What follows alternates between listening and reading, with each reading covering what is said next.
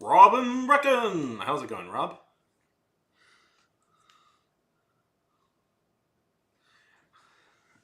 How was the date? Jay Dunn. Robin and Jaden. You two are probably the people that show up the most to my channel. Jeez, I'm tired. It's been a weirdly busy day for me. I've done a lot. At some point, I want to do like a redesign my channel look and aesthetic, but not today.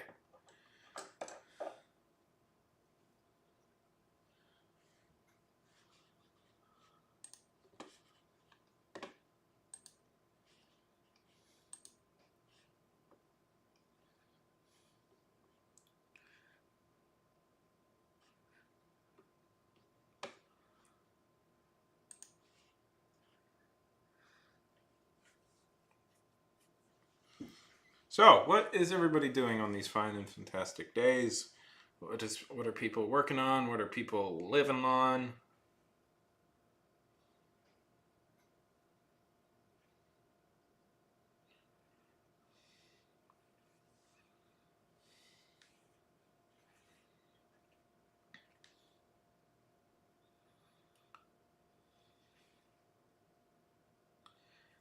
Oh wow, that is yeah, okay. What do you think so far? That's a legendary one. Um, yeah. God, I was obsessed with that comic. Have you seen the Batman animated series where they do where they have a version of that pop up?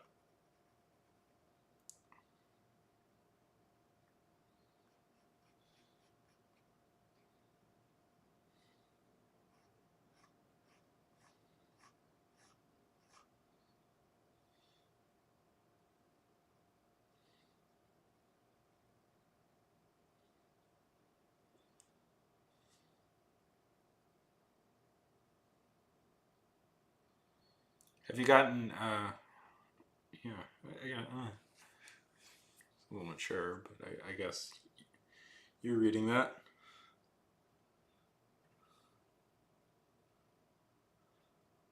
Yeah. Yeah, I'm curious. Yeah.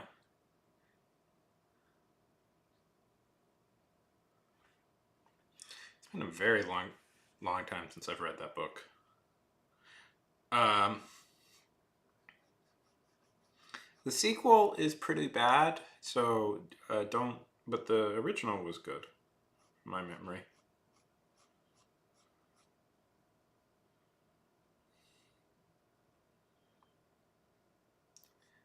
But did you see the I'm curious if you ever saw the Batman animated series adaptation that they did. Well, it's a segment that they did of it.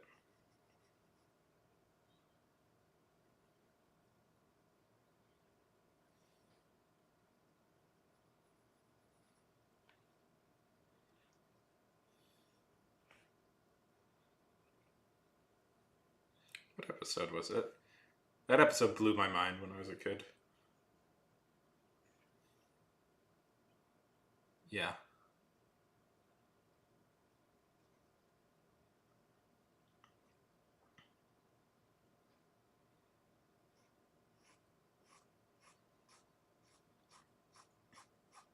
Yeah.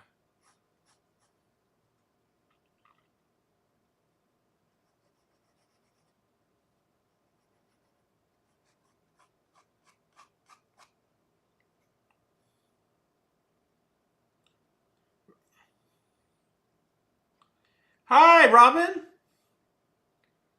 Hi, good to see you.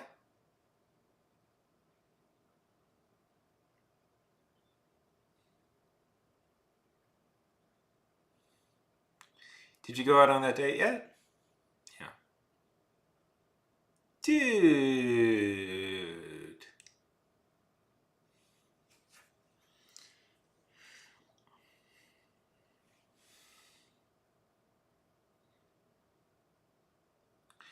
Oh, nervous?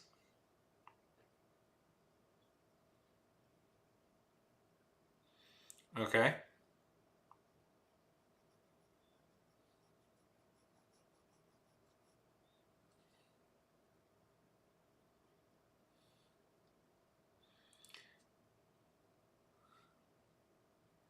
Well, uh,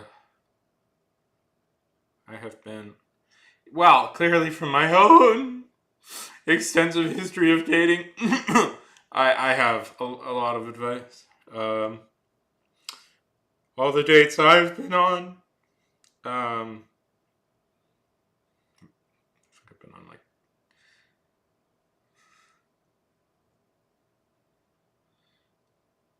I mean, if they like you, it's pretty normal.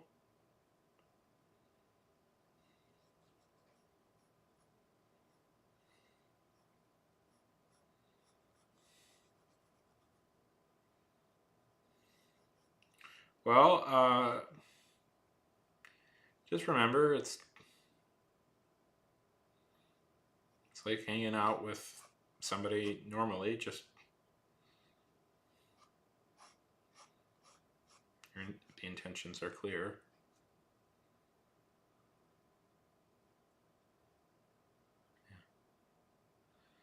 Well, that happens, Jaden. That happens.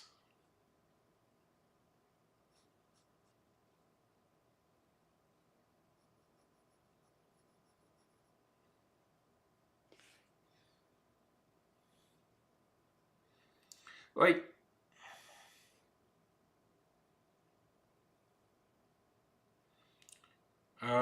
well, Robin, remember, just because.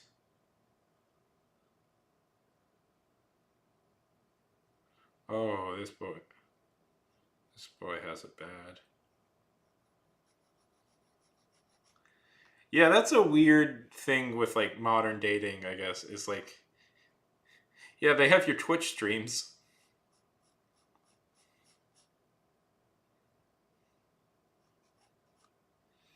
Um, so just I don't know. Yeah, they know like I don't know. Just keep it casual. I know that's hard at times, but just like remember, you're not committed to anything. You're not committed to anything. You don't owe anybody anything, but you know, try and have a good time. Try and have a good, have a good, try and have a good time. Make sure that you two have the same understanding of what a good time is. And um, I know it's hard. I know that's hard to just not say, just not worry. That's like but so it's like, that's it.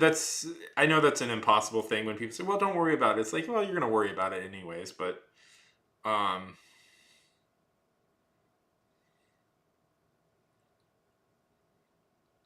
just remember, nice people will try and make you feel comfortable. So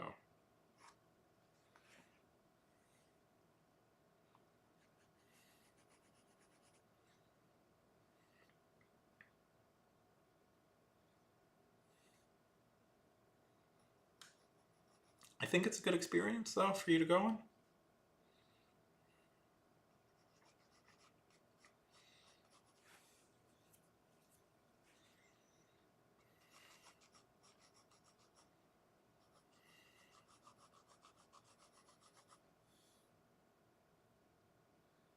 Okay.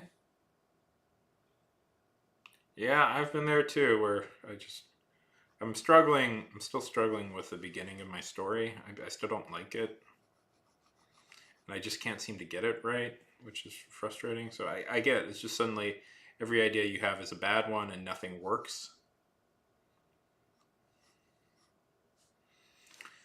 That's a killer. That's a roadblock for sure.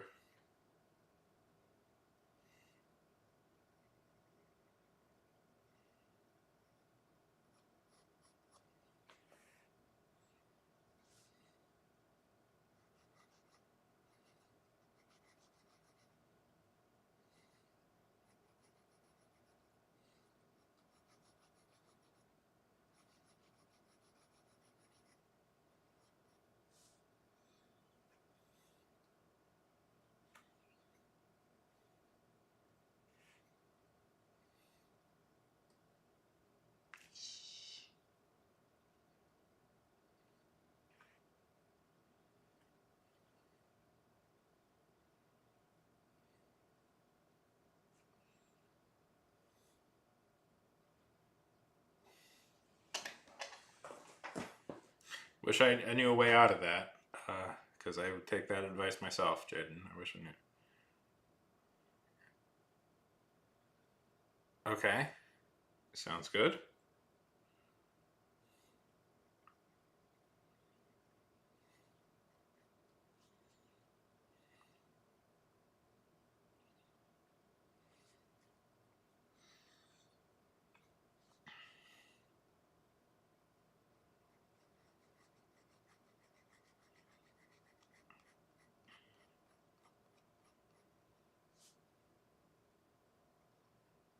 Okay.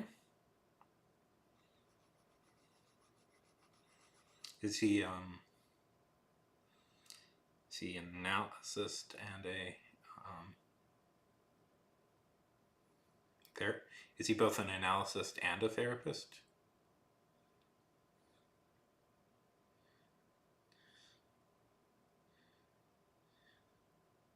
Yeah, I think it's probably fine.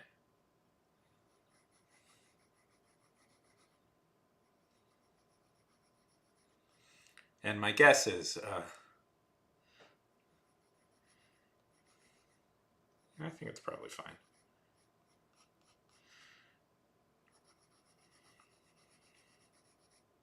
Hopefully, probably.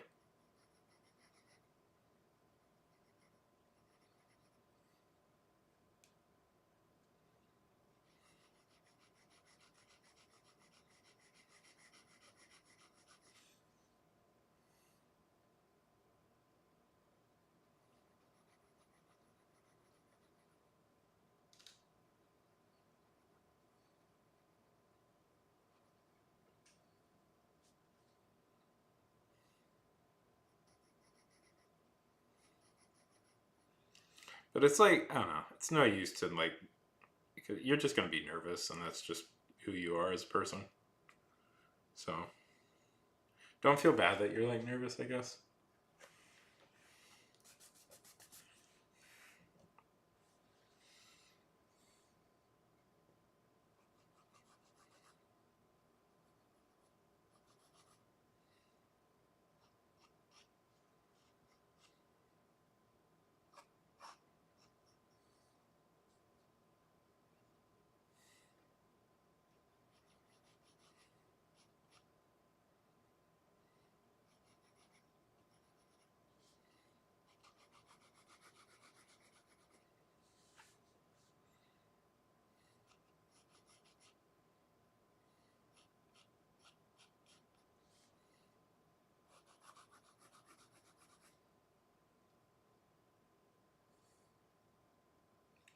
Uh, blackout.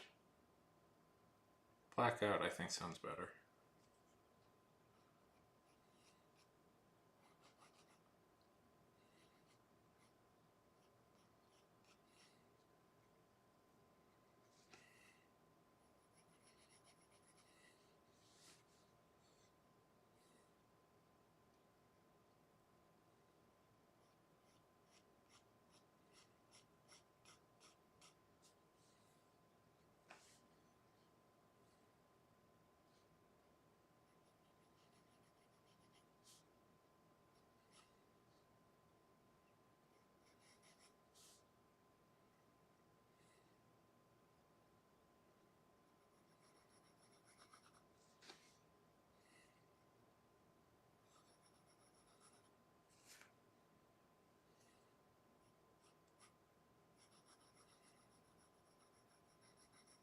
You ever think it's weird that like Captain is an accepted uh, name for a superhero, but like Major isn't? I was thinking about that recently.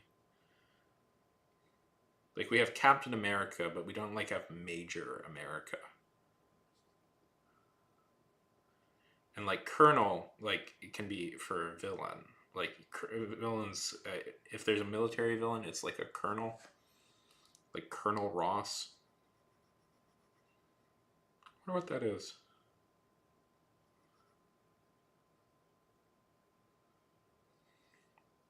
It's like there's a weird. Yeah, yeah, like Colonel America doesn't sound right. Captain America sounds noble and heroic. Major America? No.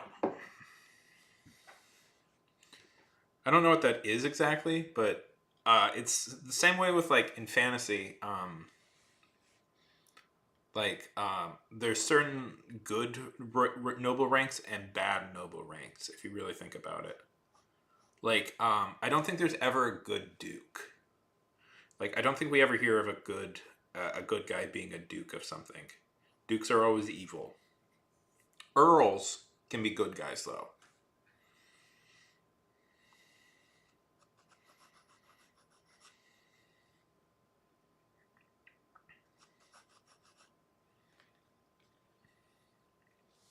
So much so that they made Robin Hood. I think isn't Robin Hood? I've called him Robbie Hood.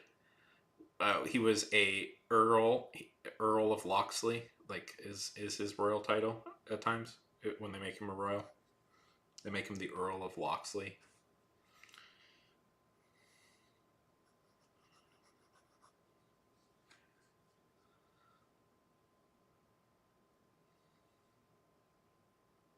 Wonder what that is exactly. It's arbitrary, but it's like that's just what we're that's just how like titles work. Like because I was thinking with your character, Jaden, I was like, could you give him like a non? Could you call him like Blackout Man or like Captain Blackout? And I was like, it's supposed to be a villain. Like, how do you call? What titles do villains get? And I was like you can't call him Captain Blackout. Because captain is for heroic characters. There is one evil captain. There's one evil captain I can think of off the top of my head. And they're a Shazam villain or a Captain Marvel villain. Another captain. I believe Captain Marvel has a villain called Captain Nazi, if I remember correctly, which is a pretty intense name. Besides that, captains are almost always heroic, and like, yeah, Captain Boomerang. There's another captain. You are right. But Captain Boomerang, at least nowadays, is more of a rogue. You are right. Captain Cold. There's another one. You do have a point, but it's always a captain. Captain Cold. Weirdly, a lot of Flash villains are all named Captain. This might be a little bit more tricky than I thought it was.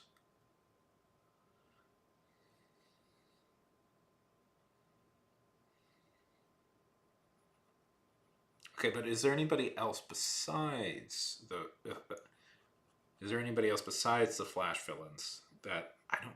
Is there? I don't know. I think it has something to do with ships. I think captaining a ship is like considered cool. So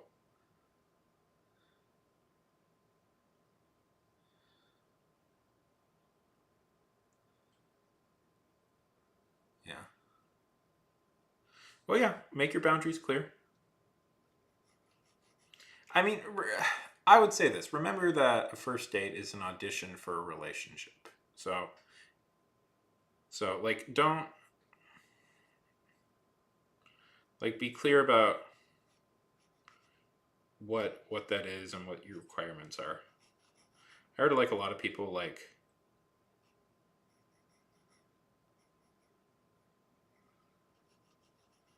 just go to coffee, have coffee as their first date, and then the second date is like a bigger date. But the thing with Flash villains is this is something that doesn't really come across in the Flash TV show, which is the thing that always bugged me. Is that Flash villains are have a weird thing where they're kind of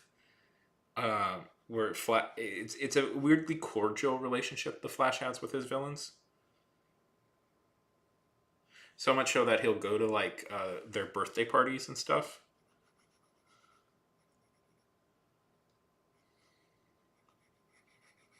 It's one of the more interesting relationships in comics, is because like Flash kind of gets along with with at least the Rogue Gallery in a lot of ways, and that always bugged me about the TV show. But okay, let's really look at this. Let's really look at this because I'm interested now. Superheroes with military titles.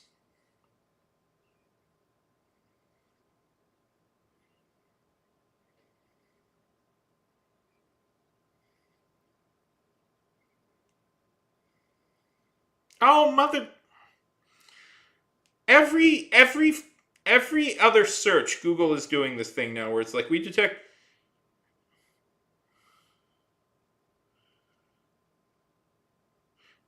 strange. Shut up.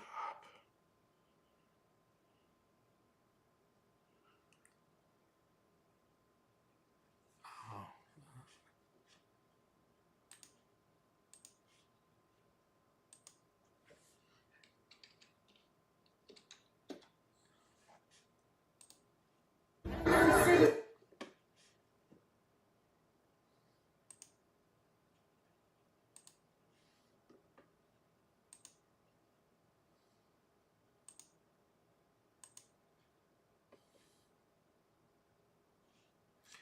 Oh no, not you. The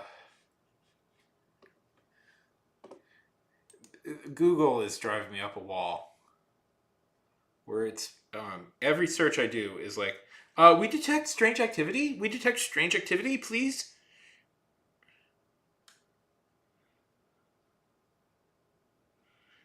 Please change. Please confirm that this is you. Like, and I have to go through this whole stupid thing. It drives me up a wall, and it's been happening almost every time I try and Google anything. It's like, yeah, Google, this is gonna really beat. This is really gonna like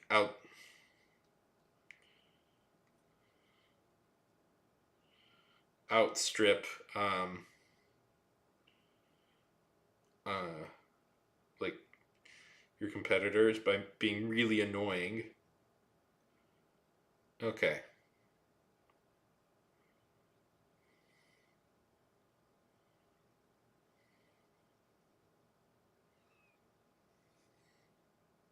And then we had the wonderful bot.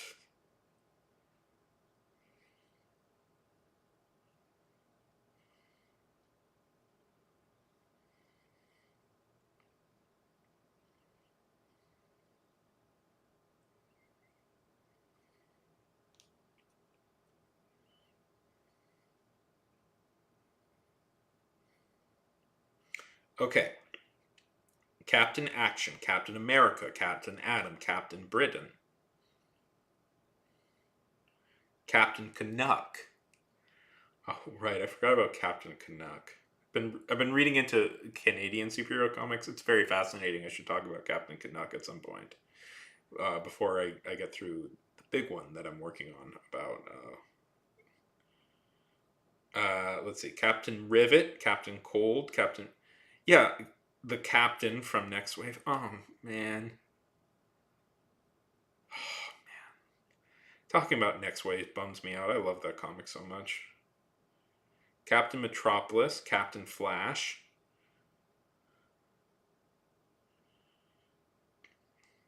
Captain Hero. Ton of captains. It has its own. It has its own like a little thing in. It has its own like thing on TV tropes. Okay.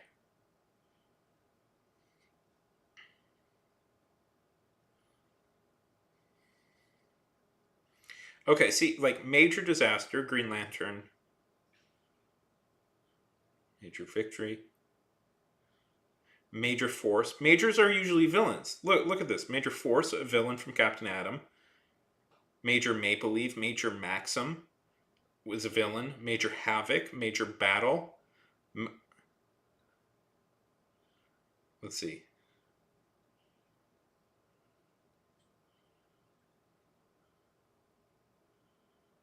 Yeah, like majors tend to be villains, not always, and captains tend to be heroes. That's I don't know. There's something fascinating about it, except for the very rare case that both Flash has two villains with captain in their title, and that seems to be the only time like captains are villains is when in a Flash comic, which I find very interesting. Like 9 times out of 10, it'll be a flat. Captain will be a heroic name, and Major will be a villainous name.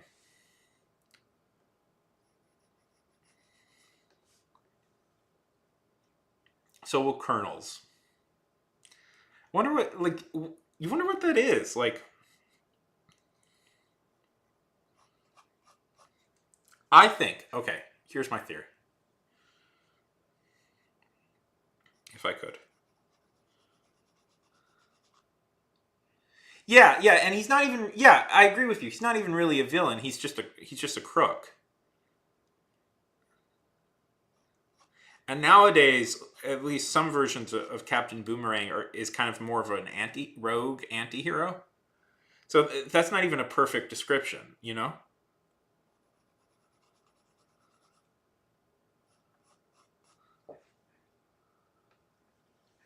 But if there's a majors have a tendency to be villains. I don't think I've ever heard of a heroic major.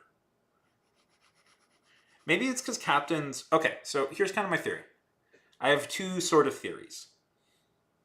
I think captains tend to be at least. I have perfect understanding of military things, but I think captains have a tendency to be. I think they're the highest ranking. If I know my military stuff right, captains tend to be the highest ranking guy in the platoon. So it's like yeah, he's in charge of stuff, but he's still the guy like in the fray with everybody else. He's just the highest ranking guy there. And I think it also has something to do with like ship captains, because there's something like kind of heroic about being a captain of a ship. That's a little different, if that makes sense.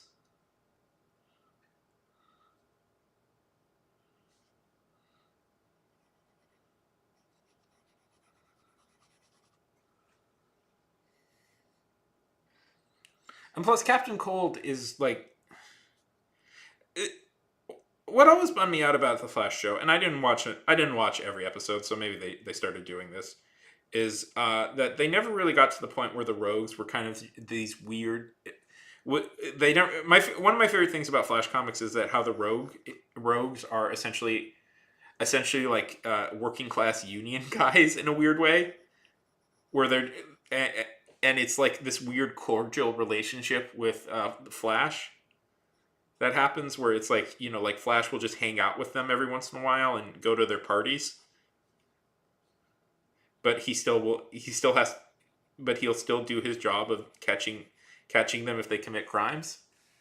I don't know. That was always my favorite part. That's always what I find the funniest part about the Flash is that just how weirdly how he like just kind of gets along with them pretty well, even though they're the villains of the story. I don't know. But it was Jeff Johns writing. It was based on Jeff Johns' run, and Jeff Johns' run is so brilliant. Yeah, yeah. They never did the Rogues right. I think. I mean, who was the guy who played Captain Cold in the Flash show? I like him as an actor. I like that guy as an actor. I think he's a really cool actor. Um, he was in Prison Break, which was a really cool show for one season. Until they broke out of prison, and then it got kind of boring. But the first season was really good, and I believe,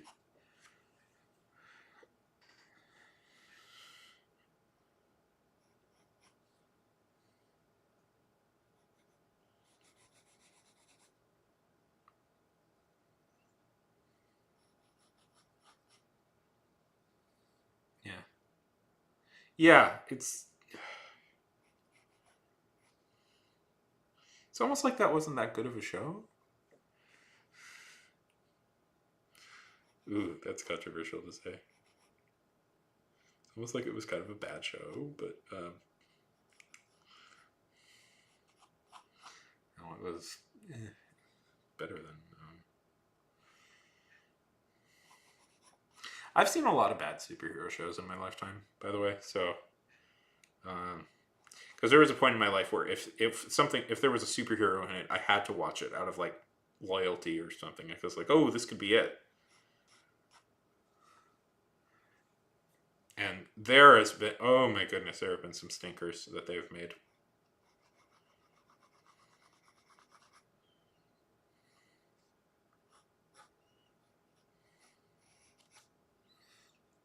I'm not really. Yes, I get it. I get it, James. Captain Holt.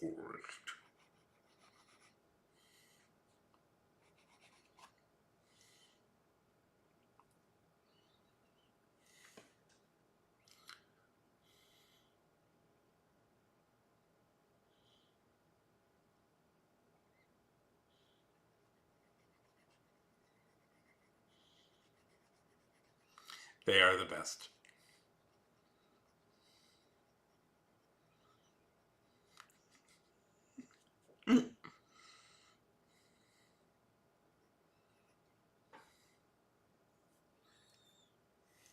So where is he taking you, Robin? By the way, your man, your suitor. That's the word I was looking for. Your suitor. Where is he taking you? Don't say the actual place, but what type of thing are you two doing? Captain. Now I'm trying to think of a pun.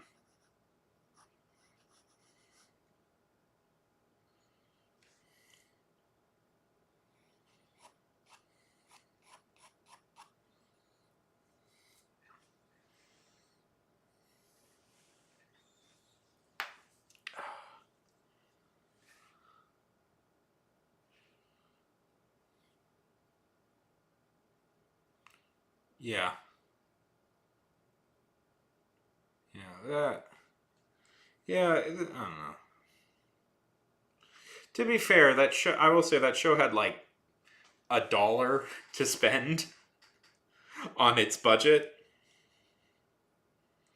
So sometimes when you're like, why didn't they do this? Well, it's because they barely had any. It was not that high budget of a show.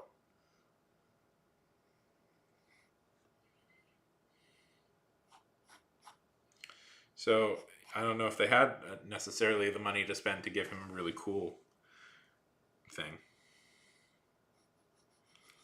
Like you watch like the Quicksilver scenes in the X-Men movies with, and like those are so cool. Those are so cool and like so cool and fun, and you're like, oh, why couldn't the Flash show be this? And it's like, well, because those took like months to film, and they cost like thousands of dollars. Like they probably spent the equivalent of like 5 episodes of the Flash on that one sequence, which is fine, but I will point out that the Flash movie with Miller looked as bad as the Flash TV show at times, and they had the budget. So,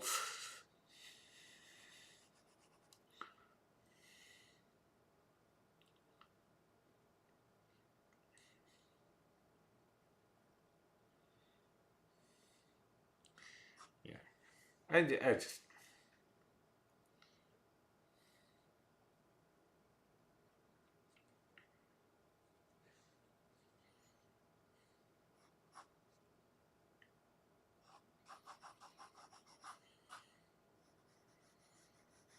God, what a letdown those movies were.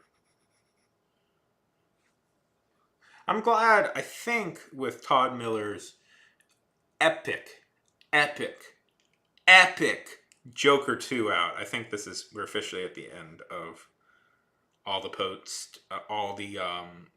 DC EU stuff that is out, like the old DC film universe.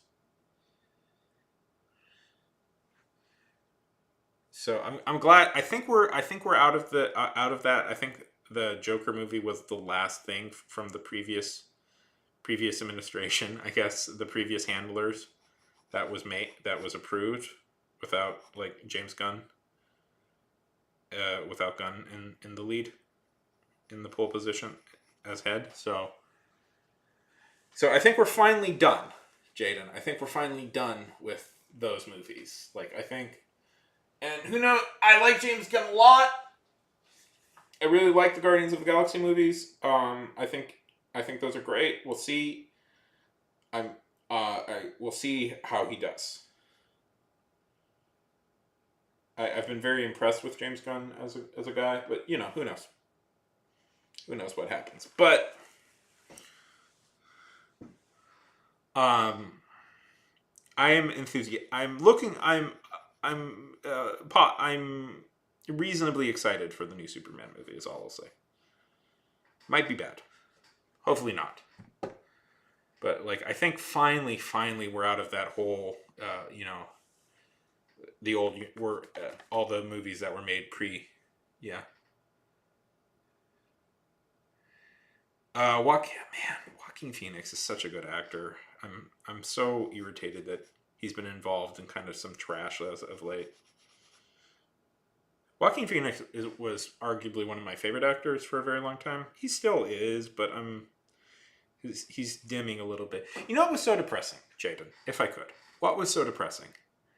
I had a little bit of a pet peeve with the Joker, with Joaquin Phoenix particularly taking the Joker, and let me explain why. This is elaborate. So, I don't talk about this a lot, but secretly one of my favorite superheroes is Doctor Strange. He doesn't come up a lot, so you know I don't talk about him, but he is one of my favorites, and I like Doctor Strange a lot. Anyways, when they were prepping the Doctor Strange movie, the number one person that Marvel wanted was Joaquin Phoenix to play Doctor Strange, and I was ecstatic. Joaquin Phoenix up to that point was my favorite actor. And I was like, oh, this is perfect for Joaquin Phoenix. This is a perfect role for Joaquin Phoenix to play. That was like perfect casting. Hey, squirrel. Hey. And he didn't ultimately he decided against it. And his reasoning at the time to me made sense. He's like, well, I don't want to be stuck doing these franchise movies every year. And I was like, you know what, Joaquin? You know, you didn't want to do this? I'm doing good, squirrel. Had a weirdly busy day. But I'm glad to see you. How you doing? I was just complaining about Joaquin Phoenix. The Joker here. And I was like, Joaquin, I personally would have liked you to done I would have personally liked Joaquin Phoenix to do Doctor Strange, but I sympathize with that. I'm like, okay, you don't want to do franchise things. I get that. You don't want to be stuck in that. Stuck doing like 5 movies a year. That sounds like a lot of work for an actor, especially a guy who's like, kind of a capital A serious actor and, could be doing like Paul Thomas Anderson movies or something.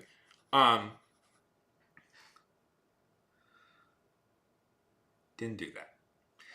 And then he does the Joker, and I'm like, okay, this is a one-off. That's good casting. That's fine. And then he does Joker 2, and so now I'm mad. I'm mad because I'm like, you didn't want to do a franchise, then you ended up doing a kind of crappy one. Okay, Joaquin, okay.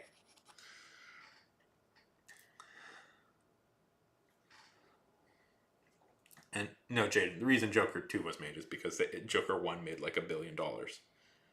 Anyway, so that's my Joker rant. So Squirrel, what have you been up to? I ran today, which is good. I'm trying not to become like Tom Segura and just like talk about exercise, but I did run, which I feel good about. I was procrastinating on getting running. I didn't want to today. I was like, ugh. Okay. Well, tell me a little bit about it.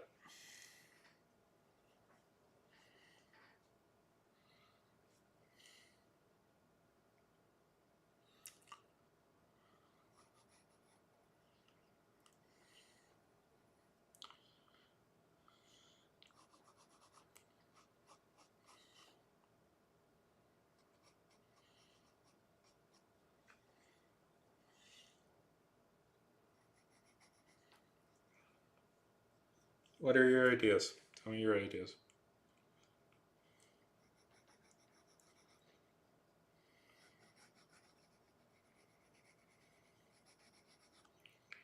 Nice.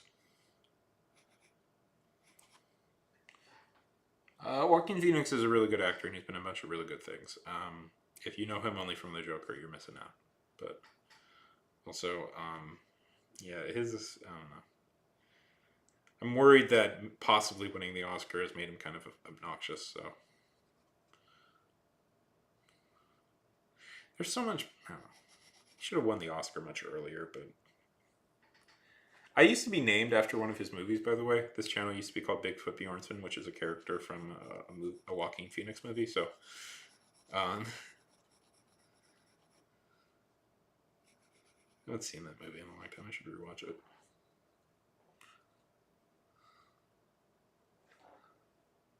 Uh, so what's everybody doing today?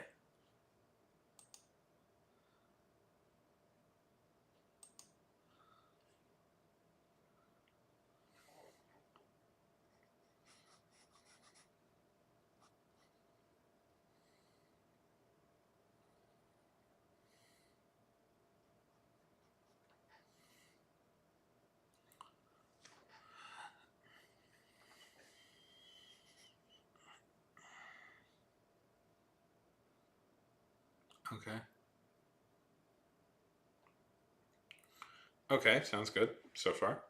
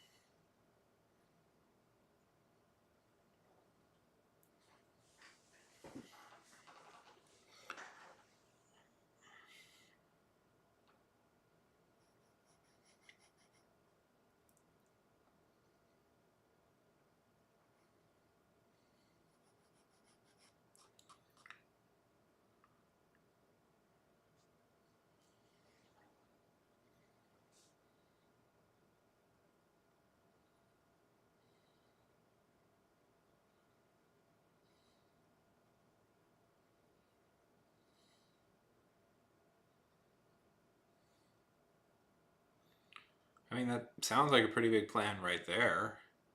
Unite all the gangs under his leadership.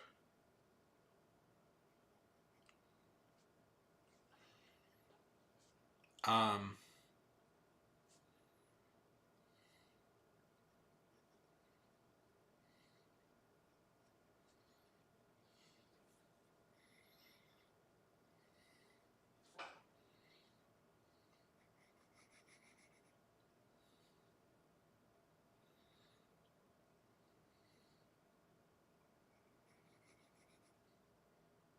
so, okay, here's a thought.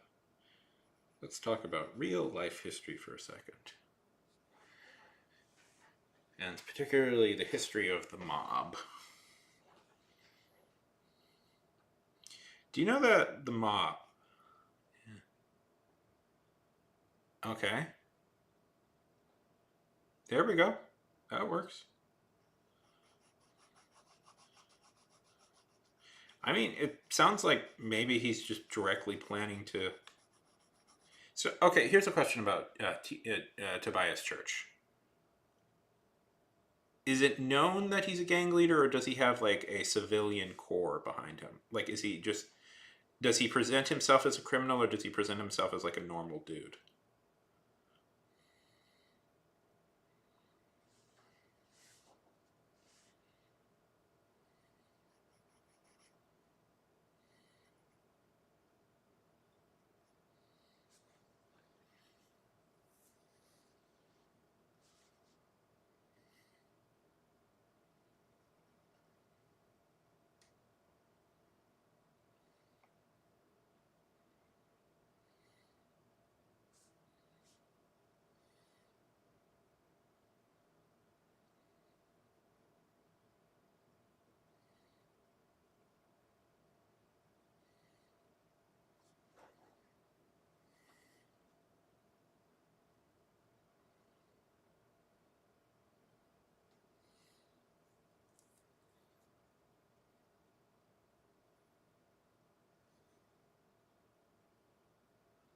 Okay.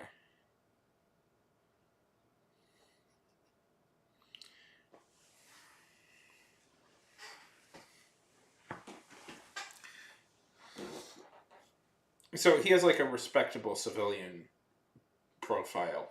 Uh,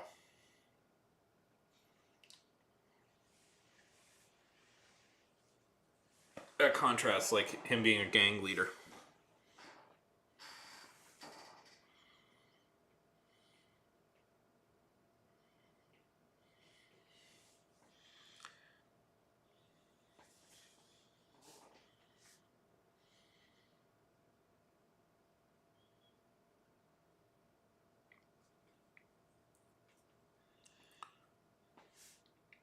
And only Crimson X knows the real answer.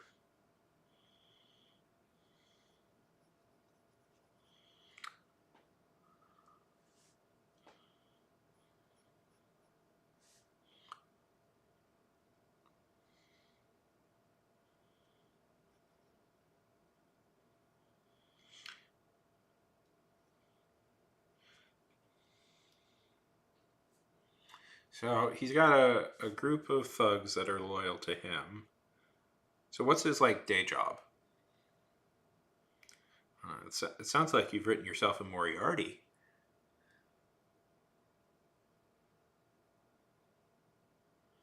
Sounds like you. Okay. So he's like a theoretic. Okay. I was thinking like maybe you could do like a Moriarty, have him be Moriarty to your to X's Sherlock Holmes. You know, a guy behind the scenes running things.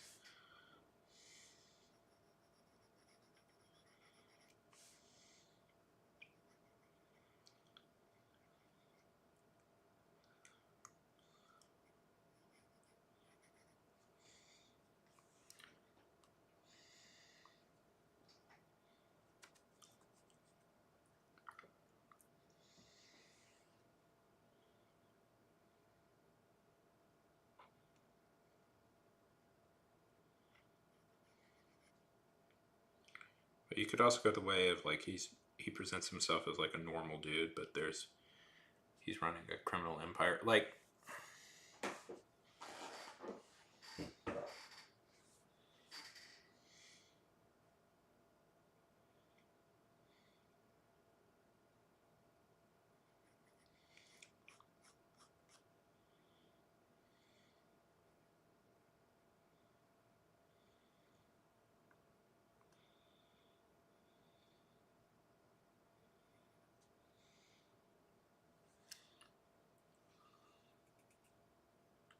yeah,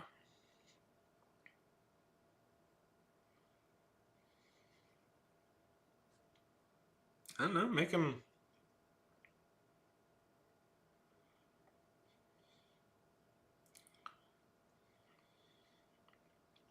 a cop. How about that? Make him a cop. Maybe that's why he's untouchable. And X has to now go against a corrupt system.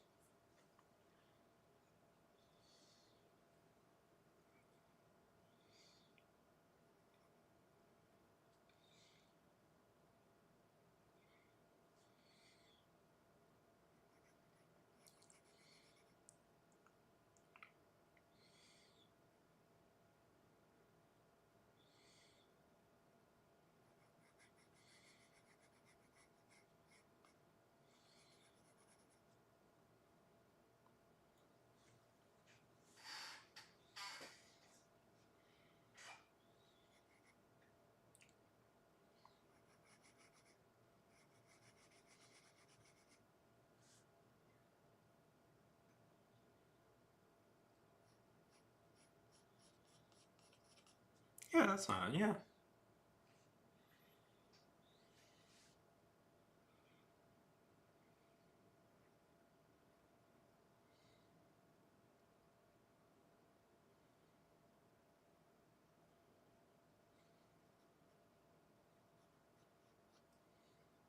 Yeah, there's a storytelling opportunity there.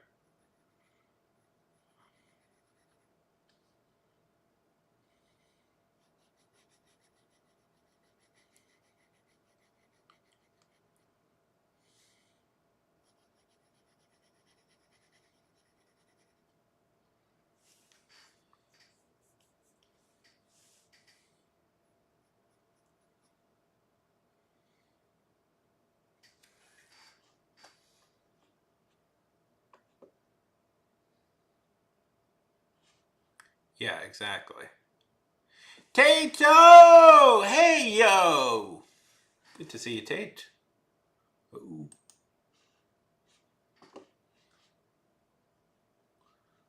How's it going today, yo?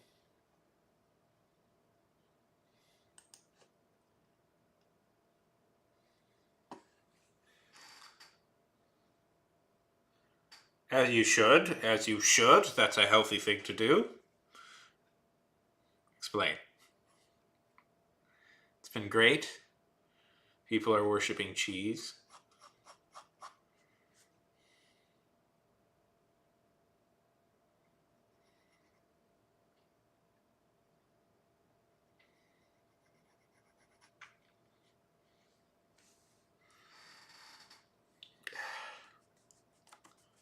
I made the mistake of making her drawing something front facing, which is bad because it's hard to draw.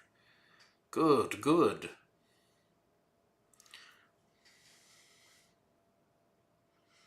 Is it a central pillar? What's the idea? Okay, Jaden.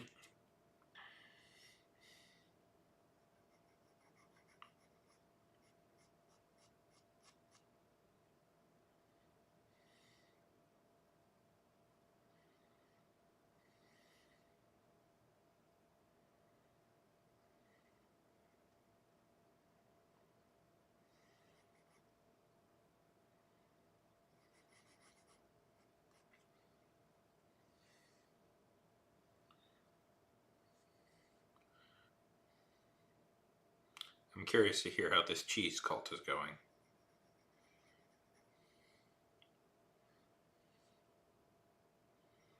A fine and just idea. I do say so. A fine and just idea.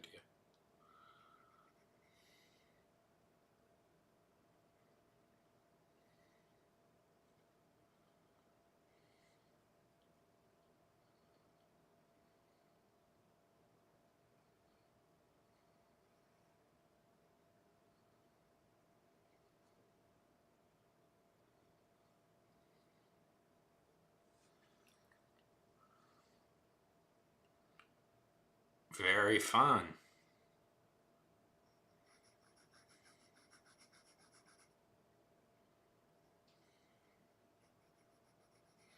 What do you plan on doing in these meetings?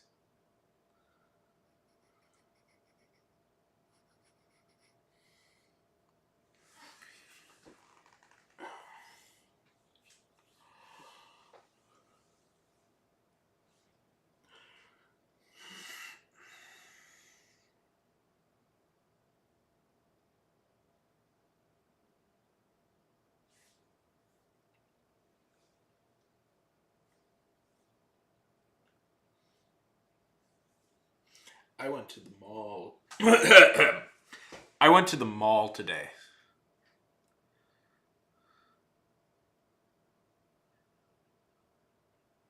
Sean Davis. Okay.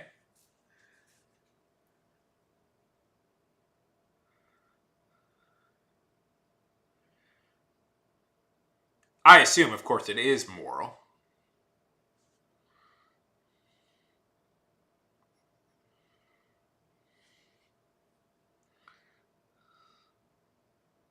Moral and just.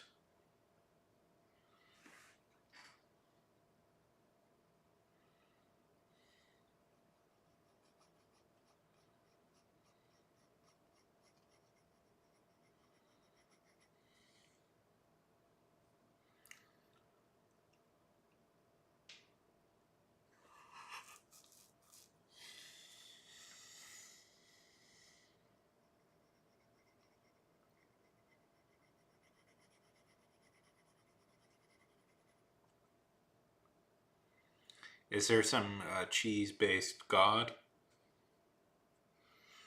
Some.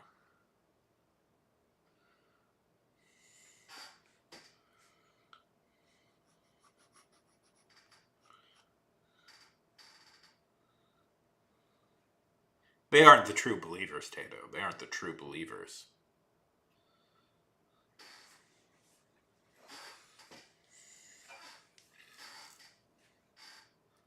That's the truth of that. They just aren't.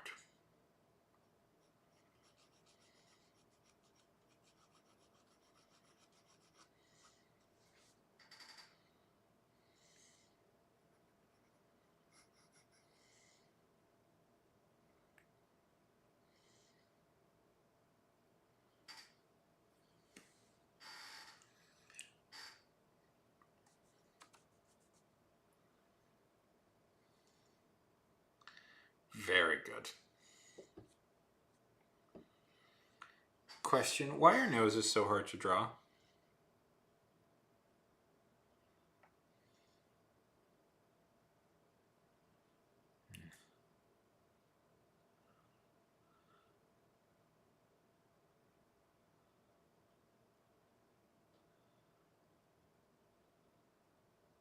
Okay. Okay.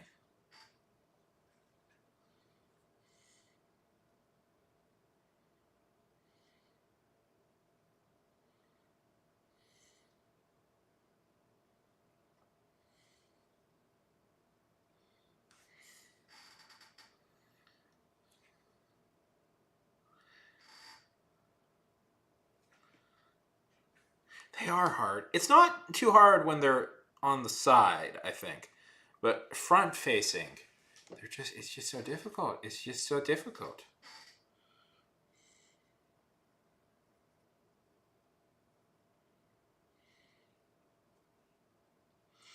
And the worst part is sometimes I figure out how to do them and other times I don't.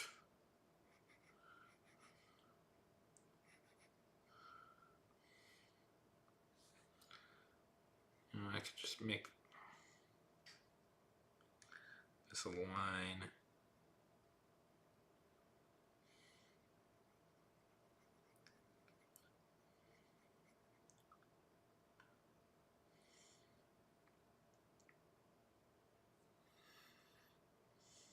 I love it, Jaden. I love it. I think that's the way to do it.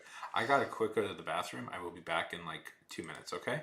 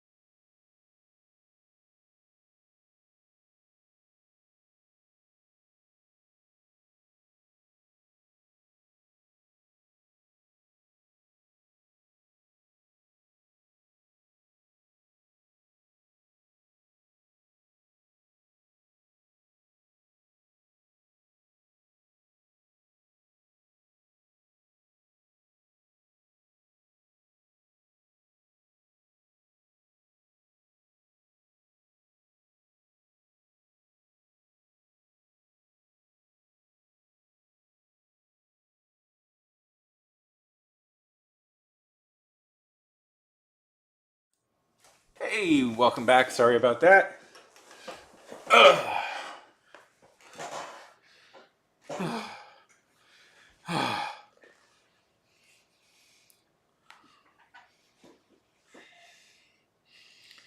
Okay.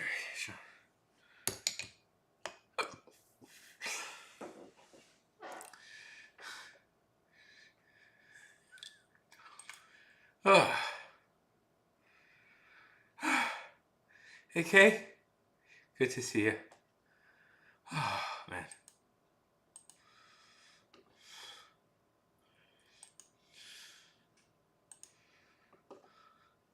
I have returned from the wilderness. Still struggling to draw a nose. Although, I have an idea. I have a piece of equipment I haven't used in a while that could help me with this. 1 second.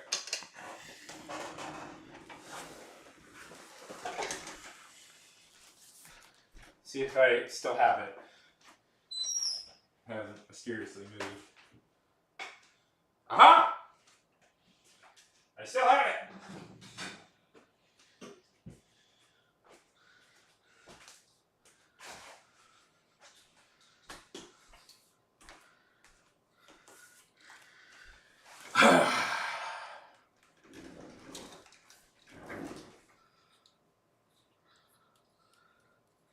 We're gonna get.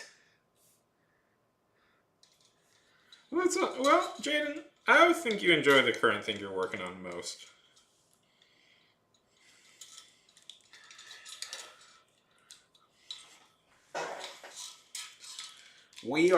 I am going to be very specific. Do some very articulate drawings. 1 second, I gotta unzip. So this is a tool jewelers use to insert jewelry. I'm going to use it to draw a nose good.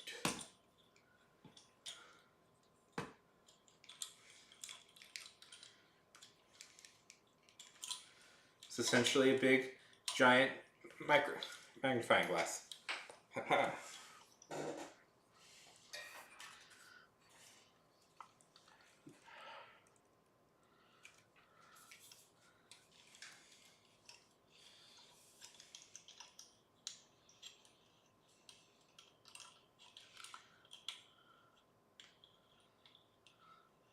That's good.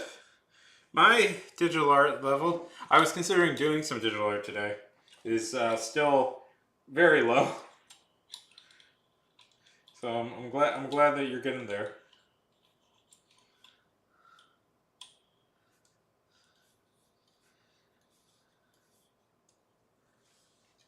That's cool, Jen. I love that.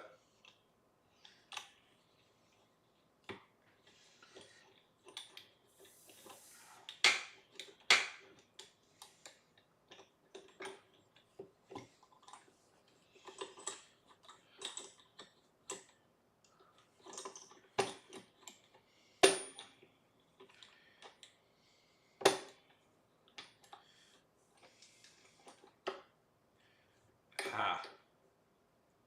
Aha. Okay.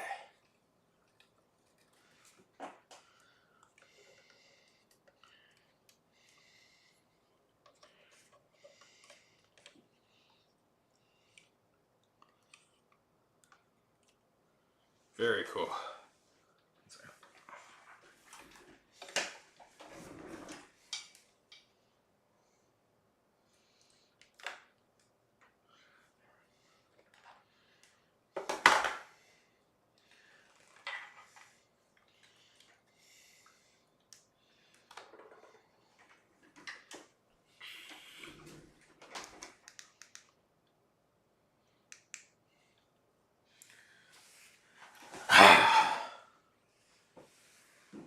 Atom Smasher. That's a fun one. I like Atom Smasher.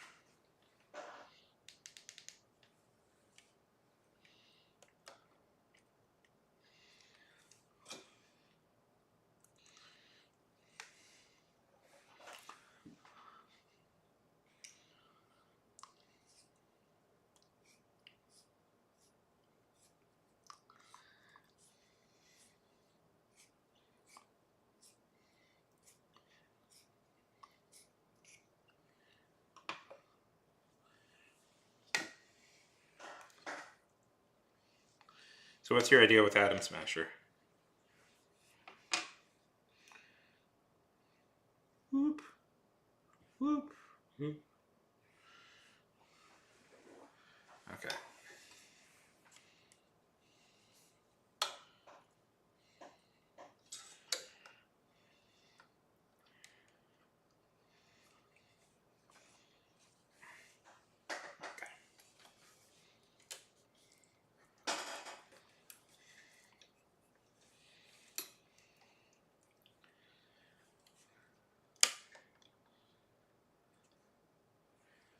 Ooh, that's a good question.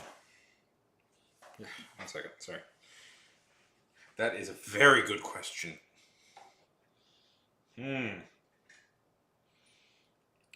Part of me thinks that Bane would.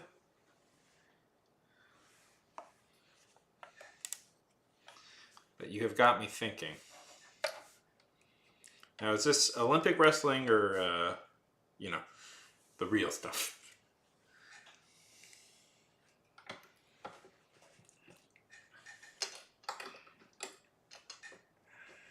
Doesn't quite fit. Problem with doing it on this side is I can't get the pencil in there, so we're going to move it over here.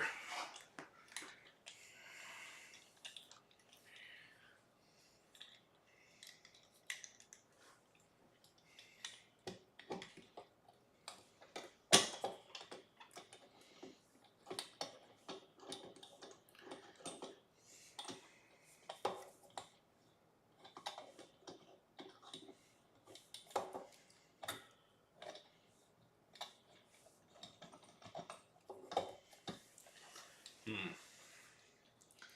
don't know. Maybe Bane? Maybe it would be Bane, but then years later people would talk about, well, he was on the gear, so doesn't really count.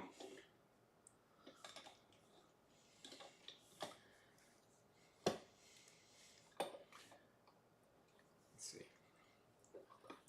There we go. Haha. Yes, okay, perfect. This is requiring a little bit of readjustment. Okay.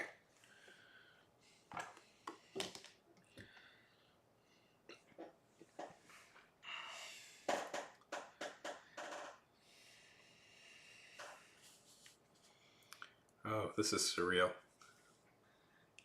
This is very surreal. I don't know if you can see this, but I essentially have a big magnifying glass in front of me, so I can draw a little bit more exact.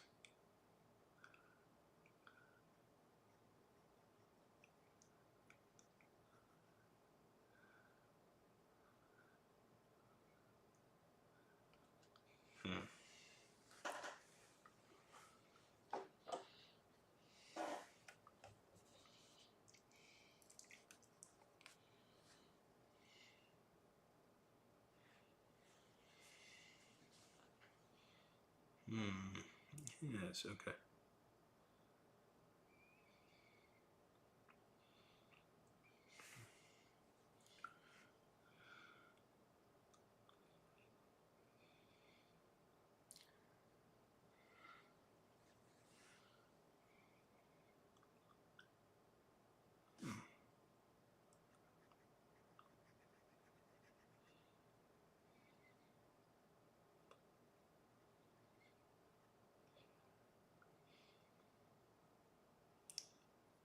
Okay.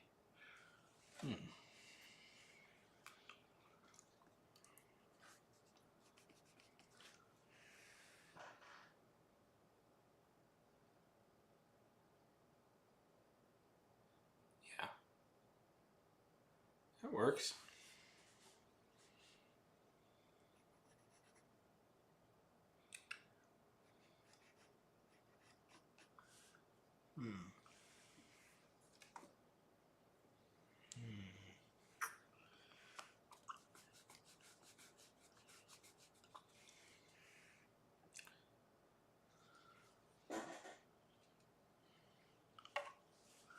Yeah, I like that idea.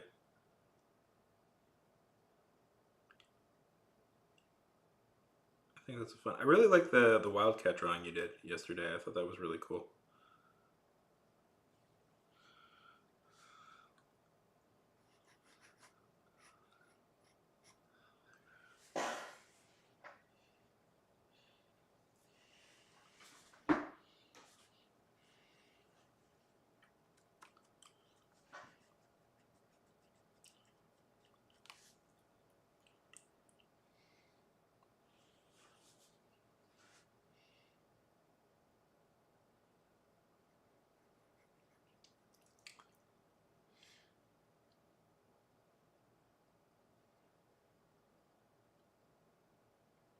Yeah,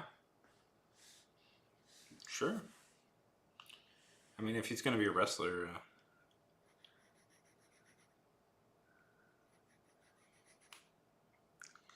like the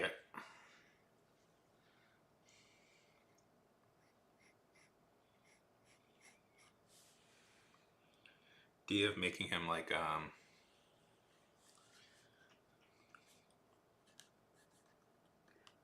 luchador or something. I think that's a fun idea. You could call.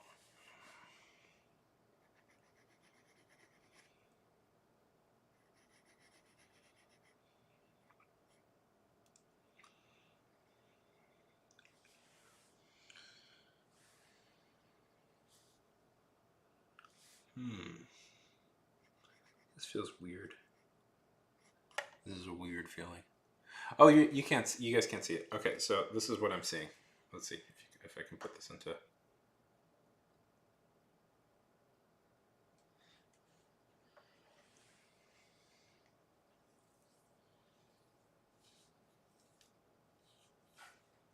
That works.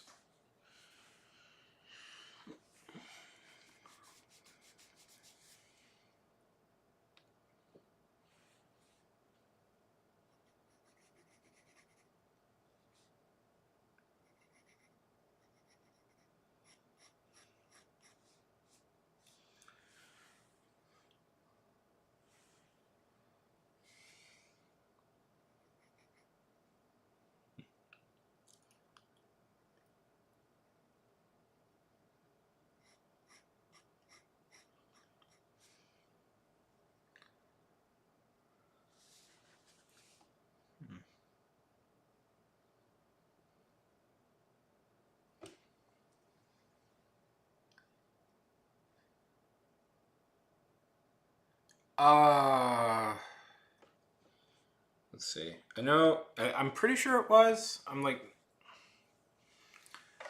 90% sure it was, or at least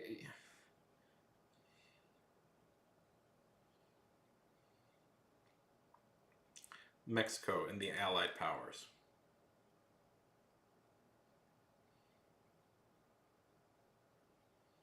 Yes, it was.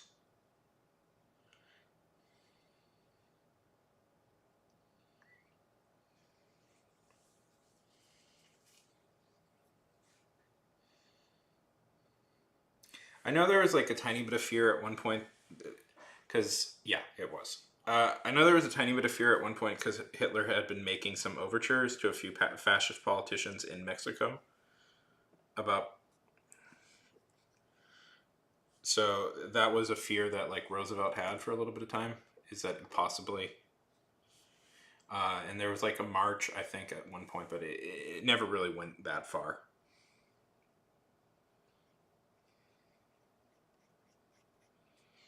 Every country had some homegrown fascists who wanted to emulate what Hitler was doing. So,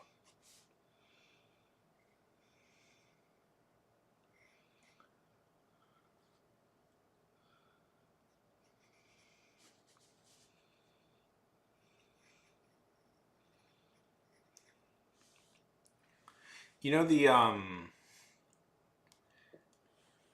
you know that Donald Duck movie, the three with the was it the rooster and three caballeros. Sorry for mispronouncing it. That was part of a propaganda effort that they did to make sure that Latin America would stay on. Um, the Allies' side during World War II. That is a very legitimate thing. That's why they made it. Is that was sponsored by the state government.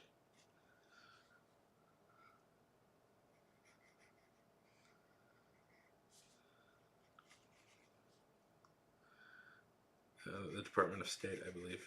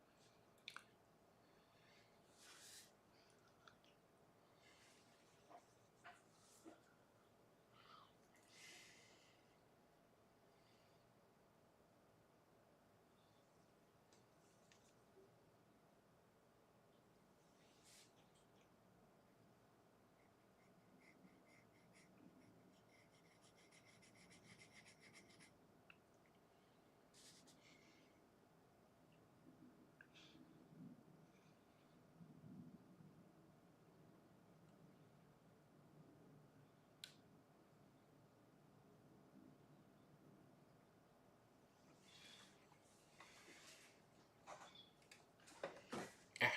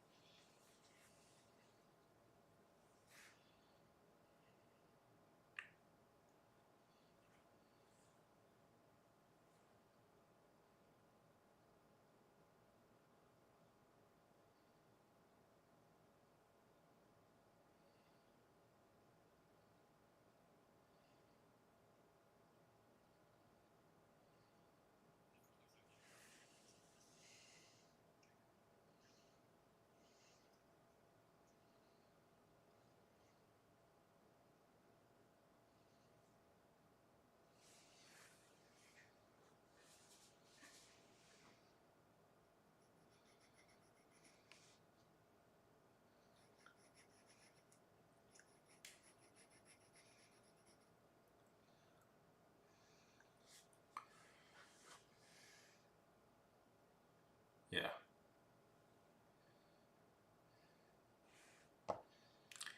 Yeah. You could also make them villain.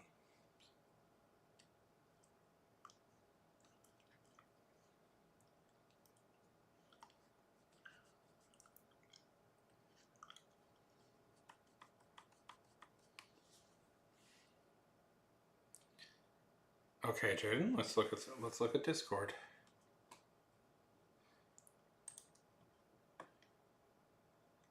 By the way, oh, that looks really good. By the way. Ooh, cool design.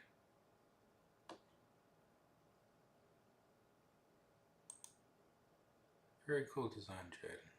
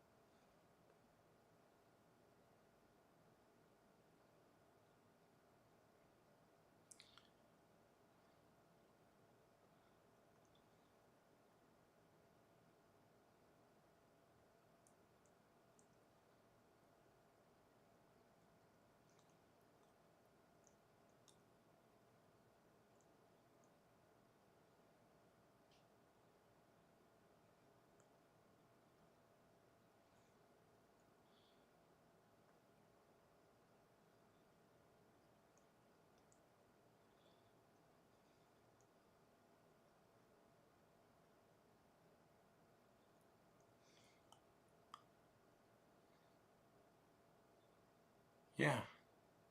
Okay.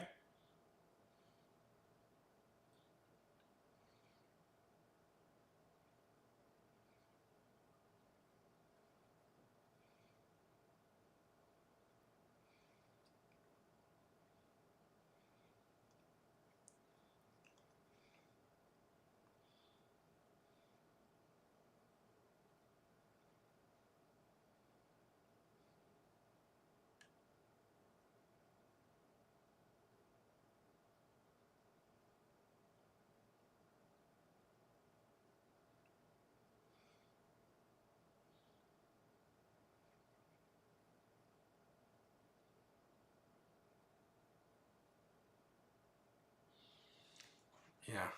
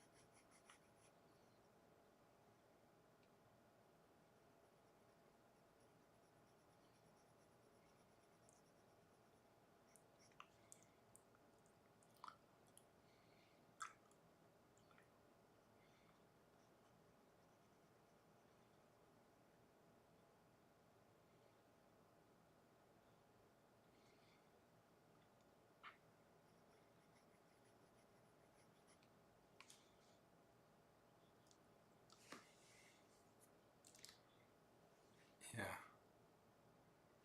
I mean,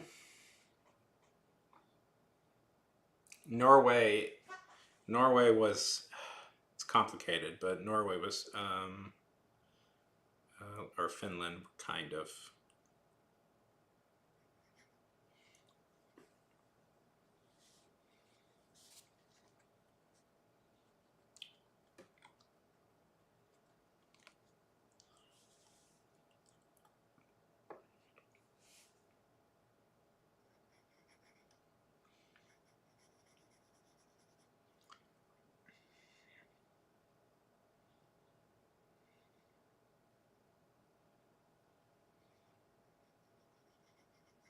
Yeah, and I mean, there's a whole awkward thing.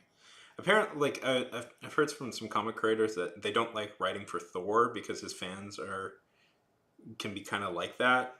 Can kind of are a bit like that, which is frustrating, I guess.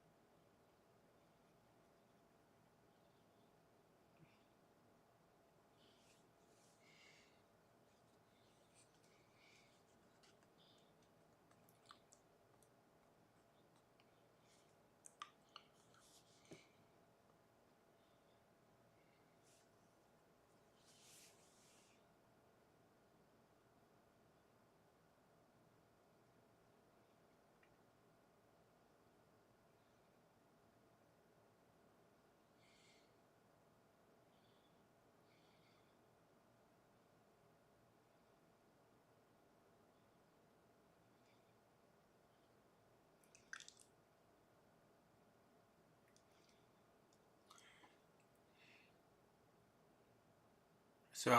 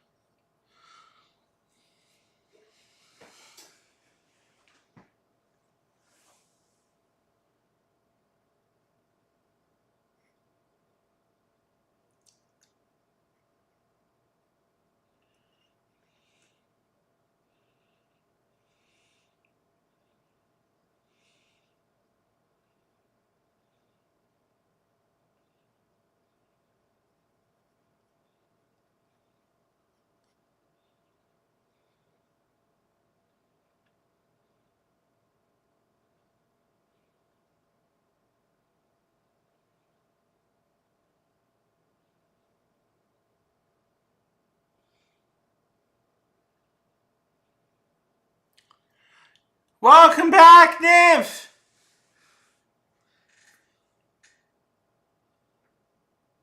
Hey, Nymph, good to see you. Thanks. It's been a long time to see how things going.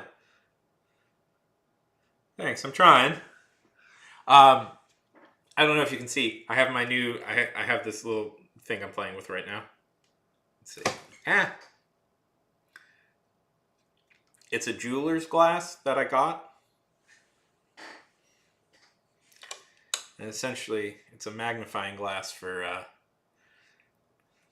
It's a big giant magnifying glass that I'm using.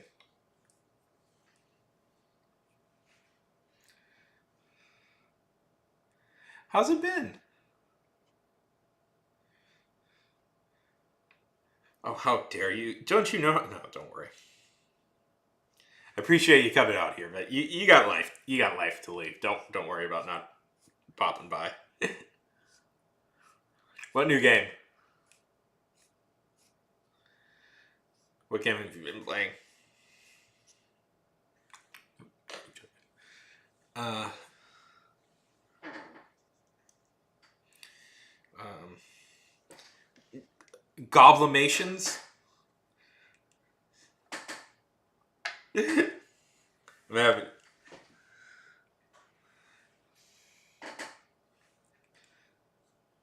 Amber Isle. I have not heard of this game.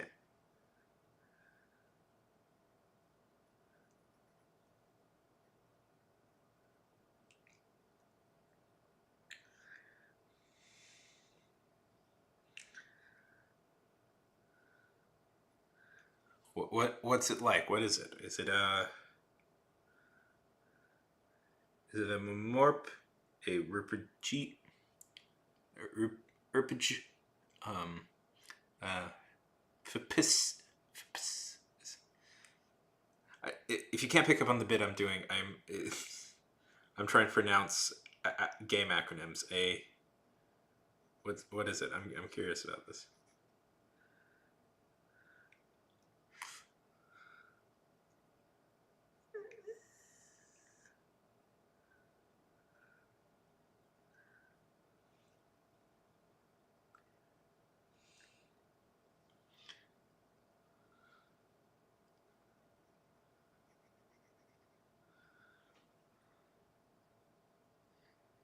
Oh, that sounds cute. I like that. I want to sell stuff to dinosaurs.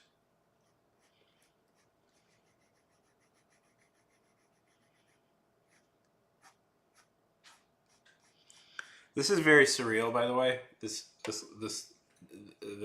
thing I'm using.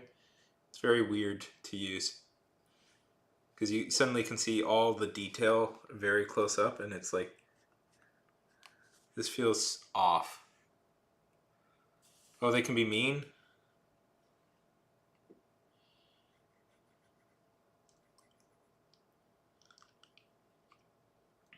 That's so. That's so mean.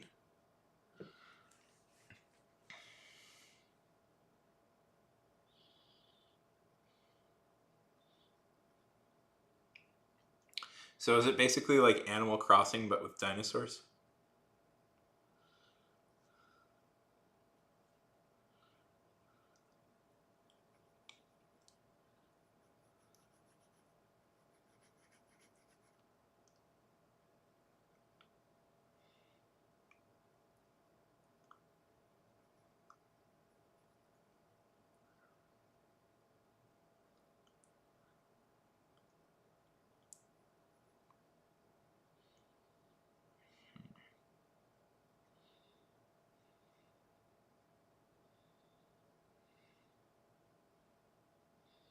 That's so rude.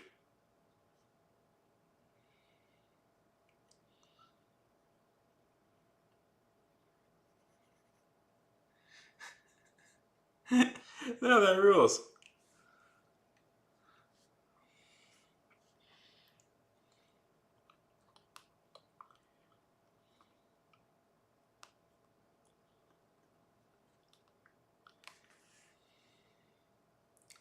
This is.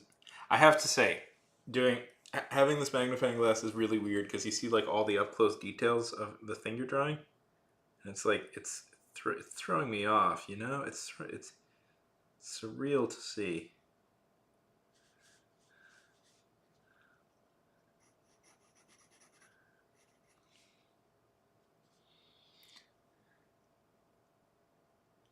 I do like sim games.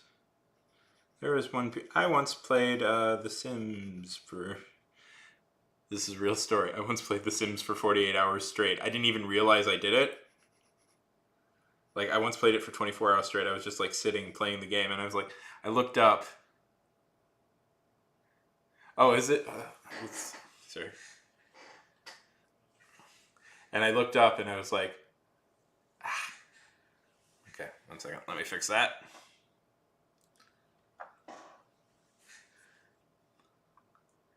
The Sims 3.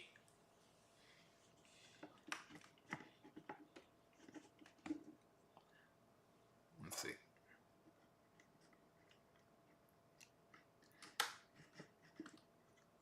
There we go.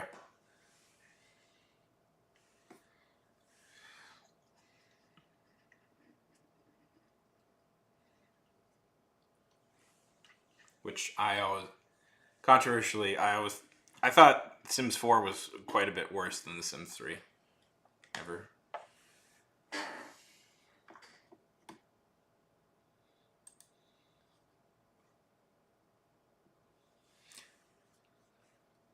No, I didn't. I quit that. I quit that after. I know, right? Yeah, it's this thing. It's this thing I'm messing with.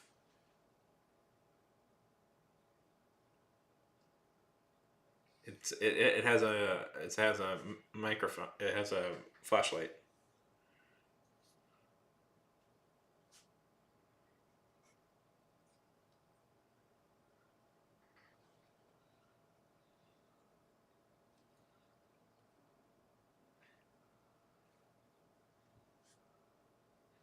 Yeah. What's going on with the Sims update? I'm sure something's scuzzy because EA is very scuzzy. It's partly why I stopped playing it.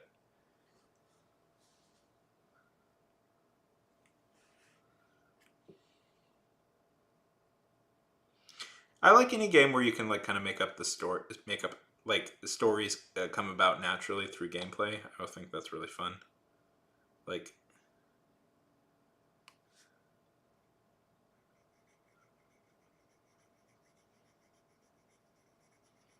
and The Sims was always really good for that. Like, you always just created like weird stories can happen.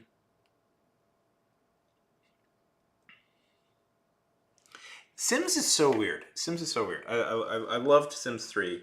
I swore to myself I would never play it again after I accidentally played it for 48 hours once.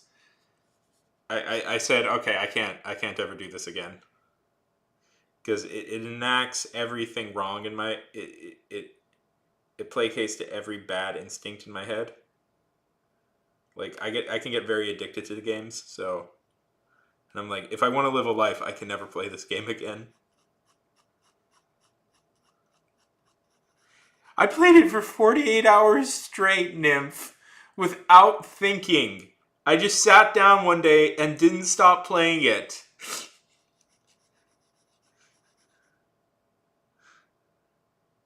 For 2 days. Yes, I did that. It didn't even occur to me that I did that until I looked up once.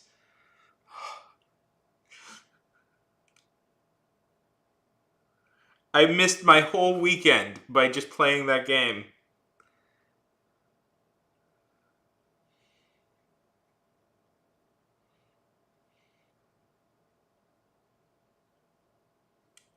Although I love that game. It's so great. My favorite thing to do, there was this expansion called Imaginary Friends. Well, there was an expansion where it added imaginary friends. And what would happen is, if you got to a high enough level, you could turn the imaginary friend real. Like they would just become a real person, a kid. So what happens is your kid gets a toy, will randomly get a toy in the mail, and if you can pull off a certain like a couple of things, like you can actually turn the imaginary friend into a real person. Yeah, and then this is where it gets even weirder. Then you can marry your then you can marry the imaginary friend to the kid. Like, but it's just all these like weird things like you can do that I liked it for how weird the game got. Like there one this family I was playing once. Yeah.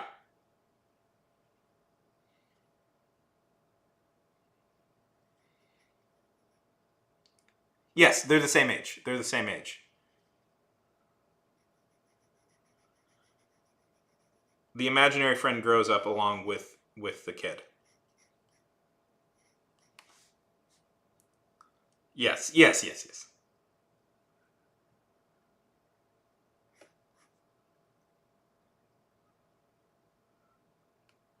Yeah, they can turn into a real person, and usually you could pull that off by the time they're teenagers. Is what I found. So by the time they're, it is funny because it's like then just randomly this kid. I always think from the. I always think, yeah, it's pretty fun. It's pretty cute. It's a pretty cute little story. I always just laugh because I always think to myself, it's like I would think from the parents' perspective. It's like, mom and dad, remember my toy that I thought was was real? Well, I turned them into a real person. Can they live with me now? And it's like, and it just randomly you have another kid in your house. I don't know. I just thought that was also funny.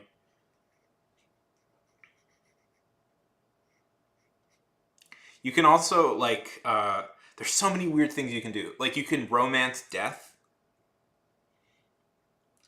Like it's possible to romance death and have a kid with death, or like get or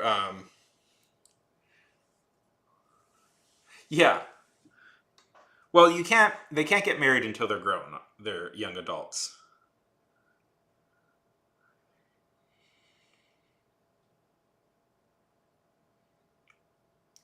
And then it's like if you're good, like this one family I was playing, like I just started with one guy. You know, I always just start with like one guy, and eventually the family just keeps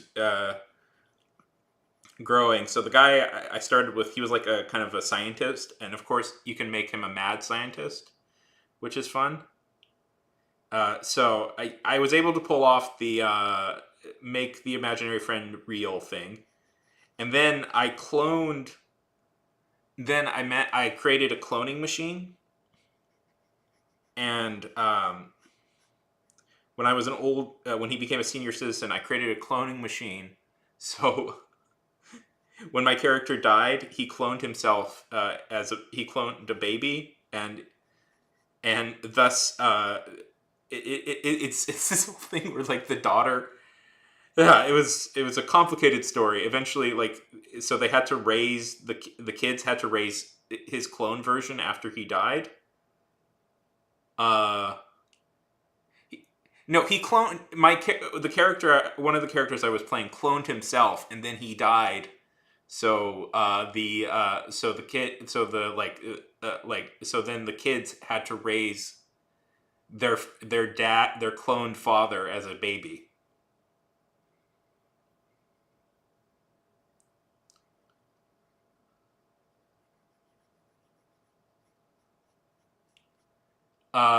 Let's see what else is. Oh, like you could turn them. Oh, you're right. Did I forget the fact that they can be turned into werewolves and vampires and stuff? And plant people.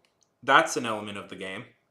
So theoretically, you can have an imaginary friend grow up, imaginary friend married to like a vampire, have like a vampire imaginary friend, and there's zombies, and then there's like a dead. Uh, yeah, there's plant people. That's a rarer one to get. You can you can have like a relationship between like a half imaginary friend and they fall in love with a fairy and they can get married by an alien priest. It's really weird.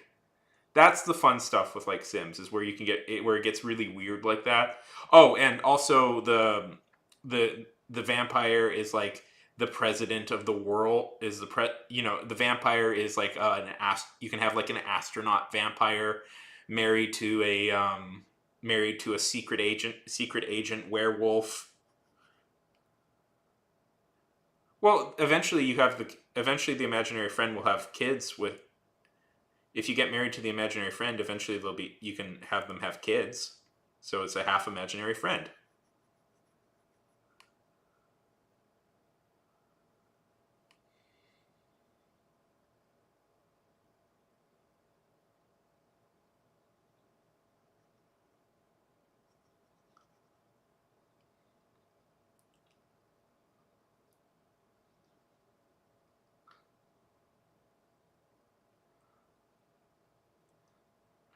Well, they can turn back into imaginary friends. The imaginary friends, if you turn them real, they still have the ability to turn back into an imaginary friend when they want.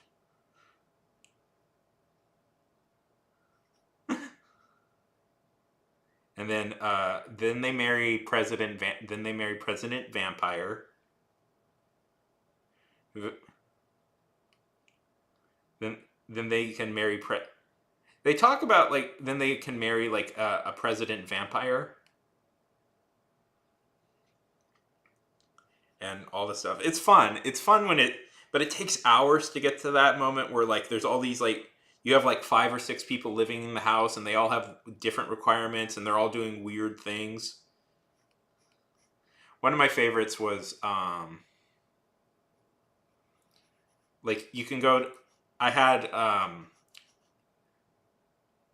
I had a guy and a girl married, and the guy was eventually became the world's greatest secret agent, and the girl eventually became the criminal mastermind behind a massive criminal conspiracy.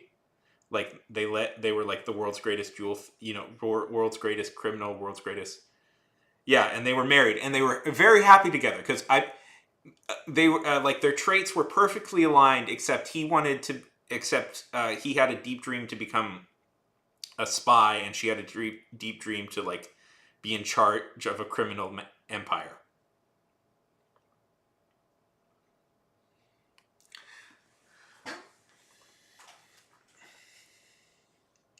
Right?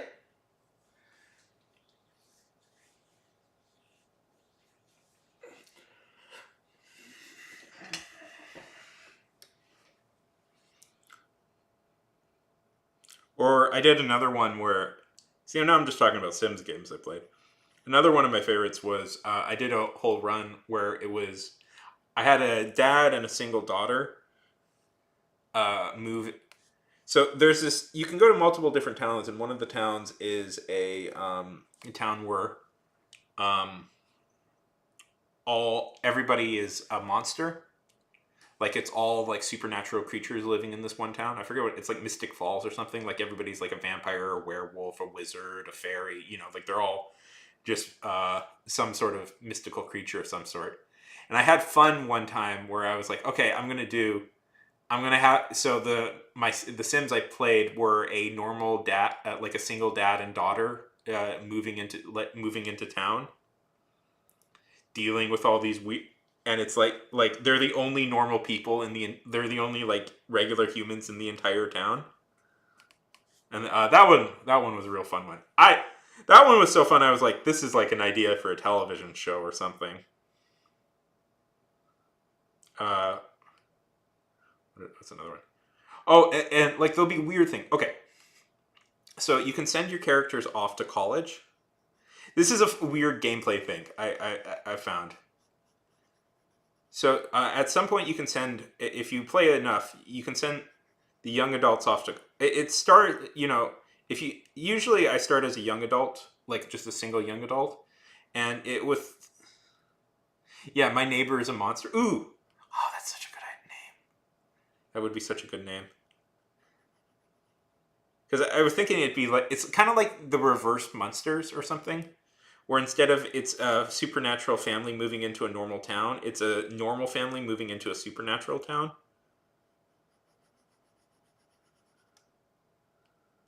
Anyways, oh, that's such a fun idea. Yeah, and romantic. Everybody gets into romantic. It's everybody gets into like strange supernatural stuff happens, romantic entanglements. Uh, okay, so there's this weird thing with like college. So the college. So this is like a gameplay thing they didn't think about. Okay, so the college expansion is fun, and you essentially live the life of a college student, which was fun because I was a college student at the time, but it was a lot easier than being a college student. In real life, I was doing the gameplay version of it, where I was cool and uh, got to go out on a lot of dates. But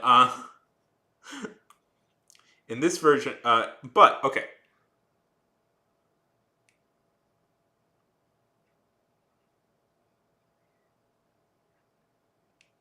yeah, yes, yes, yes. Isn't that a fun idea? Like supernatural. Yeah, like normal family moves into supernatural. Yes, right. Wouldn't that be fun? I don't know. I thought that was like, yeah, I should write this pilot up or something.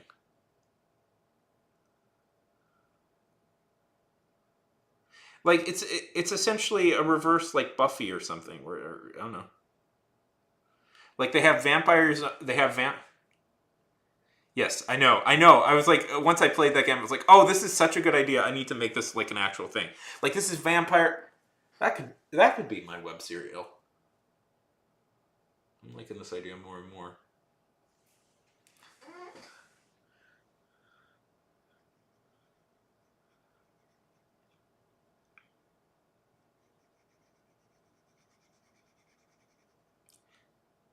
Web cereal, delicious web cereal.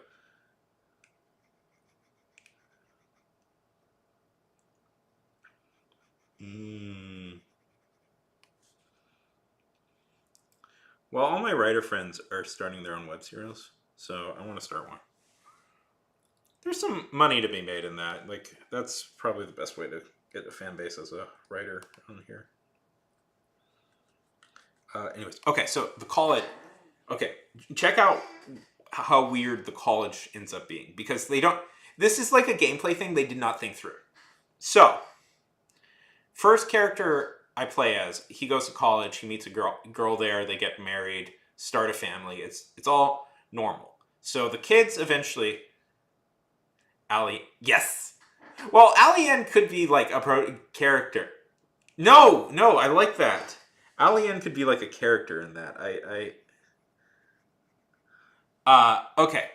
It's all normal. This is so weird. What ends up happening?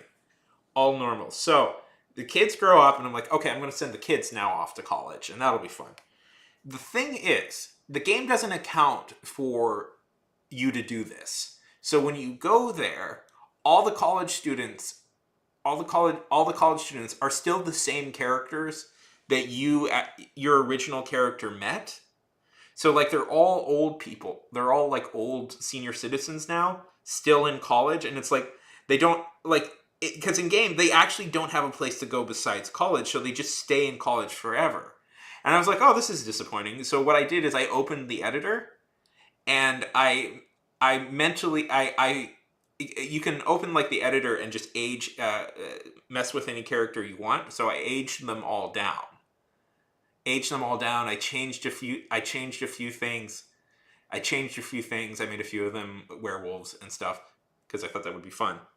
And so then I had the kids go through. I had the kids of my character go through college, and then their kids got old enough, and I was like, okay, I'll send them off to college again. But the same characters were still there. So I opened up the editor and aged them all down again. So I was like, I created this situation where it's these people these people have been going to college for like 300 years or something.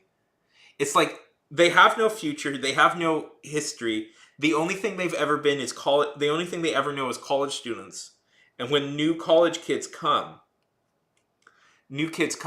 they get aged down and they have to go through college again. And their only hope of escaping is to maybe endear themselves to these random kids so that they can potentially get out of this situation. And I thought that was yeah.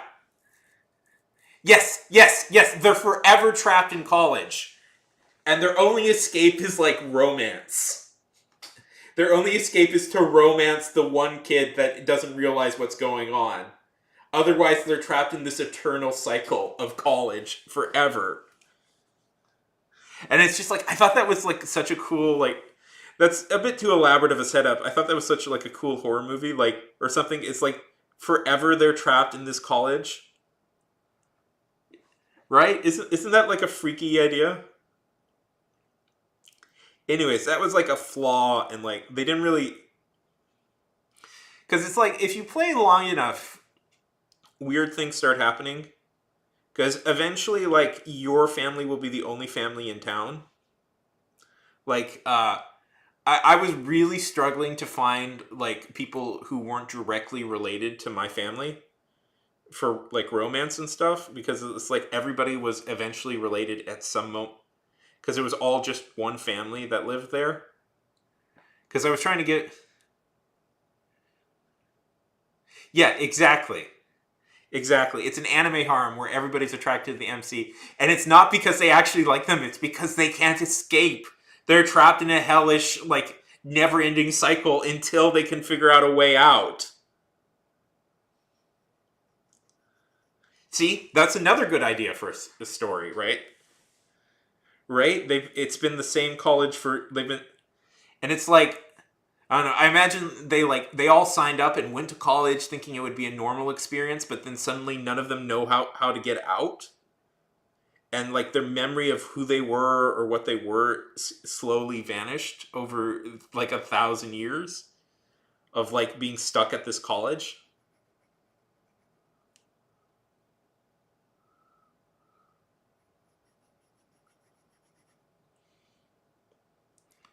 So there's two story ideas, right? Two stories. The conventional one that is a very good idea. I think is a very good idea. Ever since I played that game, I'm like, ooh, this is like a story. This is an arc for a story. This is a real story.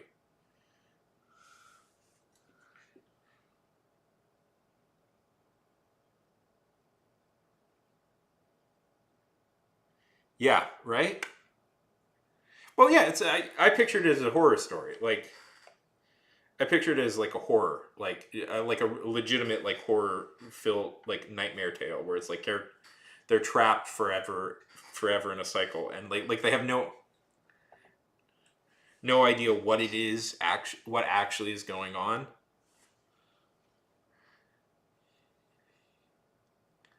because some eternal like some god is like messing with their lives and changing them around for fun.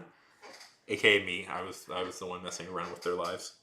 I wouldn't let them age because I wanted my kids to have the college experience.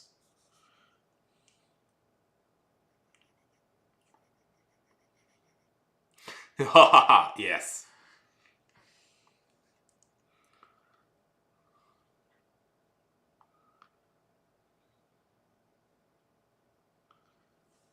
I mean, that could be the story. It's like some mad, like wizard or something had such a good college experience with these people that they're trapped there forever, so that their kids can have the exact same college experience.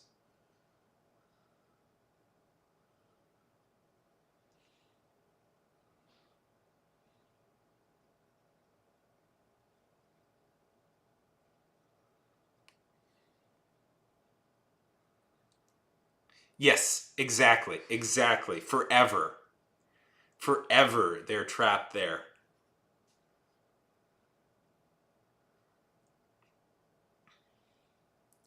It's kind of, you know what this is, Nymph? I was just thinking about it. It's a reverse Groundhog's Day. I don't know if you've ever seen Groundhog's Day, but instead of one person being trapped in an infinite loop, it's a whole town is trapped in an infinite loop.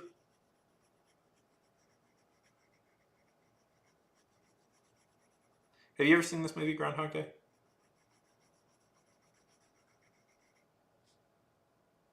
I don't know. It's an older movie. Oh, okay. So it's Bill Murray. He plays weatherman, and he goes to Puxatawny, Philadelphia, and he starts, and inexplicably every day he wakes up, he finds himself reliving the exact same day, and he can't escape this one day. Like he's forever trapped reliving this exact same day. Like, and nothing affects him. He'll just like drive off a cliff and he'll and die, and then he'll just wake up in his bed the next day the same as it ever was.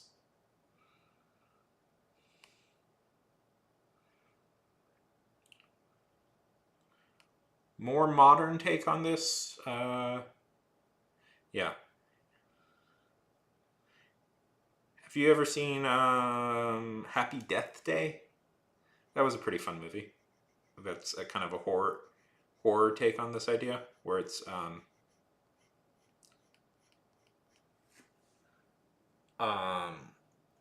where there's a slasher, where it's about this girl, and there's a slasher running around this college campus.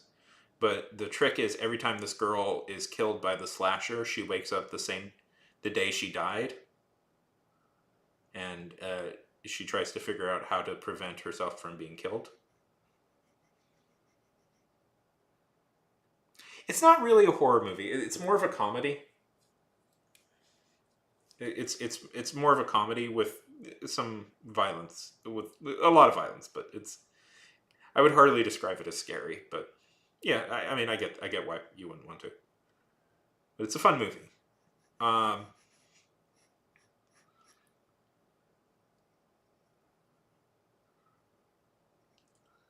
but yeah, it's basically they're trapped in a time loop over and over again.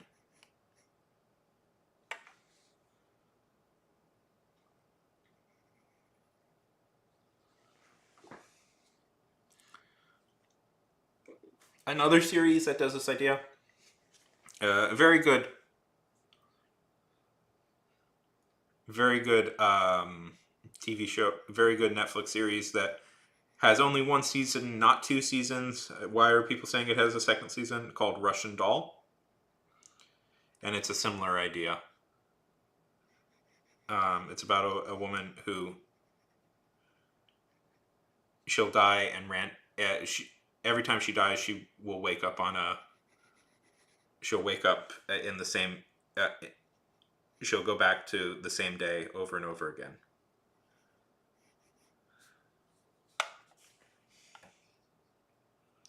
Anyway, so basically that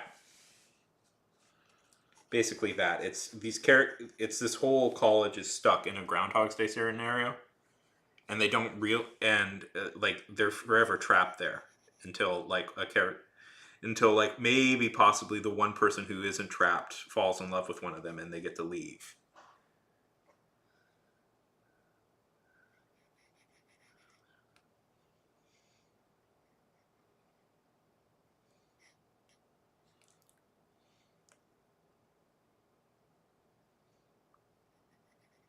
That would be a good movie. Oh my god. See, this is why I like The Sims because weird. This is why I like The Sims and stuff like that because weird stories just pop out of like you just playing the game and thinking about it for a second because it's like a story about an imaginary friend suddenly turning real and the two of you falling in love. That's a pretty funny two characters falling in love. That's a pretty fun story. I guess I could. I guess I could. Yeah, I mean, I mean, why not, right? It's. I like playing that. It's a fun game. Might as well do make a little money while playing it, right? Like all the like 3 or 4 cents I do from I make from playing these doing these streams, you know. Hmm, maybe yeah, I'll do it at some point. I mean, if I did it on here for 48 hours, it wouldn't be that bad.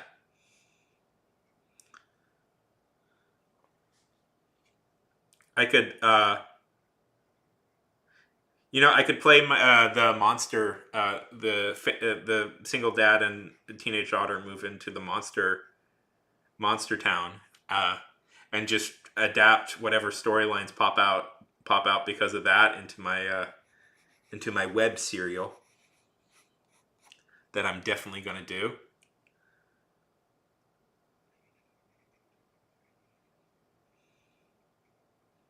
But Sims 3, not Sims 4. I don't want to pay money for Sims 4.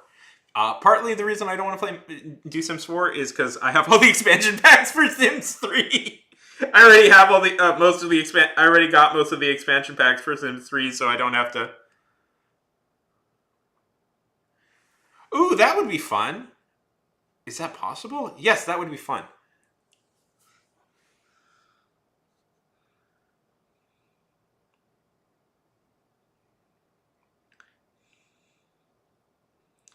We could. Yes, that would be a lot of fun. And then we could do my nightmare college scenario. Oh, one time also, one time I had a character uh, get abducted by aliens, but they fell in love with the alien who abducted them. So they got married. The two of them got. I think there's actually a way you can you can just have people like give you like upload codes and stuff. I'll look into that. I will look into that and see how to do it. So last weird thing I did once was I had characters.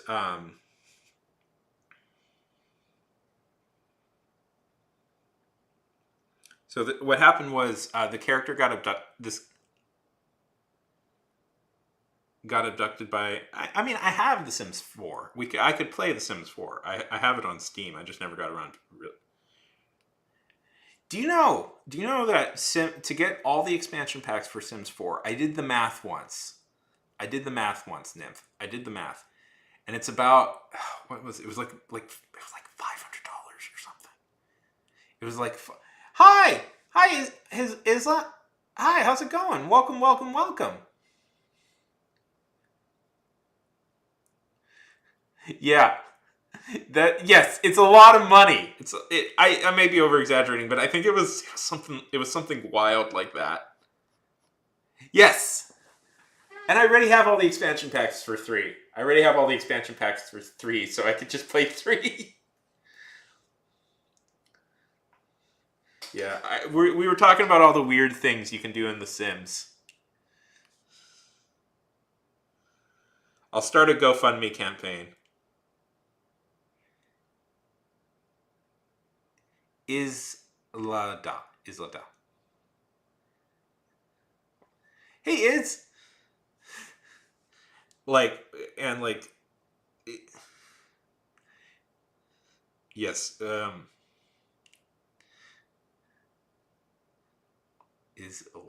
Anyways, uh, How do you say your name? Ilda. Is Ilda. Is Ilda. Is Ilda. Is Ilda.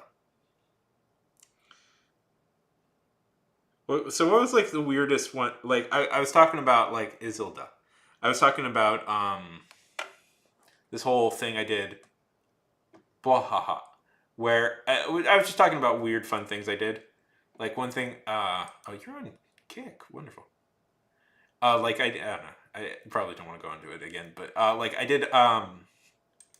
You know the I did a thing. You know like the Monster Town. I forget what it's called. It's like Mystic Falls or something. I had this whole. I did this run through where I had it was a normal dad and daughter moved in, and like they were the only non supernatural creatures. The imaginary friend thing I liked. What else? Super criminal and criminal. Super criminal and super spy got married. I don't know. Nymphier is trying to talk me into doing it, and I might. I'll see if I still have those old downloads somewhere. I'll have to get the what's the EA version of Steam? Origin or something? I forget what it is. I'll have to find my old Origin account again. But I theoretically could do it.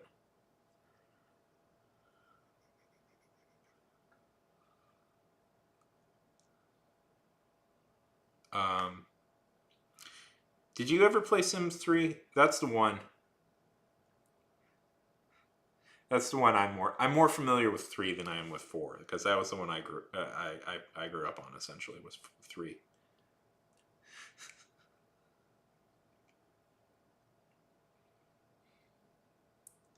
Sims 1 I have played the Sims 1 before. It actually came free with Sims 2, Sims 1.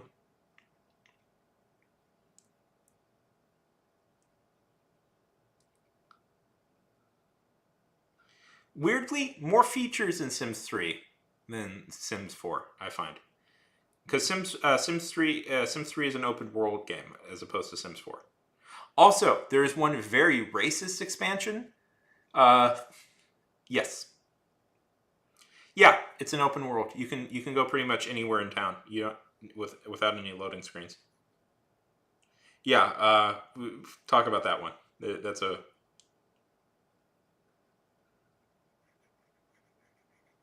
yeah. There's quite it's quite. You'll see, I don't know. I have it, but we'll see. They introduced travel, which is a fun idea, but so the problem with that one is what happens is they wanted to yeah, yeah, I agree. Isilda. Yeah, yeah. That was like the big controversy with 4 when they released it is that 3 was fundamentally a better game. So if you guys don't know what it is, why that is, 4 is a failed MMO. That's what happened. 4 is a fail. So basically, what happened is they released the new SimCity, which was an always online thing, and that was such a fail flop of an idea. Like it was an always online multiplayer thing. It was such a flop, and people got so mad at that they canceled it. But unfortunately, what was going on was there was actually already. Oh, thank you so much for the follow. What was already they had already had a long in development Sims game where it was going to be always online, and the idea is like you would have neighborhoods. You would have different your neighbors would be played by different people, but everybody was mad when SimCity did that same basic idea, so they kind of abandoned that, and that's how we got Sims 4.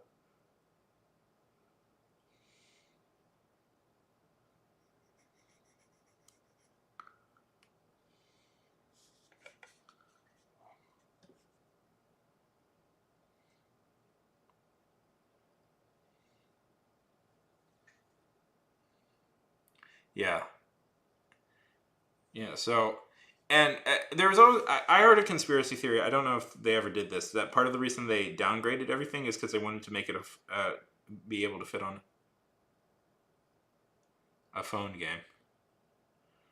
He is Arnold Barnold.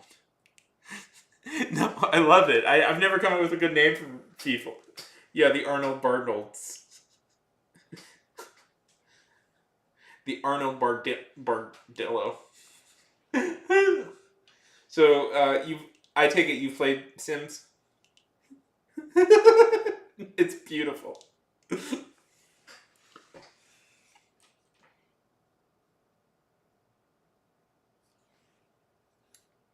This is a very surreal experience. Arns and Strobles.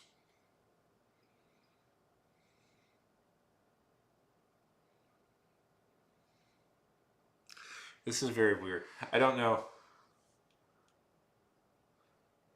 I don't know if you can see what I'm doing. I have a jeweler's glass with me right now. A jeweler's thing where I can so I can see very in detail the drawings I'm making. The backyard again. The back Arnigans.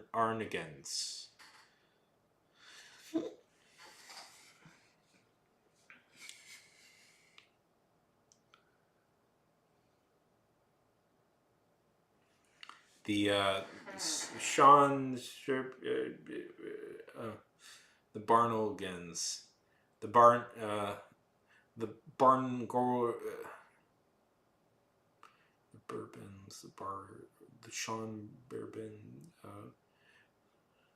Sean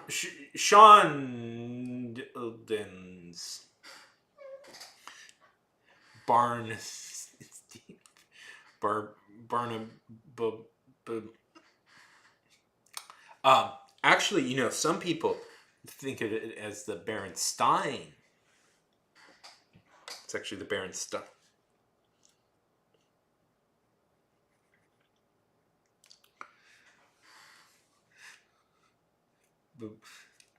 It's funny because my name does not have an S in it, a B in it. My name does have an S in it.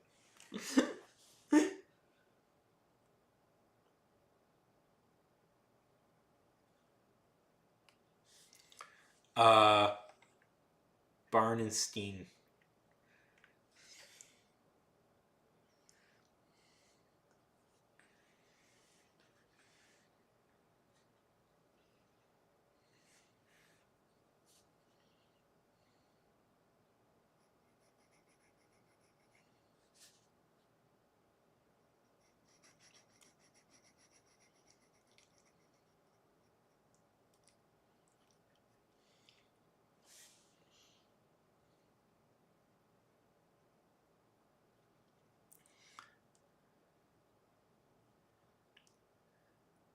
Stein.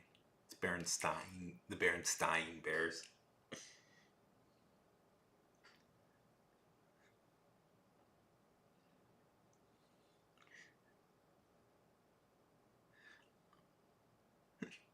Are you sure you're not from an alternate universe, Nymph?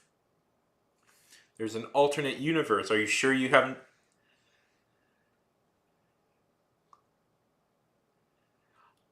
I don't know of Glam Rock Freddy. Is this somebody I should know?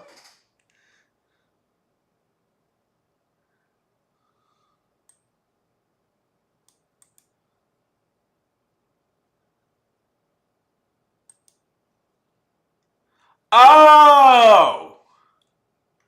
From the Five Nights at Fame.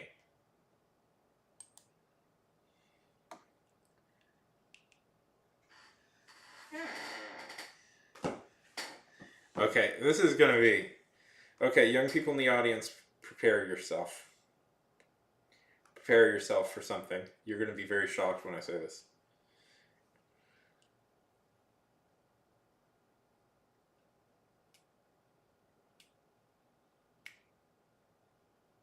I've never played a Five Nights at Freddy game. What?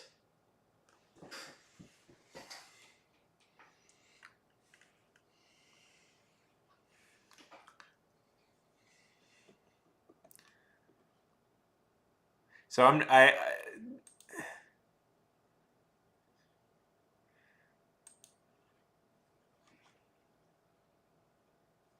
I know, shock. Everybody's shocked.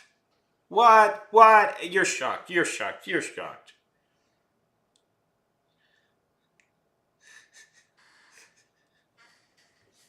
Yeah.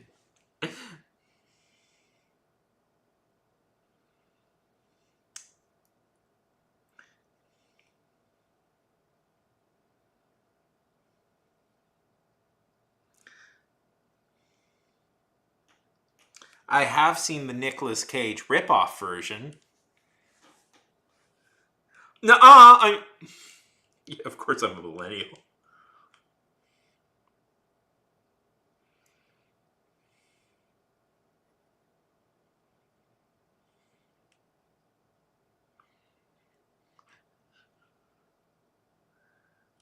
Yeah, no, I like cool things like. Oh boy, I'm trying to think of something shitty millennials like. There's so many things. Oh, there's so many things. Millennials have very famously bad taste in a lot of stuff.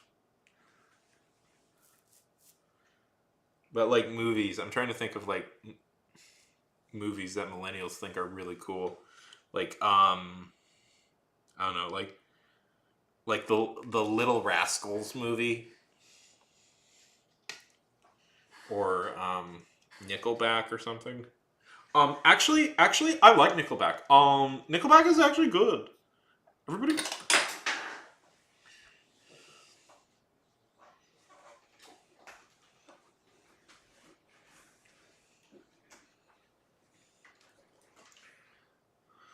Oh, I just dropped my sharpener. Yes, mustaches and glasses.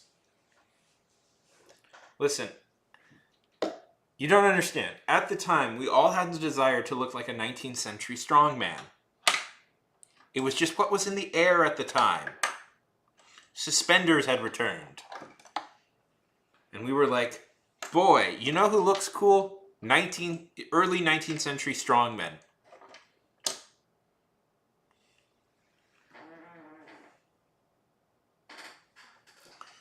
That's what I want to look like.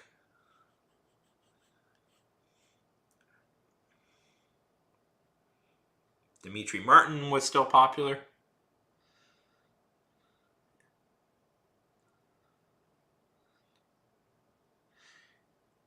I'm cool. I'm cool. Oh, it's so stupid. I don't know. I find this generation like it's so pathetic. I find like if I could as a millennial, it's so pathetic. I find that there are certain people my age who are desperate, just desperate to seem cool in front of teenagers. Like they really want teenagers to think they're cool, and they think all the stuff that they were into as kids were cool. I don't know. It's so pathetic that they're like, Gen Z is. I remember like we had such dumb tape. I don't know. Like I remember being young. It was like this. We have bad taste. Lena Dunham was really popular among millennial sets.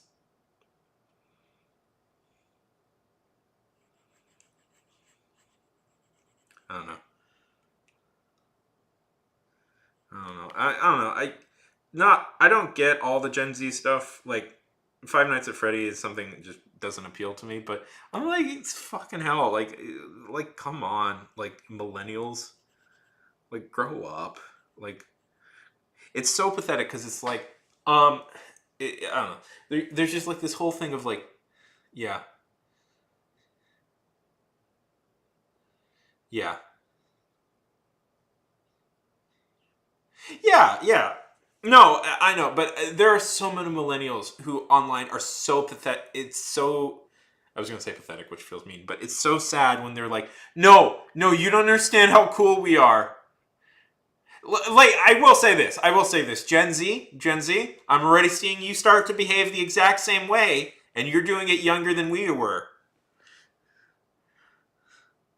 All this Gen Alpha stuff is cringe. That's gonna age like milk. That's going to age like milk. You're going to be in the exact same situation in like 5 or 6 years. Better watch out.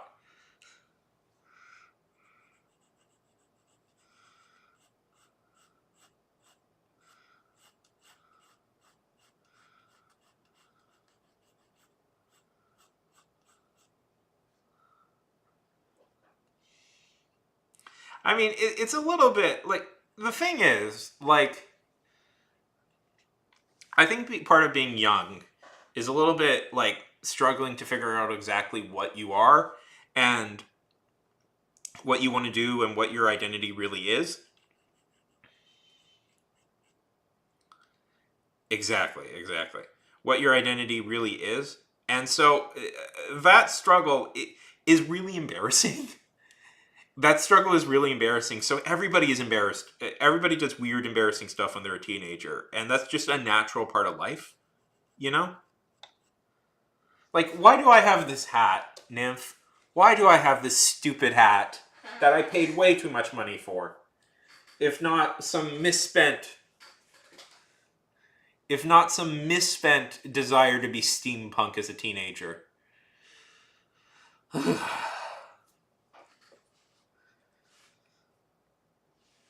It's not. It's an okay hat. It's kind of smells a little weird. But it's like, I don't know. We all have this. I look like no, I look like Glasgow, like the Glasgow Willy Wonka. The AI Glasgow Willy Wonka that a bunch of kids are going to be very disappointed to see.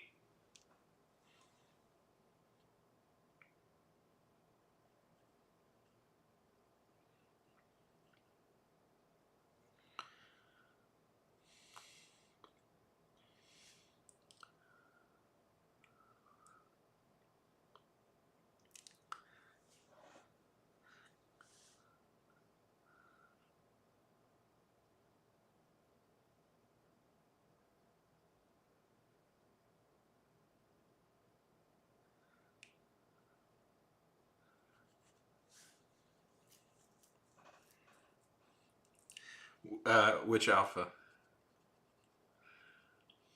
Man alpha.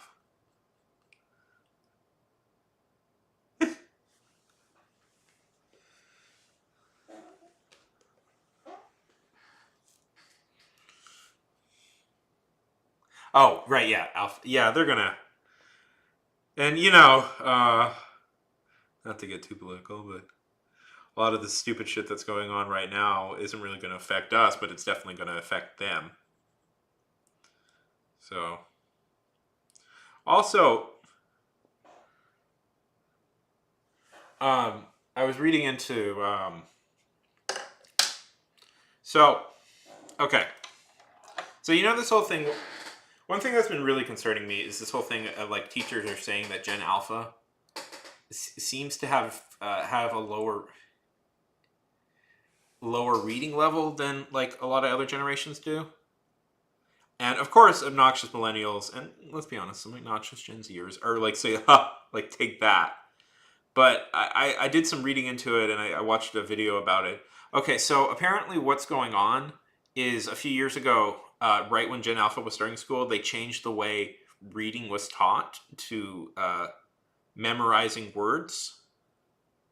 Where they changed the way reading was taught so to test better on standardized tests.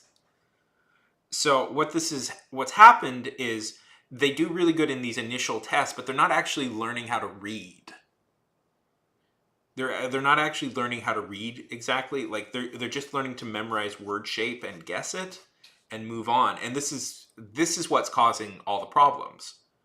Is that they've actually not really learned the skill of reading and figuring out how words sound, and they've just yeah, and what seemingly it's a few things that are causing this. One is this new program that this company has been lobbying for and selling. So thanks capitalism for that. Thanks capitalism for that, because somebody made a ton of money off of selling new textbooks about this new method that is seemingly a huge flop. and two, these standardized test things. These standardized, it looks better initially on standardized tests so that schools can get more funding. So I guess thanks Patriot Act for that. Not Patriot Act. What is it? It's No Kids Left Behind is what's causing this problem. Which was the dumbest act, which was one of the worst acts Congress ever enacted, and still causing all these issues. In modern day Congress, it's a pretty bad act. Because funding for schools are tied up to how kids perform on tests. And if you perform worse on tests, you get less funding. So schools are now only teaching to these standardized tests. So yeah, it's all bad. It's all bad. So it's not that Generation Alpha kids are dumb. It's that the system has seemed to decided to screw them over. That's what's happened. So, sorry, Gen Alpha. Some would argue, like me, that the ability to read is one of the cornerstones of a successful democracy, and you can't really have it without that. And, yeah.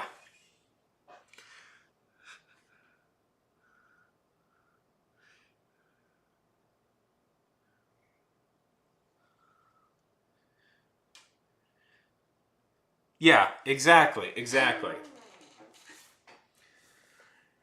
Yep, turns out this was all bogus garbage.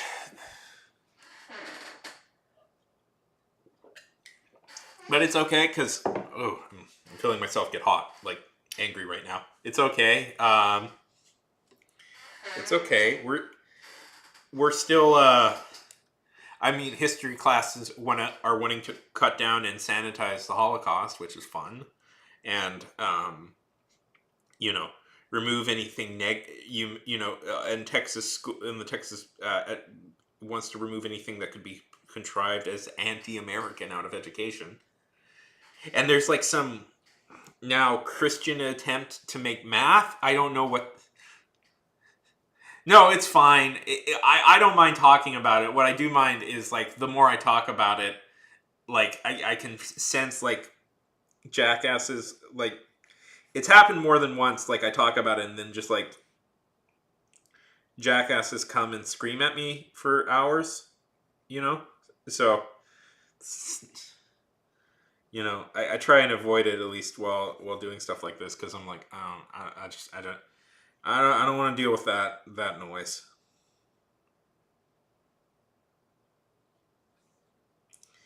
Have attracted weird trolls before by just bringing it up, so. But and they'll be like, debate me. I have no interest in that. But yeah, so it's like, yeah, we are. Yep. Turns out it was a capitalism. Although to be fair, it is also it's pretty much just capitalism. Although weird, bad government funding thing also is also part of the problem. Because what a stupid decision! Like schools that are struggling and it's still capitalism, I guess. It's still capitalism. It's just a kind of a different form of capitalism. The No Child Left Behind idea, because it's like, well, we're gonna treat schools like businesses, and if they're doing bad, they don't get the money, and that's the way we'll do it. And it's like if they don't, it's like it's such a dumb idea. And for people who are like, oh, party politics, this was a bill sponsored by a Democrat and a Republican. Thanks, Ted Kennedy. Really living up. Why don't you go drive into another fucking lake, huh, Ted? The worst Kennedy brother lived. Ugh. So bummed by that.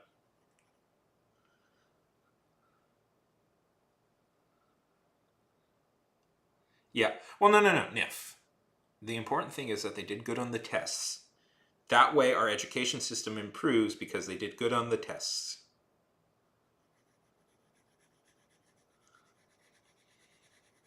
I made a very biting political joke back there, but you have to understand, you have to know who Ted Kennedy was, John. The whole Chappaquiddick thing that happened with Ted Kennedy.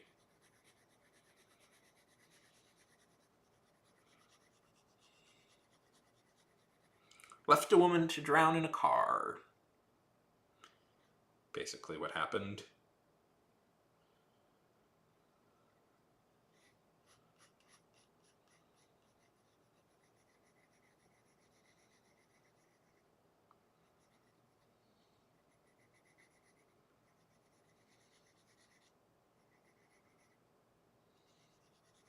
All the all the good Kennedys were killed, and now we're stuck with all those stupid ones.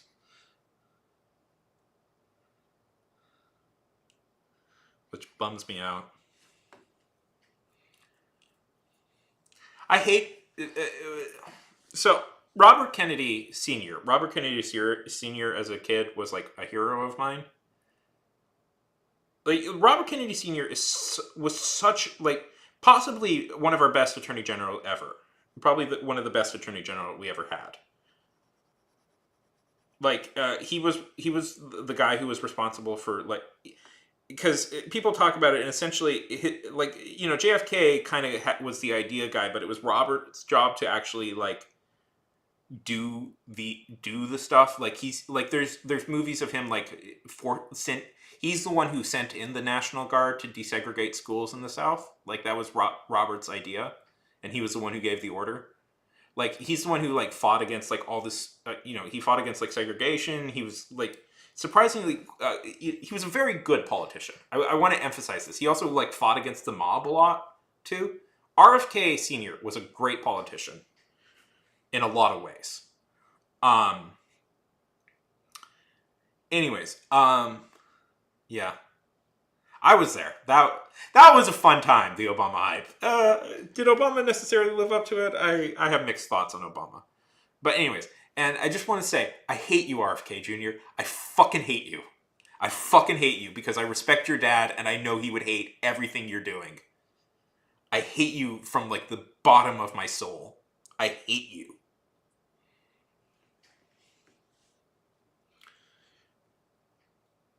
Like, RFK Jr. met with Jeff Sessions. The guy your father fought against, you moron!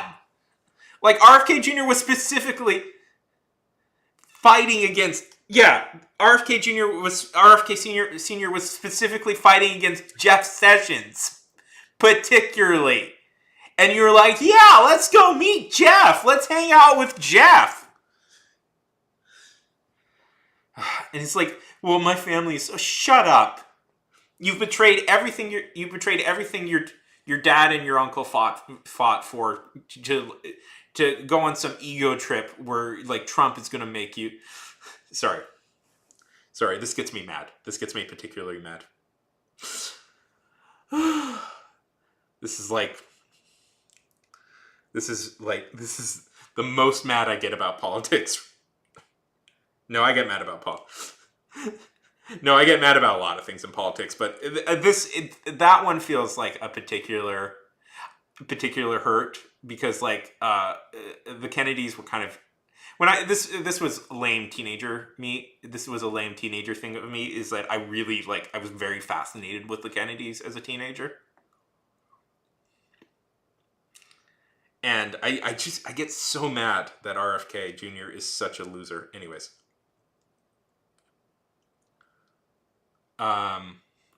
Yeah, so Sims. The Sims.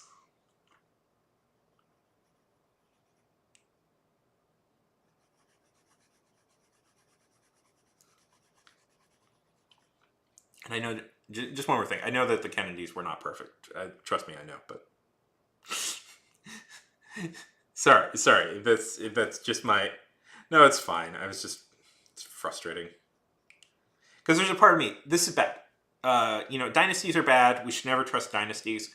But there's a little part of me that's kind of quietly heartbroken that a Kennedy that a Kennedy was running for office and I just can't vote for him.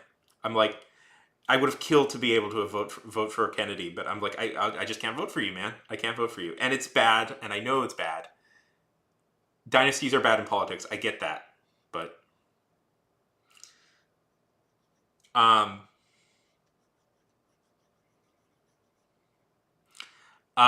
anyways, The Sims. Another weird game I played in The Sims was the Okay, another one I had was a guy got abducted by an alien, but I made it so he fell in, but because he had a relationship with the alien, I made it so he fell in love with the alien. He started to romance, and him and the alien eventually fell in love that abducted him. That was a really fun game because it's like, yeah, you can get abducted by aliens. So I had the guy romance the alien that abducted him.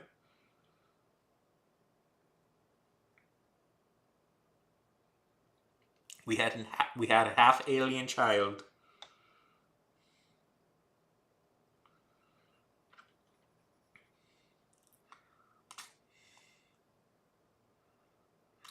You know, I'm talking to you now, Nymph. I'm talking to you now, Nymph, about all these like weird.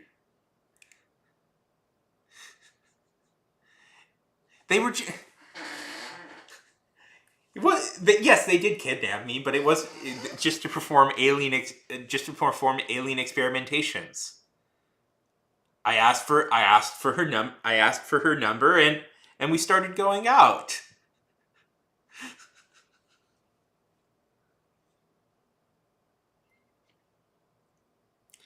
You know, Nymph, I'm talking to you now, and I'm like, I've been struggling to come up with ideas for stories, and I'm like, oh, like all three of these were decent story ideas. Like I could see all of them. Like you can make a story out of all of them, really. Ugh, her eyes are a little weird.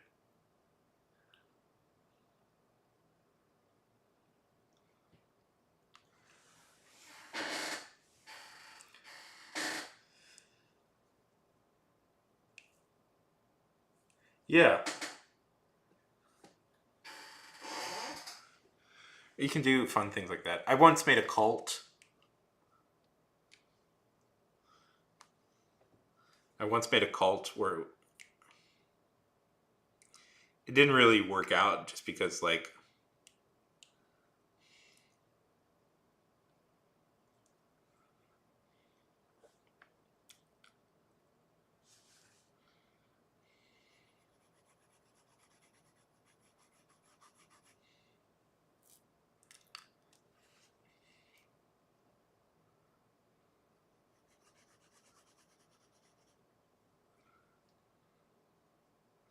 but yeah, I like I like Sims games. They're fun.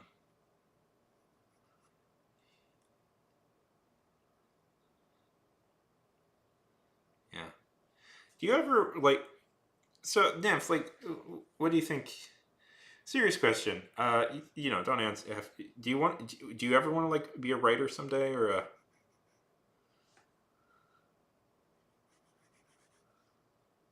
do you have aspirations to be like a creative person?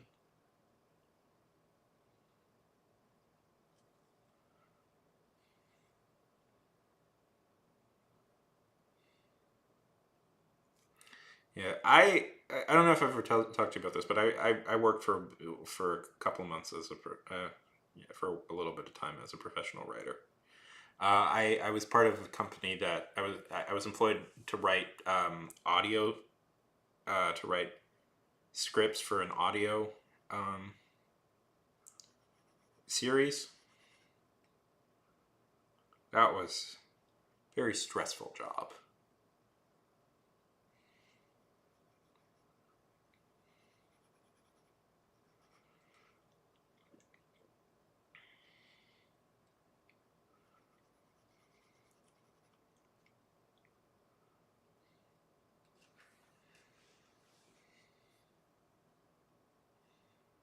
Ah,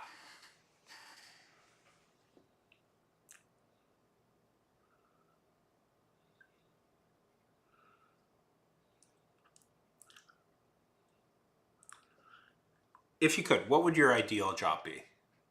Would it be like designing for video games and stuff?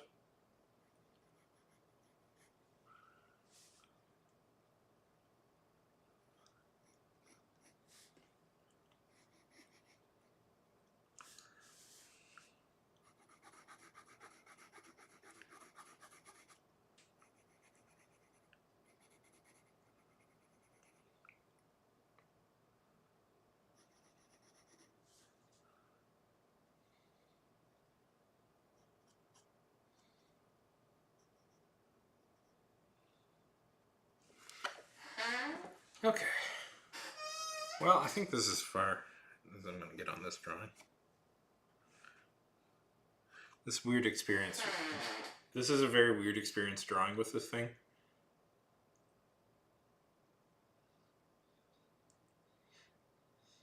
And desert, yes. This is a very weird experience.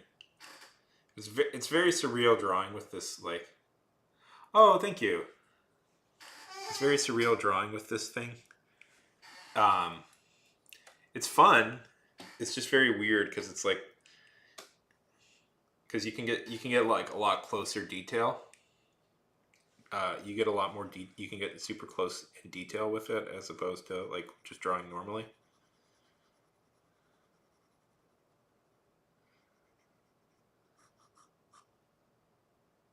Oh, thank you.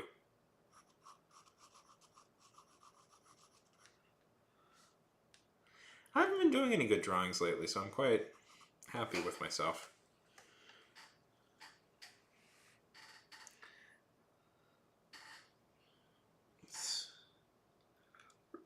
Maybe we'll do like some character designy thing next, just for fun. Oh, by the way, did I tell you my that comic class I was going to take it fell through. That comic class I wanted to take fell through, unfortunately. So yeah, I was really bummed by that. That's honestly, that was a little bit why I was like dusting off Allie, to because I that was an idea for a character I had, and I was like, oh, I could maybe do that for that class.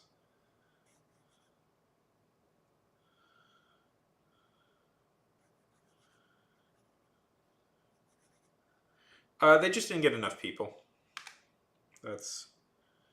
They wanted 6 people for that class. They only got 4. It was too expensive. Unfortunately, I think. Too niche, too expensive. You know how much it was? Yeah. It was $500 for that one class. I don't know. Would have been cool, but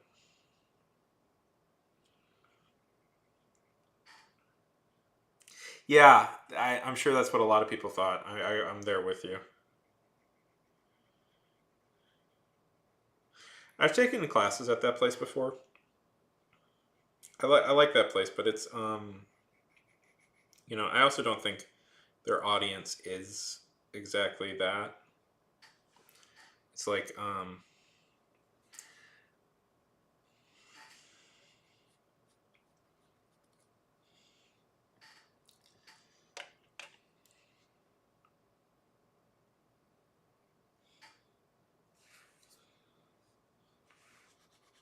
I don't know, $500. No, it's the price, right? It's the price.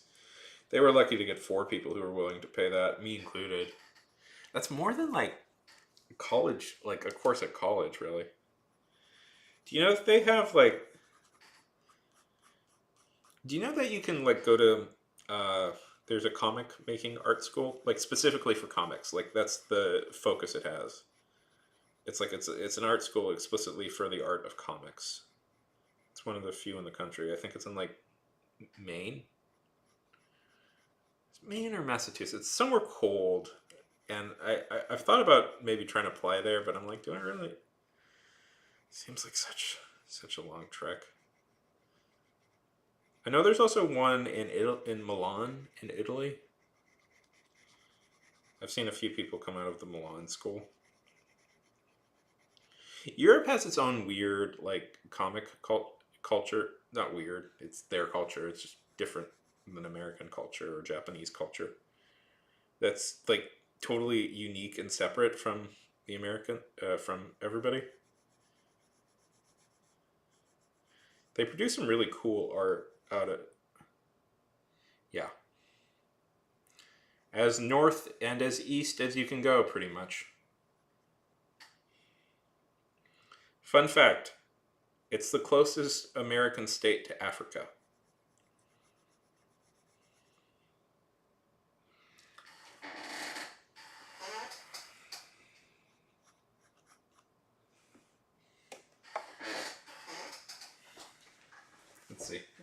let me grab the European comic I have.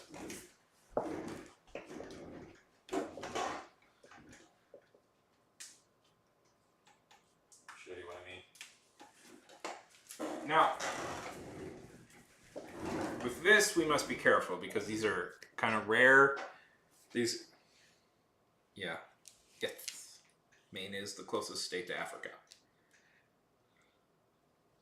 So this, I have two Hey, Leilai! Good to see you. I have 2 volumes of this comic, and it's the only volumes that are in English, and they're both now worth $100. So this is maybe one of the rarest comics I have. So let me find a page that won't get me demonetized. Get me in trouble, won't get me a strike because there's a few.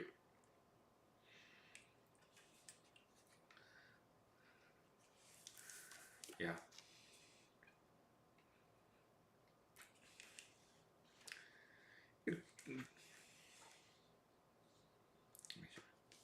See, look. They weren't $100 when I bought them. I checked recently. They're $100 now.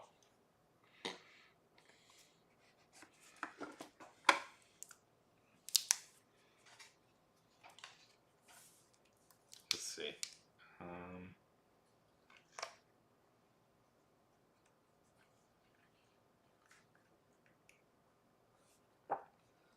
Well, I tracked them down when they were cheap. They were cheap, and now they're more expensive. But they're also kind of an obscure niche comic, so it's probably not something anybody cares about. But somebody like me who likes collecting comics. Okay. Not in trouble.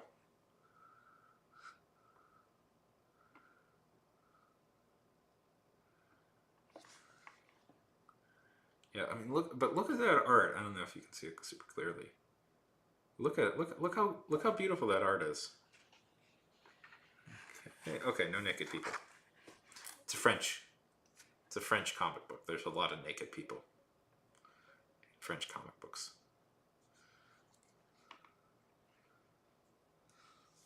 Anyways, how's it going, Lele?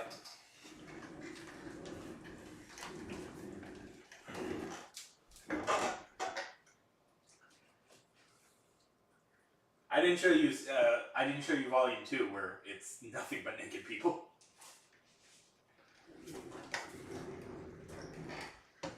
That's good to hear. That's good to hear. I'm glad to hear it.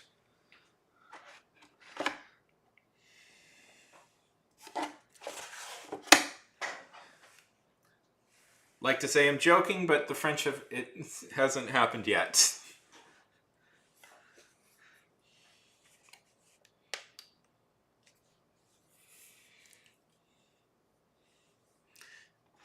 Let's see.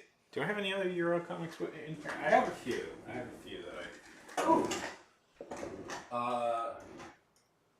yeah, I have this one. Trip Tulum. Let's see. Now this is one I don't know how much I can actually show, but we'll show. Like, look at this one. Look at the art. Look at the art on this one. Hey, Callie.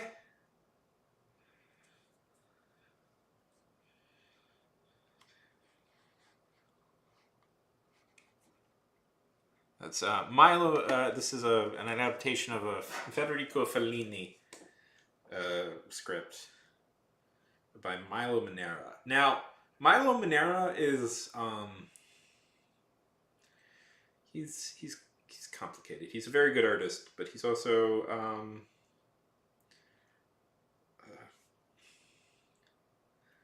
kind of a shitty person in real life. But I own a lot.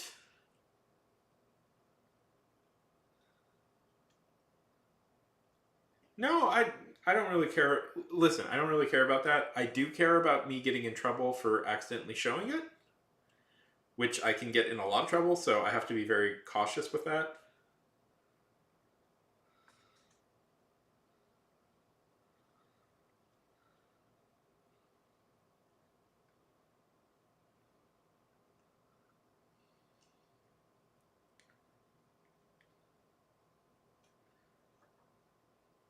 Like, look at this. Just look at the look at all this stuff that he draws.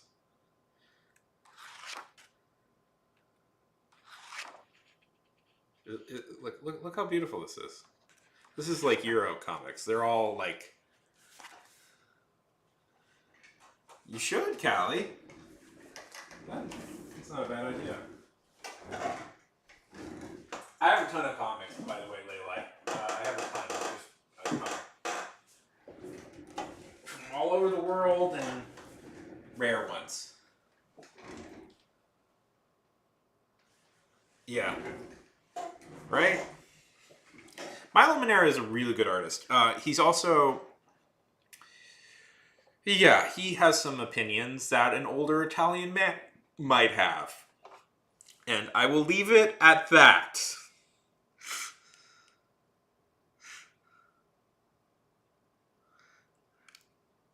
I will leave it at that. He has some opinions an older Italian would have.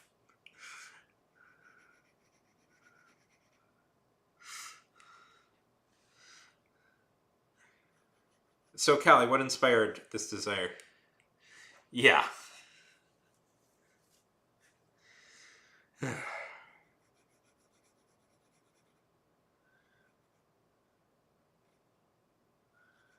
But I do like Euro comics are amazing. I don't know if I've made this clear, if I've sounded dismissive of them, but Euro comics are amazing to look at. They're like the art.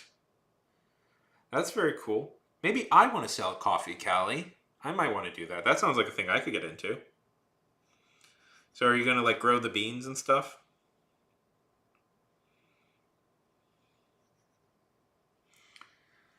Yeah.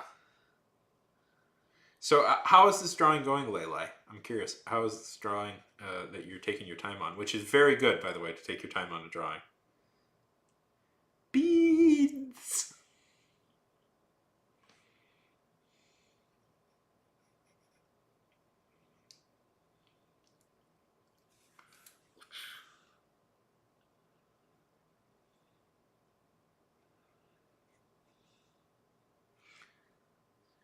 That's awesome.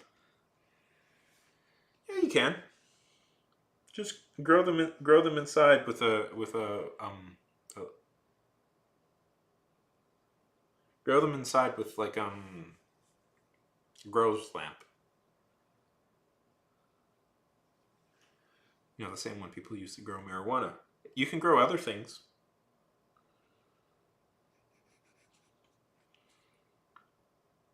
Layla is amazing, by the way.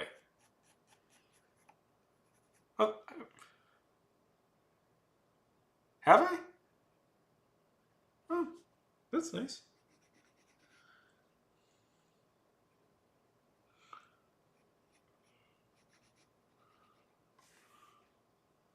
I'm using I'm using a tool. I have this this jeweler's I have this jeweler's light I'm using to help draw. I mean, it's nice.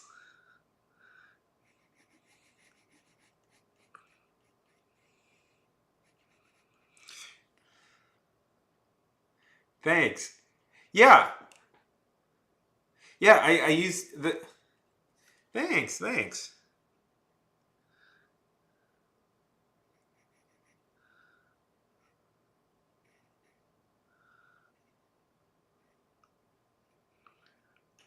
Just some days. Well, thank you. I'm very happy then.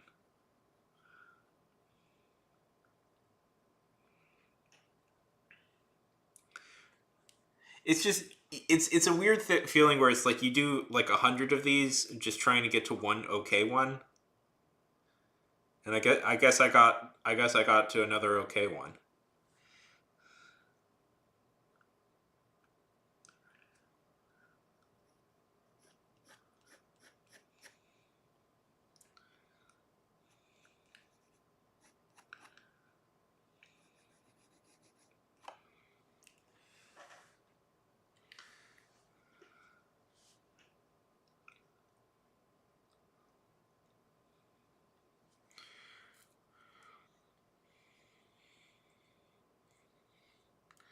shareable, probably.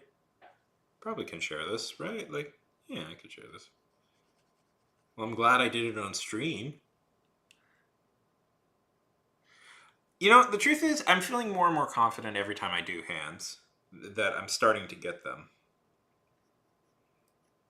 You know?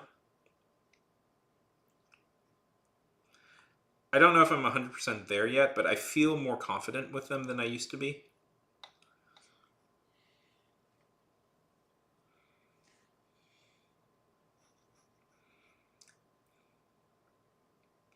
Like, I'm not as scared of them now. Like, in more elaborate positions, I'm still a little bit struggling, but I'm not as, like, terrified of them as I used to be. And, like, because it would be in my old instincts with hands would be to, like, especially in the position she's in right now, I could easily just put her hands behind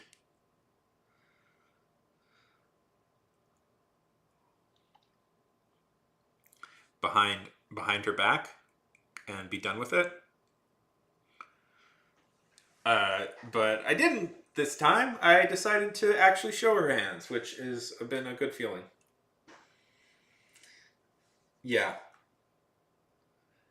Yeah, and especially because hands are so expressive. So it really removes something fundamental to the human, like the way humans work if you get rid of the hands. Because, like, hands are, like, one of the most expressive parts of our bodies.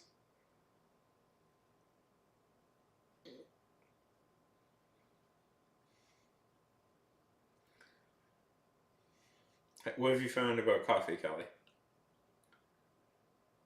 Callie, what you do to grow coffee? You are hydroponic farming, Callie. That's how you grow. You should hydroponic farm that thing, Callie. Yes, and the sun, the precious sun, all you humans like. I mean, all us humans like. I'm not a vampire.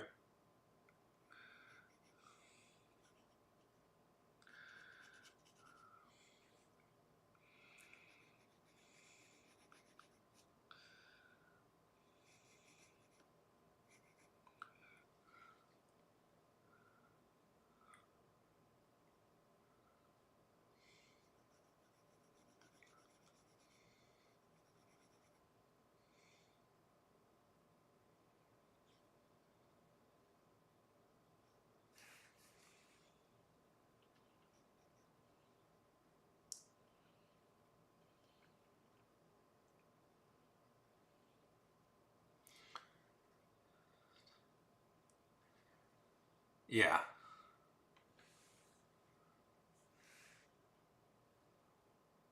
No, you don't. You just need you need a grower's lamp. You need a grower's lamp. You need a grower's lamp, and okay. So okay, Callie, what you do?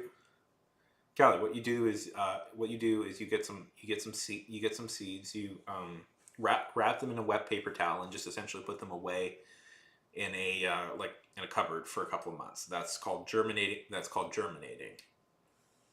Once they get big enough, you transfer them into like a bottle, and you put them in front of a like a window or something, or you get a grower's lamp, which is like a really high wattage intensity bulb that you plug in, and you just point at the plant and let it grow. That way, you don't need to really bother with like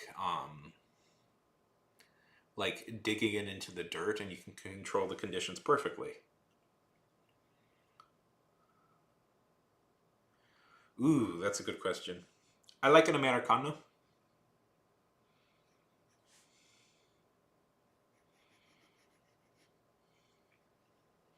I don't know if you can tell, I'm pretty tense with my coffee.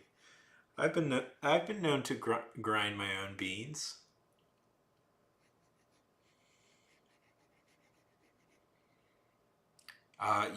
Replace the water. You gotta replace the water every few weeks. Uh,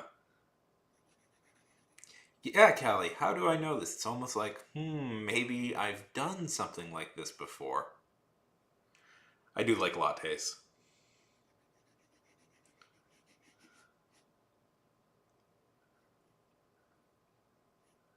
Um,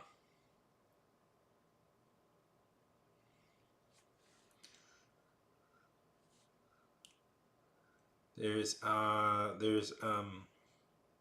there's like American. There's a Sunrise. I'm not sure what was dirty, but I'll take it. I'll take that it was. Um, there's something called the American Sunrise, which is really fun. So okay, Sunrise is okay. So there's like a cafe. There's a Americano, which is there's also there's a type of coffee. This one I've recommended to people, and they're shocked when I recommend this. It's iced coffee mixed with sparkling water. It's iced coffee mixed with sparkling water. I don't know if you've ever had that. It's really good. It's really good. It's like nice and refreshing, but it gives you like a jolt of coffee. And then you can do the Americano. You can do the Sunrise version, which is sparkling water mixed with orange juice, which is also really nice. I like that. I've liked that. I do like a good latte, caramel latte, frappuccino, but you know you can't have that all the time.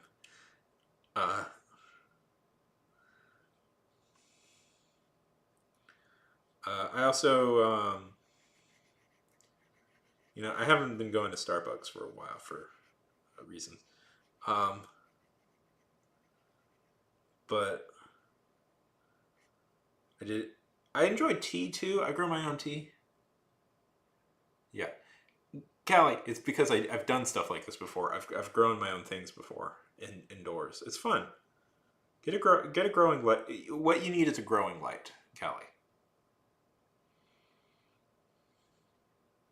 And then basically,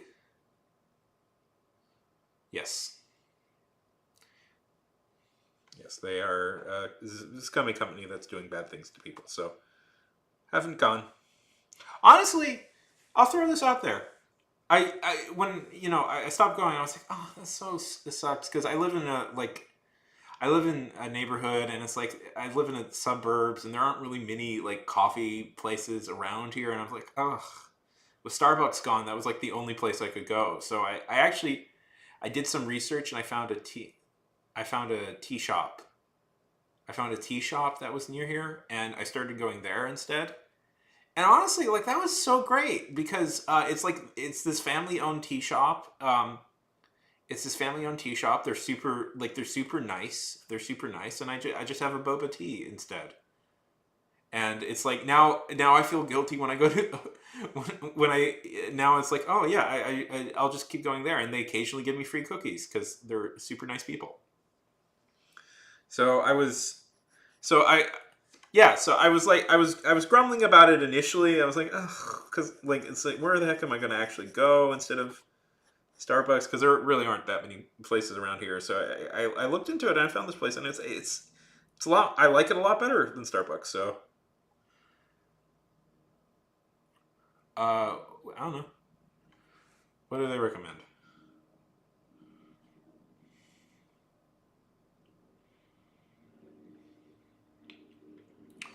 Grower light for I think it's like light for growing indoors.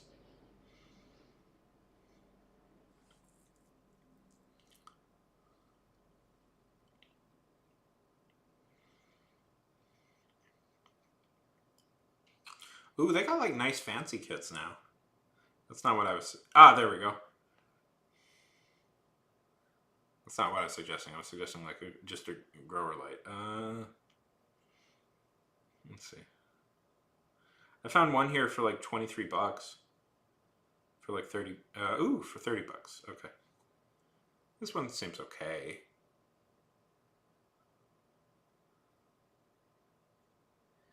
God, yep, they tend to do that.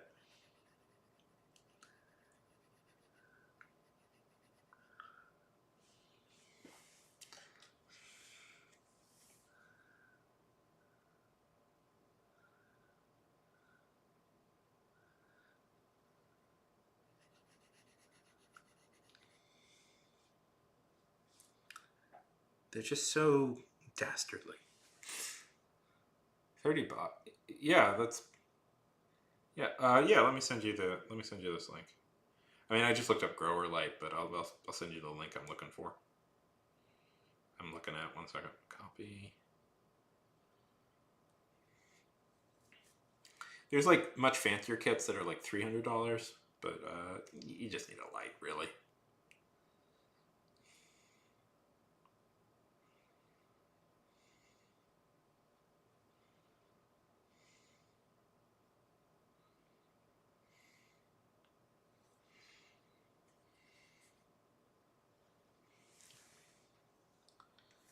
Yeah, just put it in your room, put it in your closet.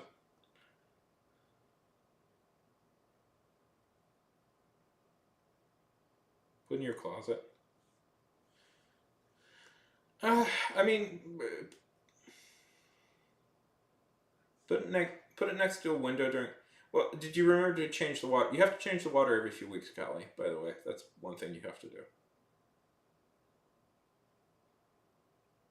You can also keep it outside in like a tent if you have some land.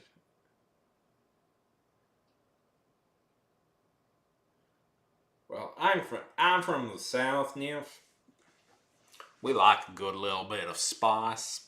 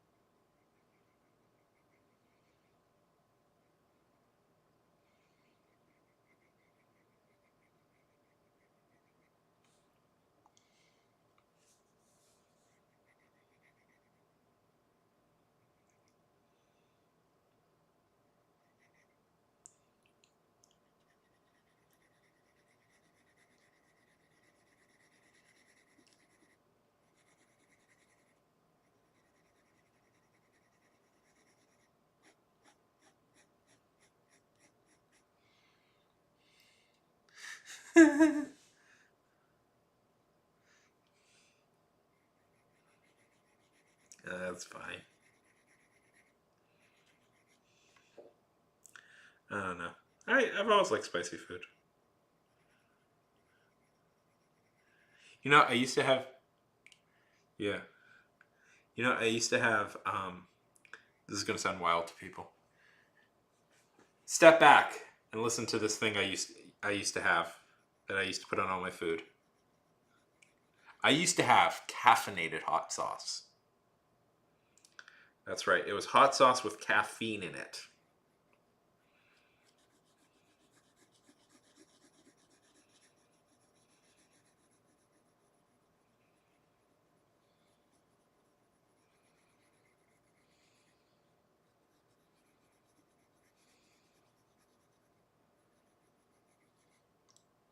Yep.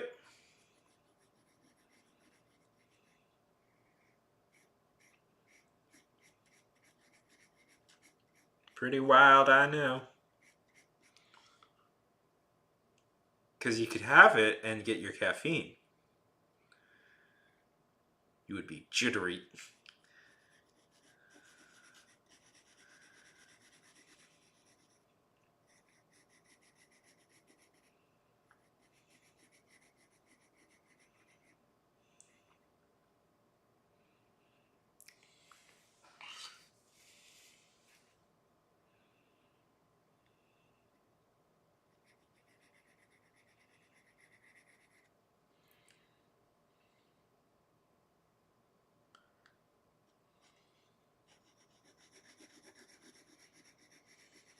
Yeah, do you like spicy food lately?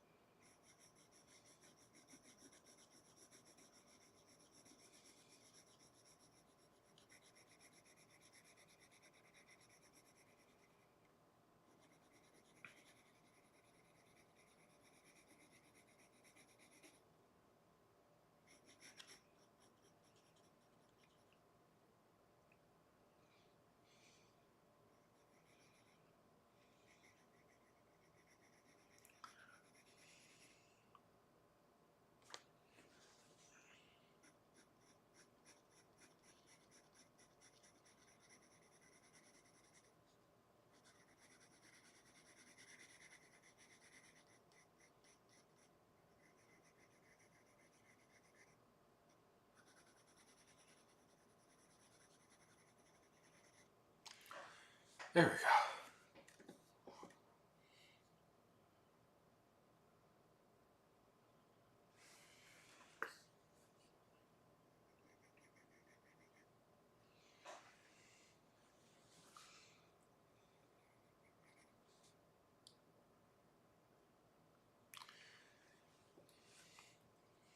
Almost feels like I'm cheating.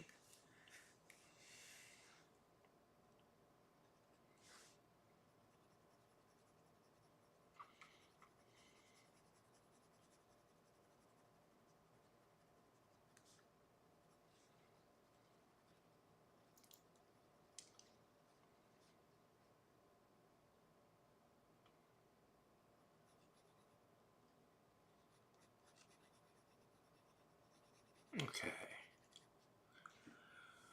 Okay. What do we think of her?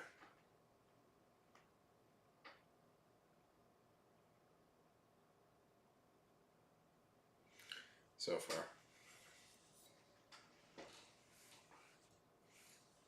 Probably the other arm should have a little bit more focus.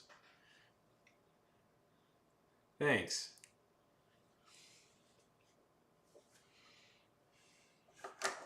Thank you so much. You guys are so nice.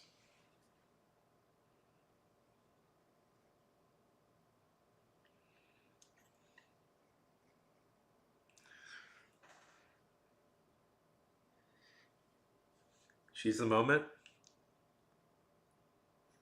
I'll take that.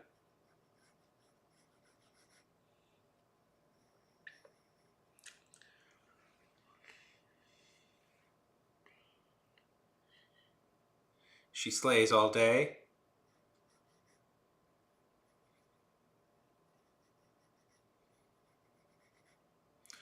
Okay.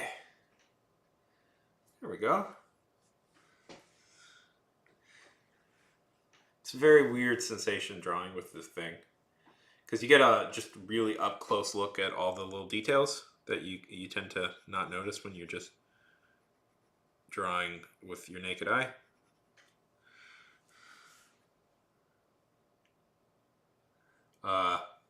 Yeah, this was always a fun thing to do. At some point, yeah. You know why? Because I work so hard to get the darn penciling correct, and then my thought process is almost like, well, I don't want to ruin the penciling with all the next steps I'm supposed to do.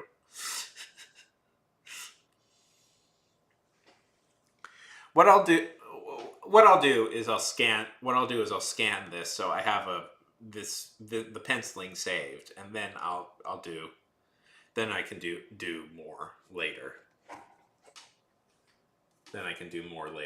But I want to make sure I always save the penciling just in case I mess up the inking somehow.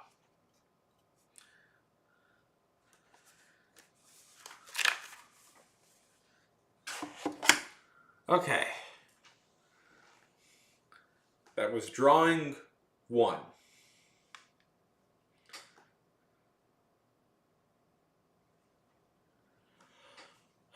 What do we do for drawing 2? I'm not tired at all.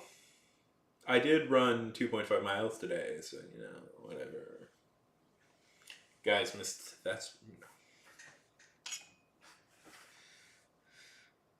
I probably should do, all this stuff on separate channels, but...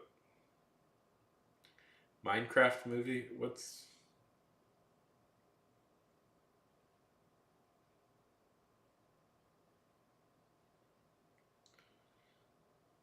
Talk about the Minecraft movie that's coming out? Actually, I haven't seen the trailer.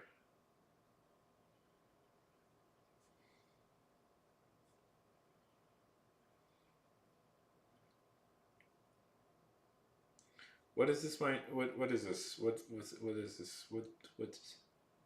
I mean, I know there's a Minecraft movie coming out.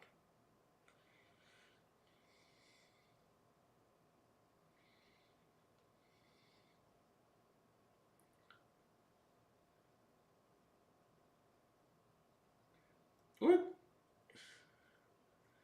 What? What am I missing?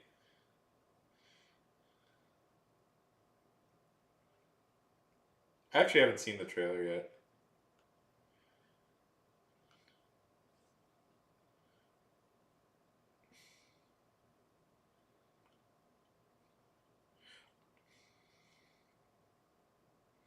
Oh, people are drawing the sheep? Okay, I guess. Okay. 1 second. Where's the mouse? Okay. We will do a very brief. 1 second.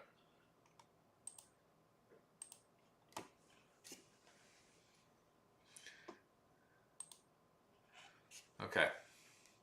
We're going to do a very brief reaction to the Minecraft movie trailer. Okay. The official one. I'm supposed to watch the official one, right? From the Warner Brothers.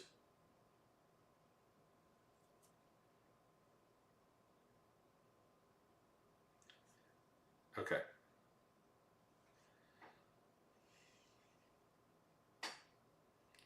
I'm not a good reactor, so this is going to be kind of.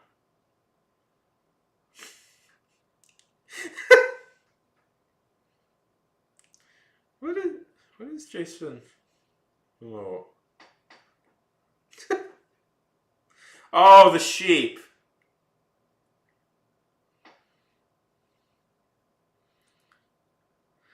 They're playing the Beatles, which is fun, I guess.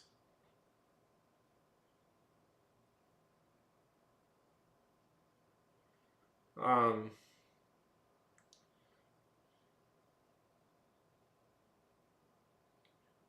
Oh.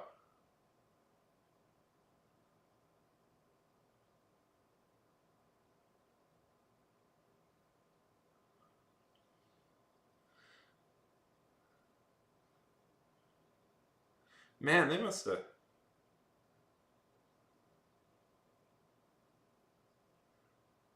The llama. The llama is just as weird looking. The llama is just as.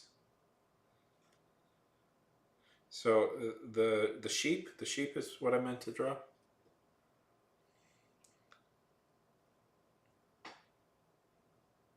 I am Steve from Jack Black. Of yeah, that's huh.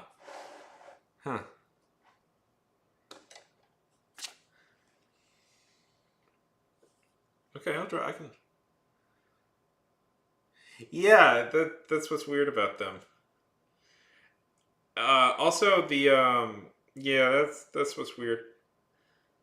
Also, I can already tell from the trailer. Boy, do do the real life actors and the cartoon and the Minecraft world do not blend well. They do not blend well, or they have not attempted to make them blend all that well.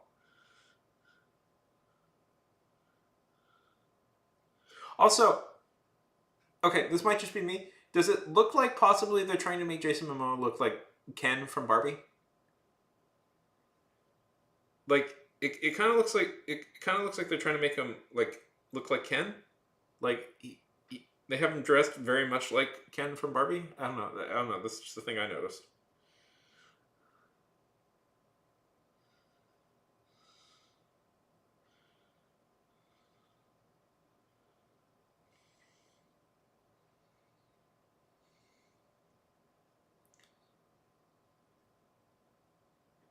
Yeah.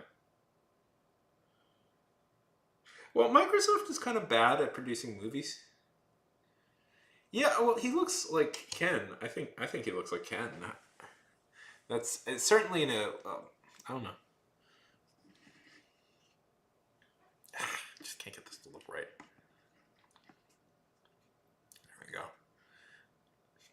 I'm missing the old way I used to do things. It's moved slightly, and I just need to run downstairs and get it back. Okay, so I meant to draw the sheep. Yes, the sheep. Um. Yes, they are certainly a unique company. I mean, I'm not getting paid by them, so yeah, they're kind of shitty. In a direct place. I always get like. Okay, 1 second. Sure, let's do that. I Beautiful flesh cube sheep. Okay, so here's the thing. Here's the thing I was confused by. I kind of thought this was going to be an animated movie.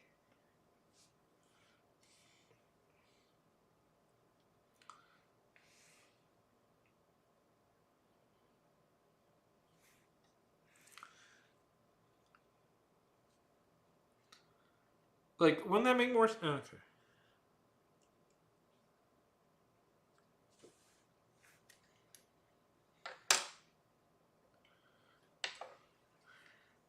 Wouldn't that make more sense? Okay. No? Okay.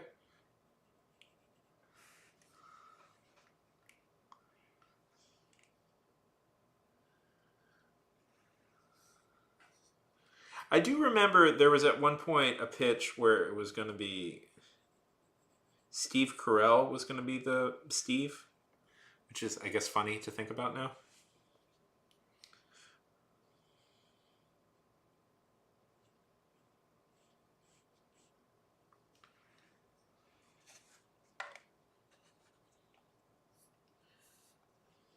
Yeah.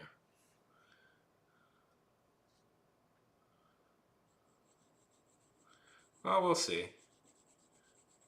Certainly has. It is funny to think that Jack Black has starred in now 2 video game movies back to back.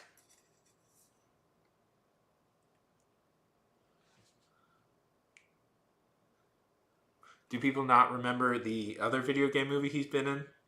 I doubt people would. Uh, he was in the Borderlands movie. Yeah.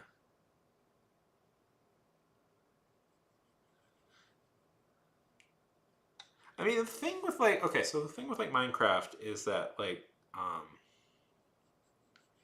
it's a fairly unique kind of chunky style that I don't know. You may have to do. I don't know. I've seen animators make it look good. I don't know. It feels weird. Cause like the yeah, oh no, that's not going to happen. Well, part of the problem is it just doesn't look good. Like the characters, the live action characters mixed with the background doesn't look good.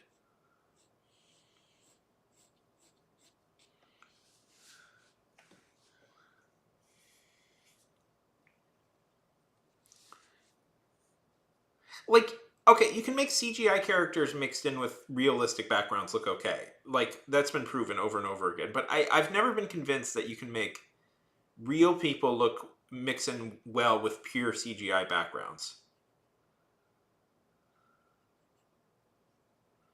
Like I've never been convinced of that really.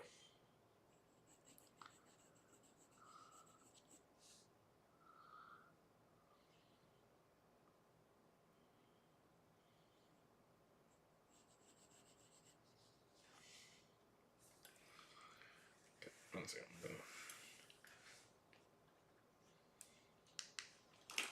Yeah. Yeah. Yeah. Yeah, exactly. And according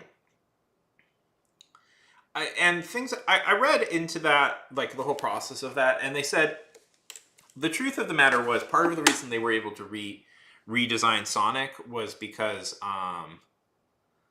they actually hadn't really finished animating the movie yet. All they had animated was the trailer. Like the trailer was the only thing they had really finished animating. So it wasn't that difficult to change the direction of the animation. It is funny. That is a very video game thing where like they just present like the vertical like the trailer is the only thing they have finished, and they're like, "Oh, we'll finish the rest of the movie later." We can make the CGI artists miss seeing their children's birth again. That's fine. I'm sure they're cool with that for the second time.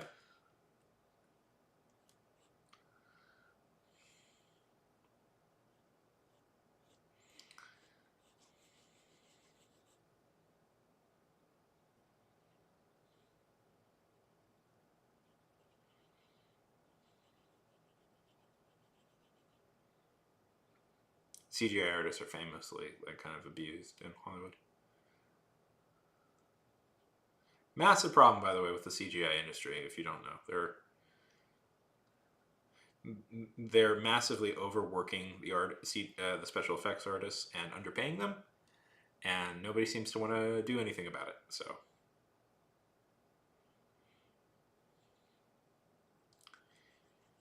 yes, but don't worry.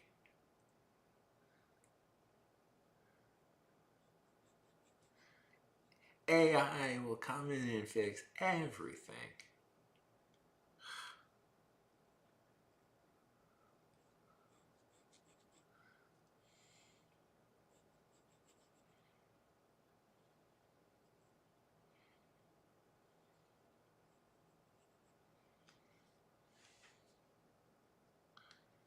Artists, they need to just embrace AI. Artists,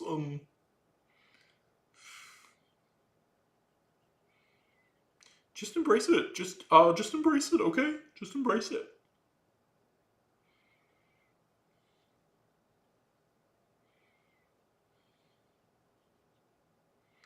Sorry.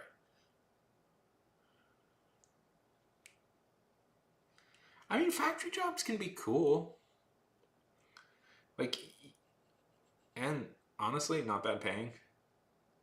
Like, if you can get into like the Welders Guild, like that is a really well paying job. You can make a lot of money as like a welder or something if you can get into the Welders Guild.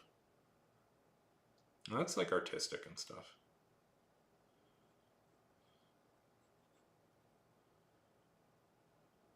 Because they don't have any they don't like people don't want to be like we have a shortage of welders in the country. Did you know that we have a shortage of welders in the U.S.? Oh, yeah, yeah, just jobs you actually cared about. Yeah.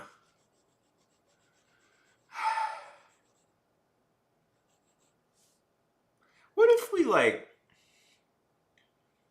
You ever thought about this? What if we just like? I don't know. Random idea. What if like the government throw this out there would just like maybe every month give every citizen like some money like at about maybe 1,000 a month or something, and just so that we could get maybe like some benefit, like something like that, just so that we don't have to do, people don't starve and go hungry every cent time there's a downtick in the economy or something. I don't know. Or the fact that more and more jobs are being replaced by automation. So maybe if we ensure that people who, I don't know, this feels such a radical idea. No, I'm suggesting universal basic income.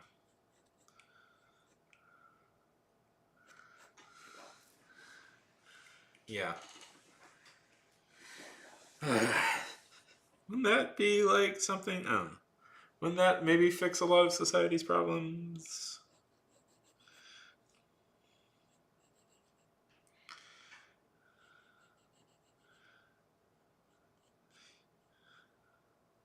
If you want that, by the way, if you want, do you know Alaska has that?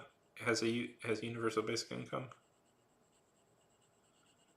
Every citizen gets a certain amount of money from the guaranteed amount of money from the government every year.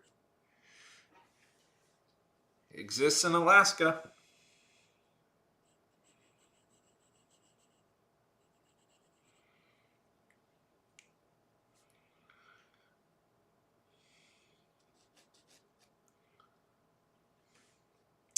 Dun dun dun! Yeah, the Alaskans get a guaranteed amount of money from their government every year.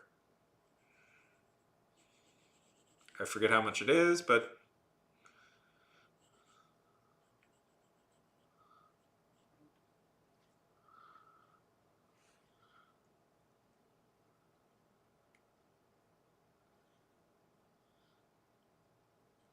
anyways,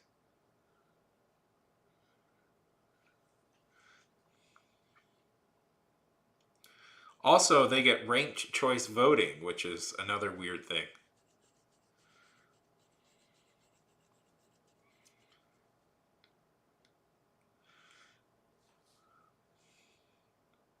Which is the best type of voting.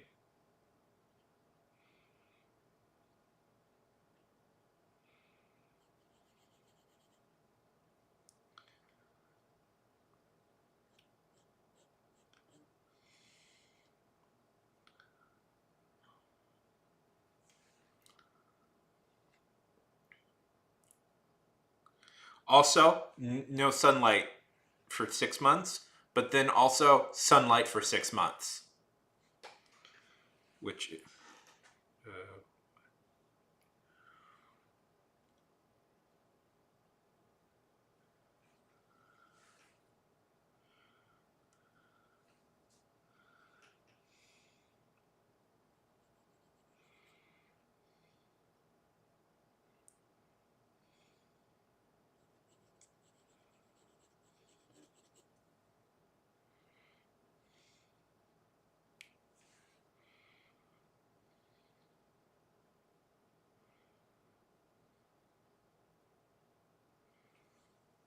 sorry, my mom's texting me.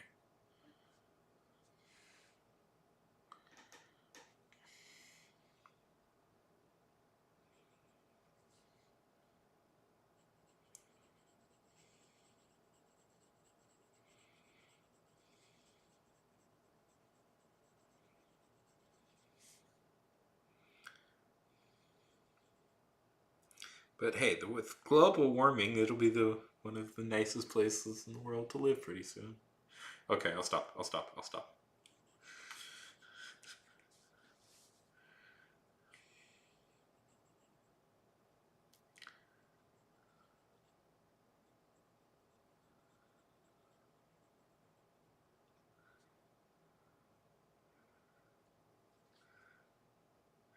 Yeah.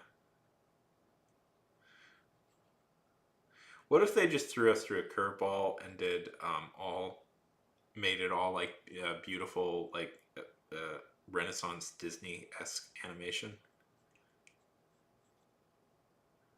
Like I think that'd be really funny if instead of like it being live action or in the style of the game, it's like no, we're gonna make a Disney esque animation. It's not difficult. But he's doing. But the sheep is doing a wacky face.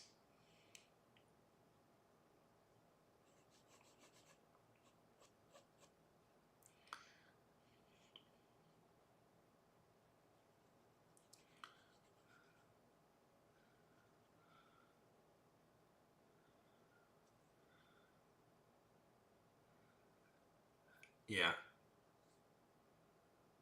Did you ever play Minecraft Story Mode, the adventure game that Telltale made?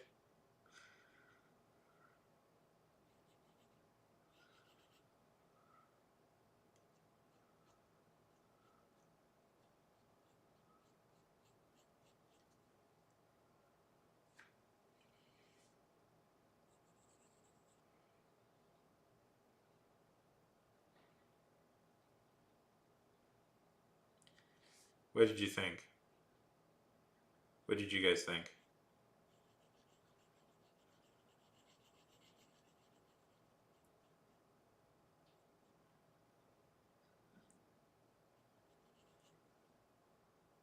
That's fine. Um, that's also another. Okay, I'm going to throw this out there. That's another thing done by Telltale that seemingly is better than the movie, the official movie that got made. Even though that's like maybe one of their weaker games. Did you guys ever play any Telltale games?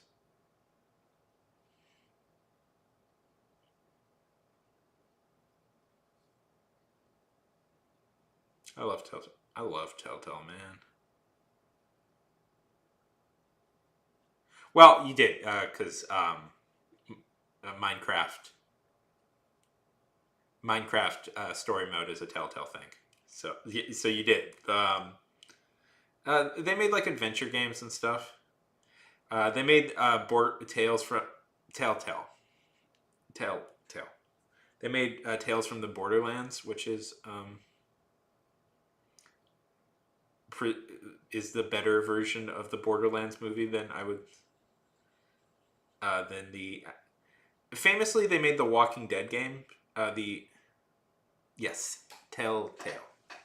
They made the Walking Dead game, which was also one of the better. The way Nymph wrote it. The Walking Dead adventure game.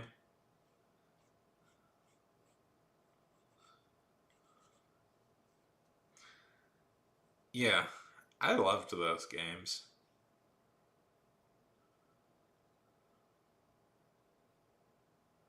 Ooh, suddenly I felt a little faint.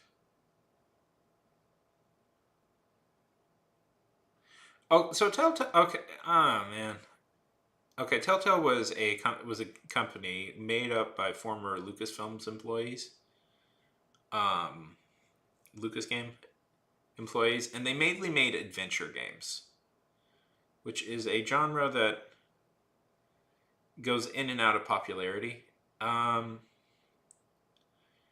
yeah, and they had a lot of these. It unfortunately kind of there's been all this problems with like its former management and stuff. Yeah, with there was like problems with its management structure, and it kind of imploded. And now there's all these like Telltale companies that were founded by former employees that have been trying to get the style back up and going. They're essentially choose your own adventure games where you make a ton of choices throughout the game and it decides how the story plays. Their best ones, in my opinion, were the Walking Dead one they did and the Borderlands one they did.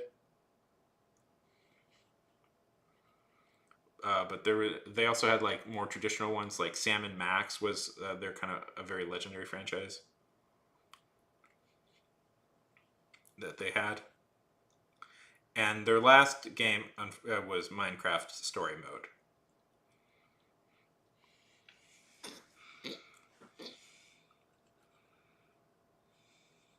They also made Fables. They also made Fables, the Fables game.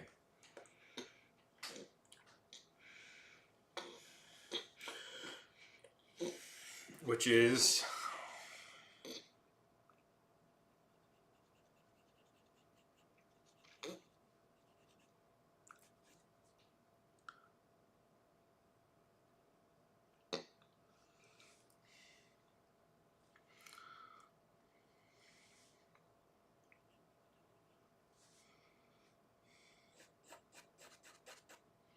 do you guys know the Fables game?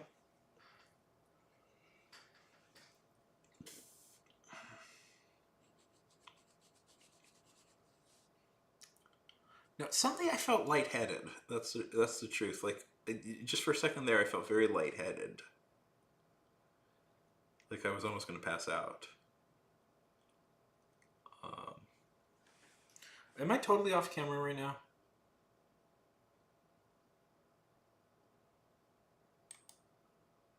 Okay, I just can't. This is driving me up a wall.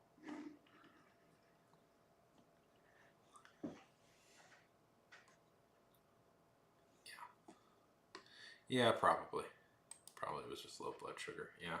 Oh no, it's just yeah. I did do a lot of stuff today, so I'm pretty like frazzled, but not frazzled. Like I'm fine. Like nothing emotionally wrong, but it's like I'm just kind of pushed myself today. I did a run and then I went to the mall and I picked up a bunch of things that I've been wanting to pick up. Yeah. Well, my mom just texted me that she's making me some dinner, so um,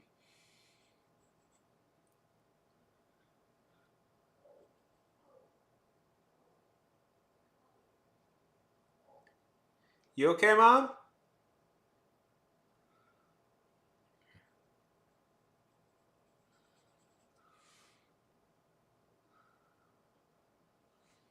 Yeah, yeah. You know what? I'm gonna go grab a little snack. Be back in a sec. She's very nice. My mom is very nice.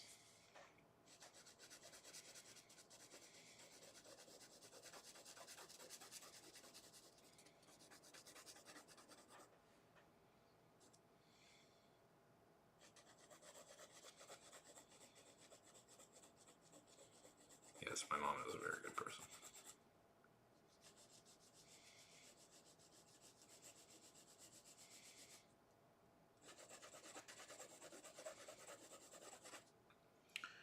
Okay. What do we think? What do you think of my sheep? Isn't he adorable?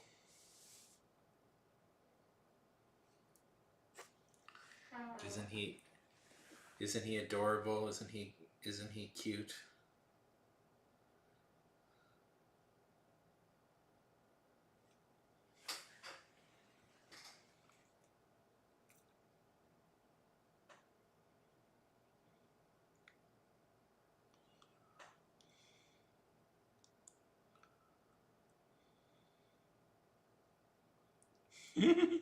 It's the teeth, by the way. It's the teeth that does it. Teeth are a thing I still struggle to draw.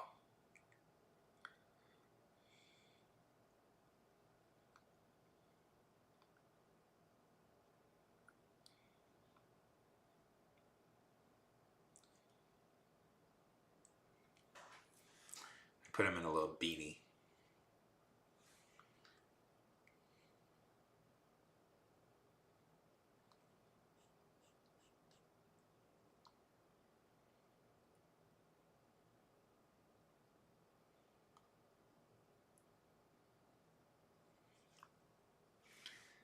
There we go.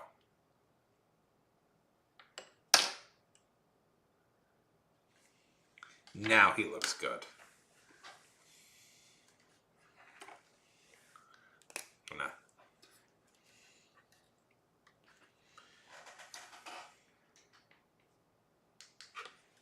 We're gonna ink him. Inking. Time to ink. Da-na-na. I wish I had I wish I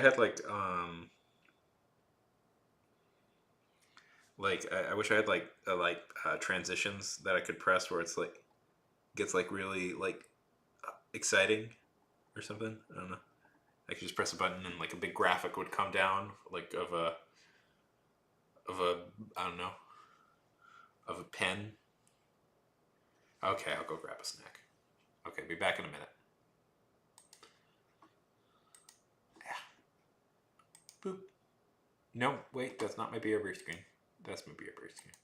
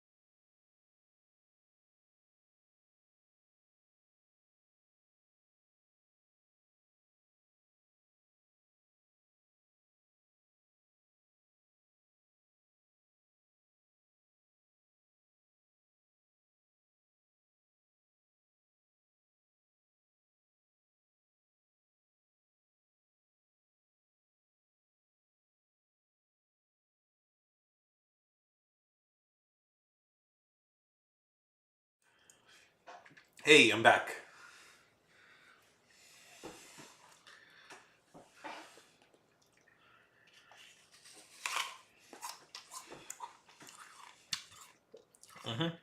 So,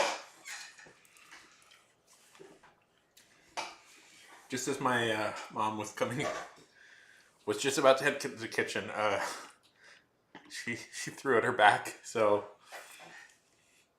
that means I'm gonna order some food. I'm too tired to cook myself, so I'm gonna order some food. I can cook. I can cook, but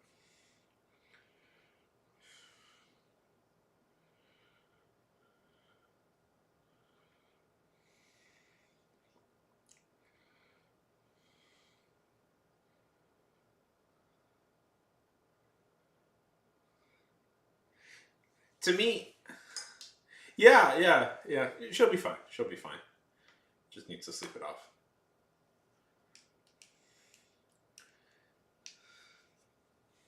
Got her some ibuprofen, and I think she'll be okay. Yeah, it's, pretty surreal. Yeah.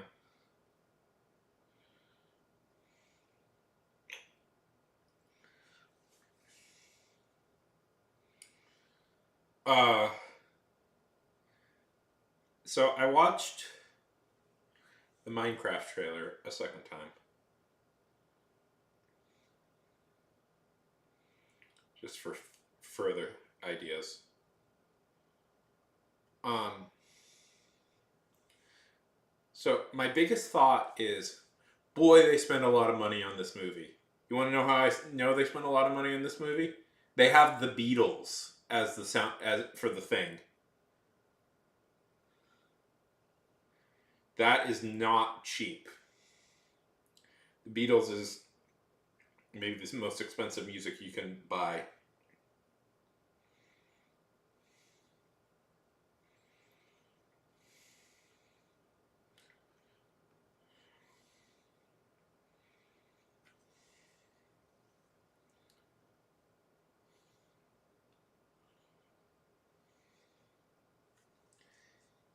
Yeah.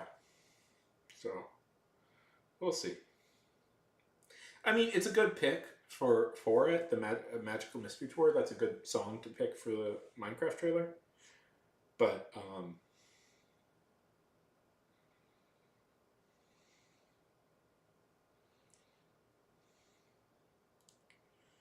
eh,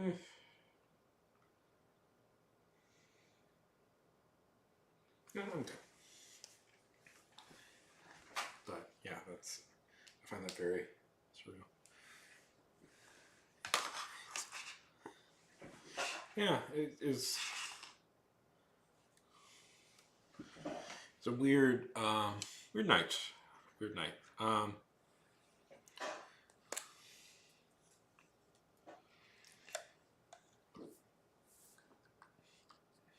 I've had a script idea for a while, where I've wanted to do this script idea thing for a while. Like, I don't know if this would work. Um, uh, I've had this idea. I've had this idea for like a theoretical what would happen if the Beatles made a Godzilla movie in the '60s. I've been wanting to write that up as an idea for a while.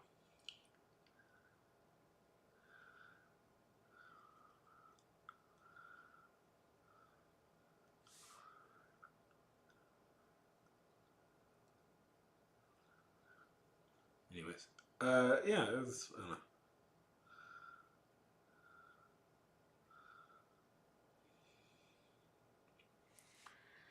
Uh,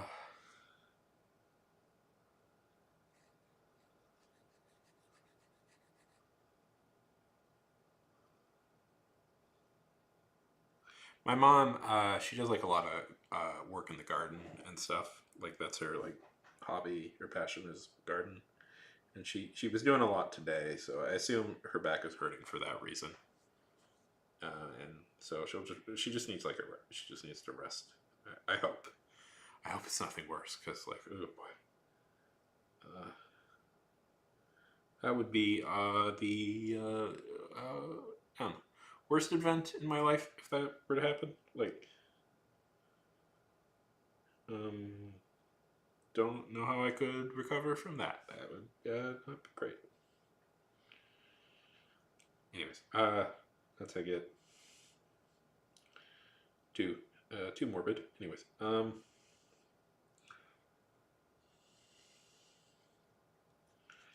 nothing looks good, by the way, on DoorDash. So just not gonna. I'll just make myself some food later tonight. Oh, I haven't switched. I know what I did. I know what I've done wrong. I haven't switched back to the art yet. That's what I did.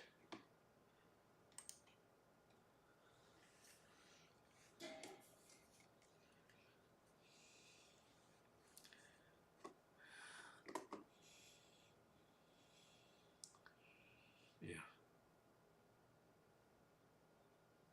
Sure. Yeah. Yeah. I'm sure that's what it was.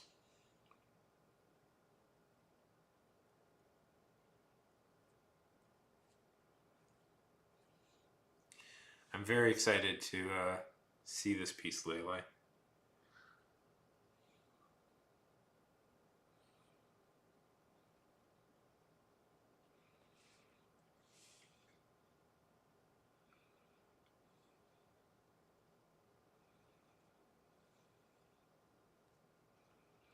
I gotta admit, having this thing on kind of feels like easy mode. Like doing this kind of feels like easy mode because it's like I can see so much more detail now.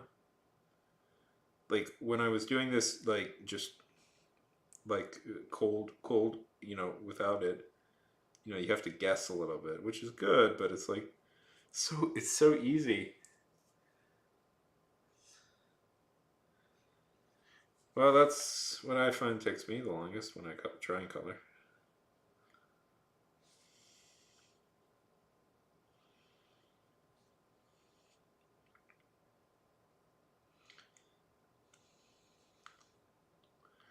Listen, Teenage Mutant Ninja Turtles started $1 billion franchise without coloring, so that means I shouldn't have to.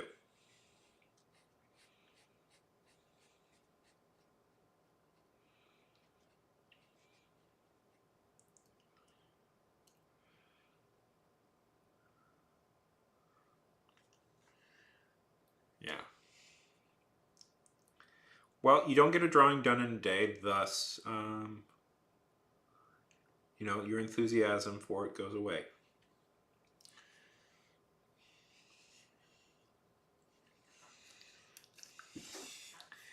Listen, it's not the instant gratification of getting something done in a day, so.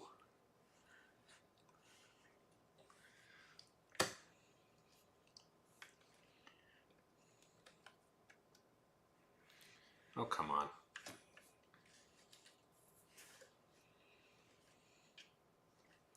Why aren't you staying? Stay. No.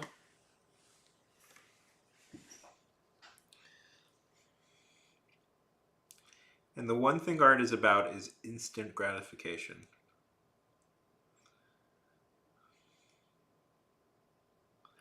That's what I've always said. If you're not instantly good at something, give up.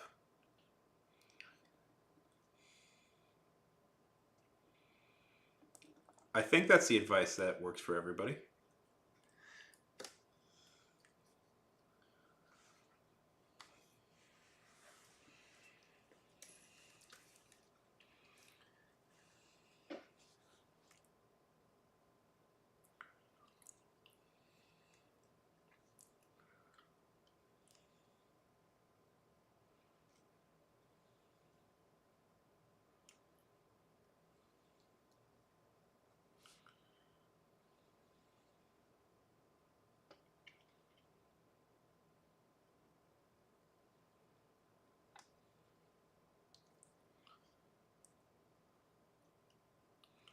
Yes, cap. 1,000,000% cap.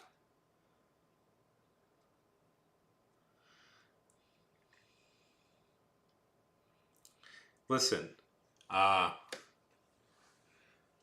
all your favorite musicians. Let's take the Beatles for instance. The Beatles. Did they sit around and practice guitar a bunch? No, obviously not. They were instant. They were instantly good at it, and that's why they started.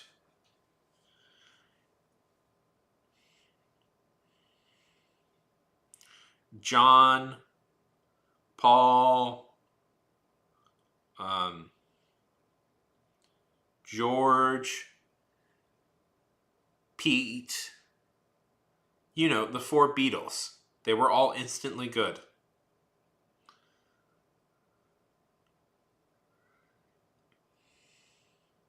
You think I'm doing a joke, but uh,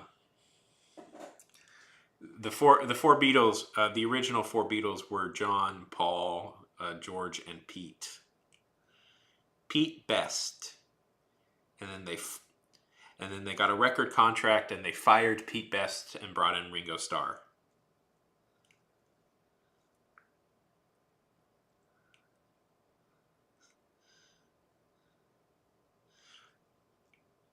This is Vin. What is Vin?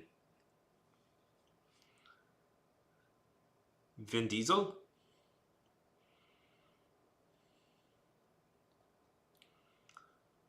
And I talk about things that happened 50 years before I was born.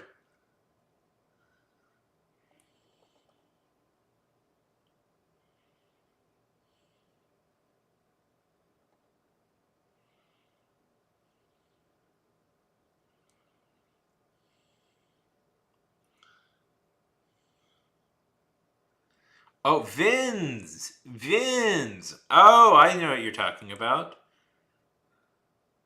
Why is it slipping my mind?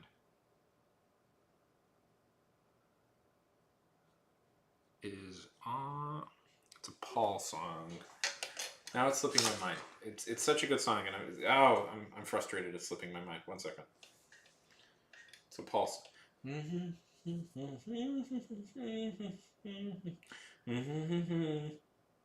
believe it is off.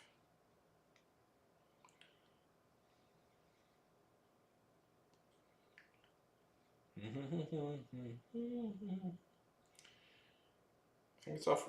Eleanor Rigby. Eleanor Rigby. That's what I was trying to remember. Eleanor Rigby. Off Revolver. Eleanor Rigby. It's a really beautiful song. I love that song so much. That's full of it's probably the best song Paul wrote. It's full of a lot of these like little beautiful like details. It's really good like storytelling details and like finally like Let It Be is a great song. I like Hey Jude. I think I'm one of the only people that maybe is slightly more inclined to like Paul's stuff than John's stuff, which is maybe a little bit controversial.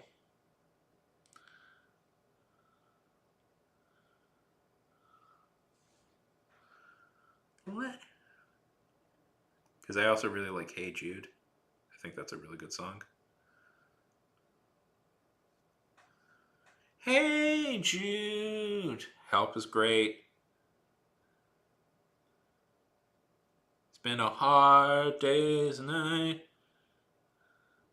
I actually like Magical Mystery Tour. It's a little bit why I was thinking about that because I think it's really surreal to see that in a.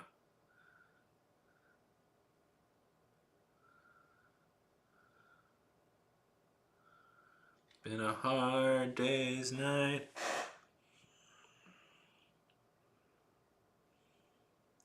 But when I come home to you.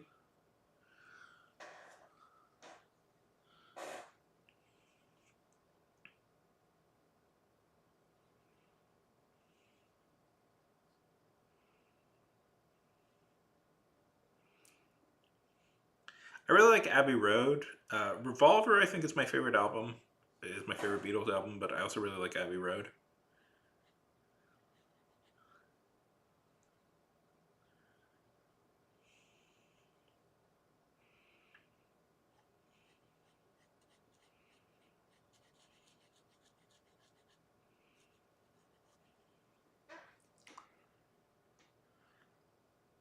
Okay, Nymph. It was really good talking to you.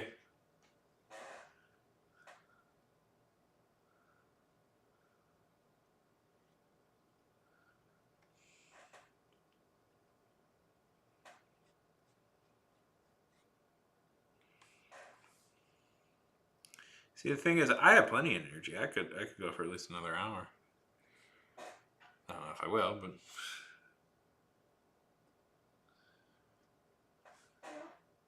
I'm actually really enjoying drawing with this jeweler's glass. So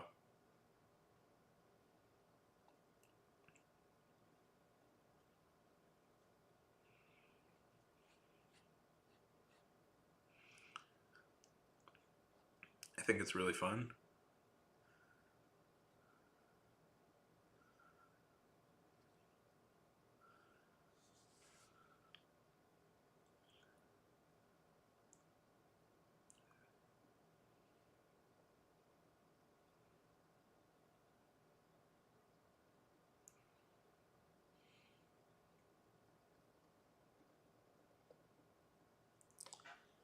Yeah. Well, you can get really real detailed all of a sudden. Like you can see all the like little details that you kind of skip over. I've had this for a while. I stopped using it, but I'm like, why not? Why not bring it out again?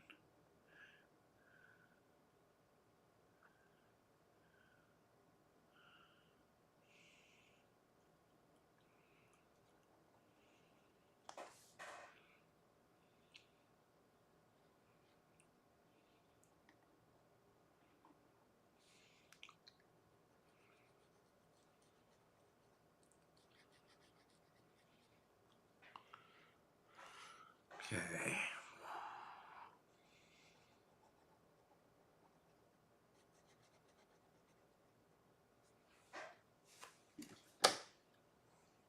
There we go. Beautiful.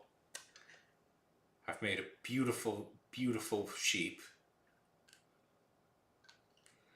He looks amazing. Okay, what should we do now? Or should we call it here? How long have I been on? What are you talking about? It's beautiful.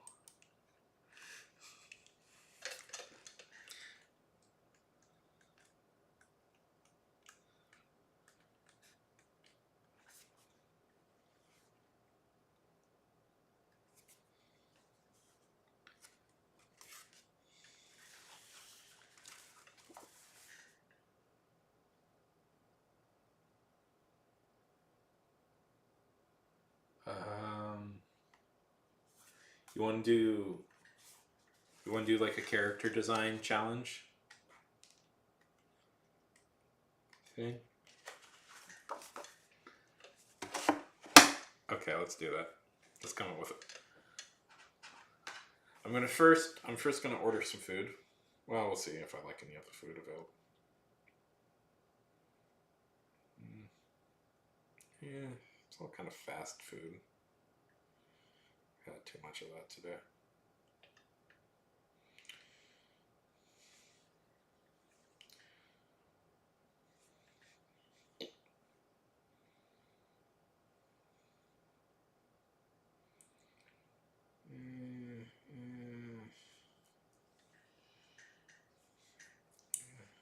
Bow places. Okay. Let's see. Random word generator. Random word generator.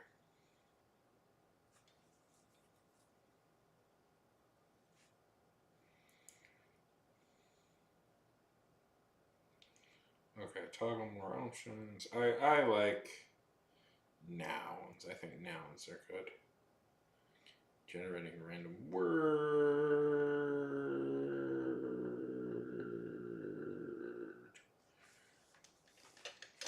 Phone. Let's do phone. I didn't go through a couple of candidates. Let's do phone. Whatever phone makes you think of. Or should we do like a specific thing? Like, do you want to do a phone witch, whatever a phone witch is, or do you want to just do random word inspired by phone?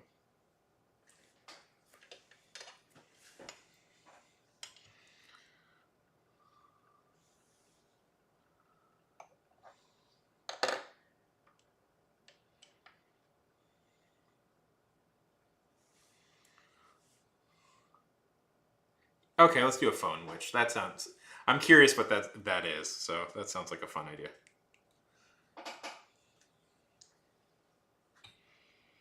One second.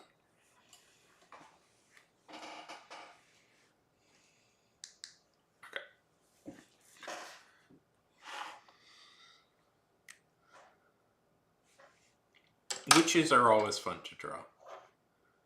I agree. I think they are. Okay. Yeah, there's an H.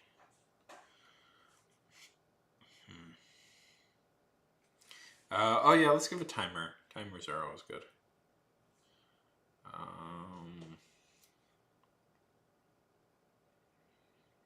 Let's go. Let's go 35 minutes. Okay, we have 35 minutes to draw a phone witch, whatever a phone witch is.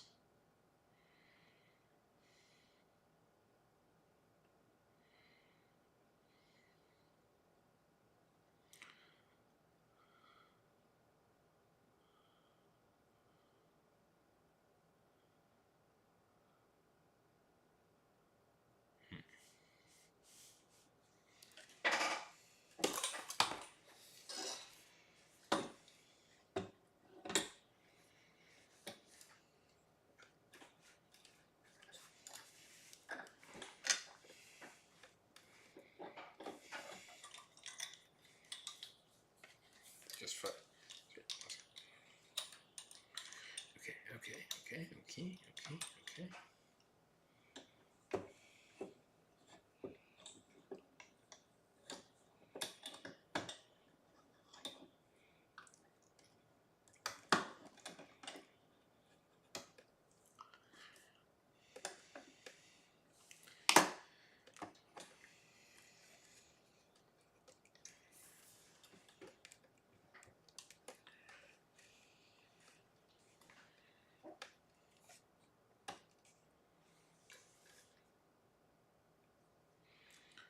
Boop.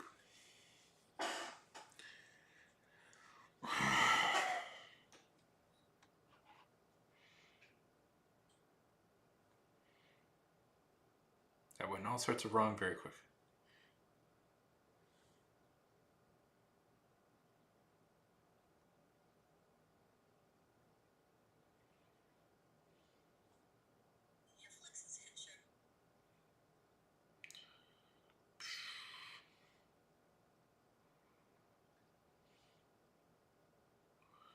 Okay.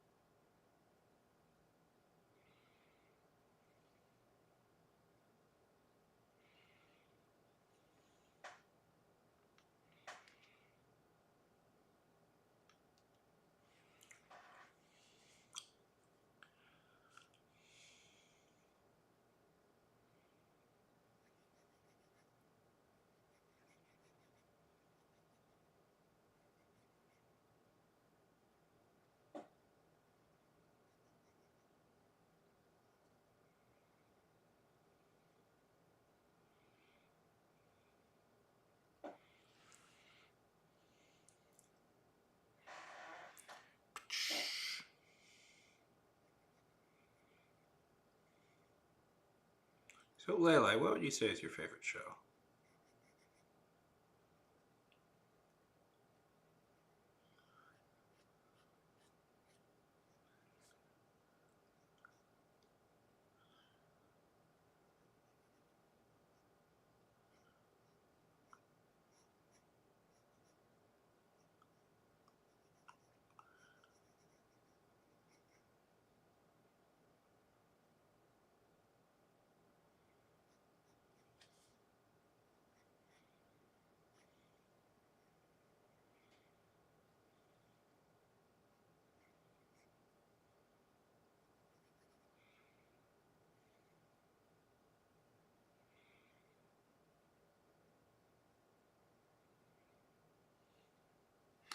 Oh, Adventure Time is great. I love Adventure Time.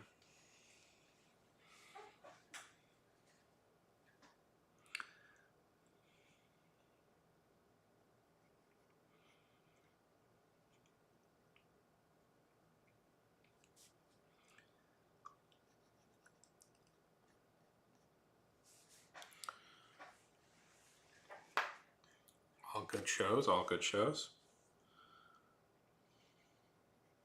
Oh, I forgot to ask you, how was your trip?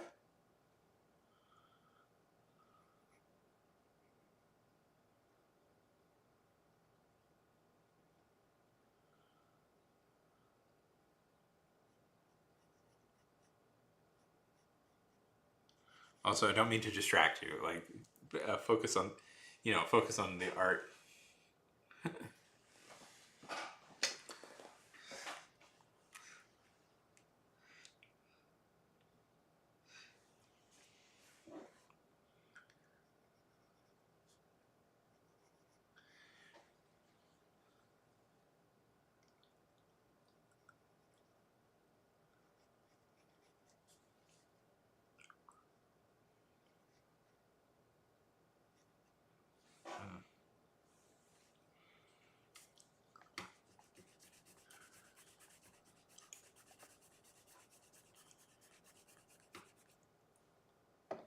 You're stumped. How did what a phone witch would be? Haha.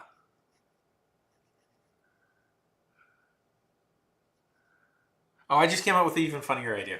I just came up with a funnier idea than the one I'm gonna do.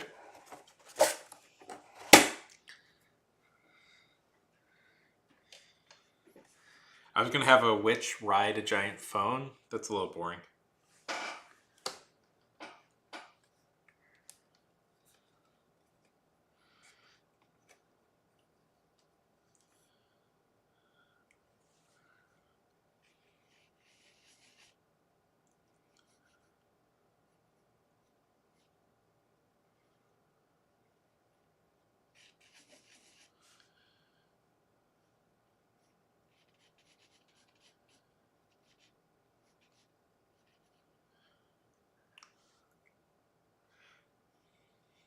That's why I like this challenge. It's fun.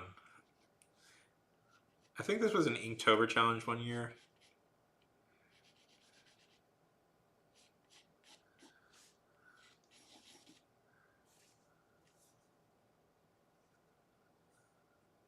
Yeah.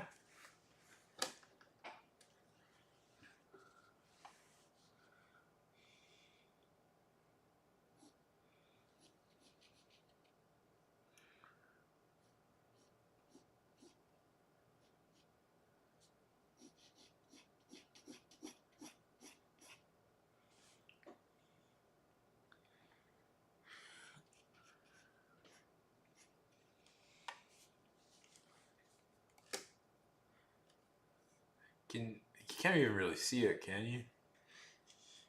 This is kind of I just find this so weird.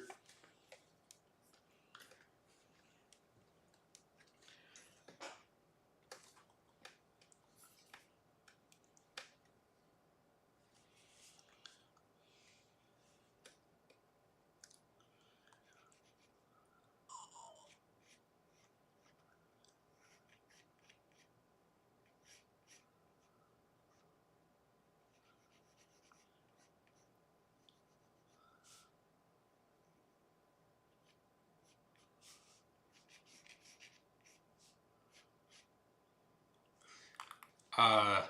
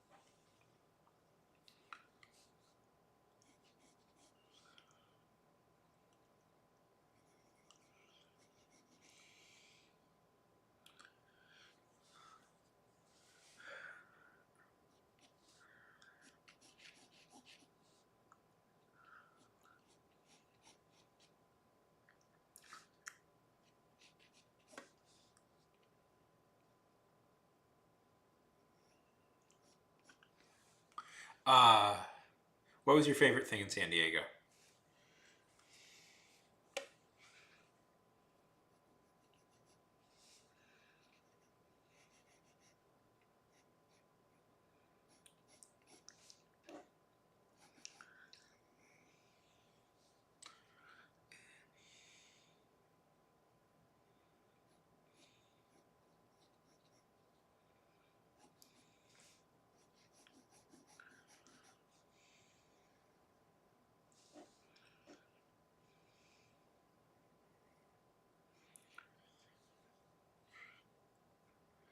Yeah,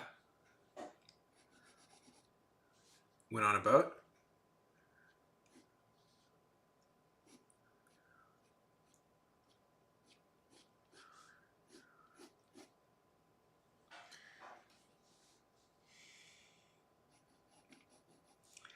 That's cool.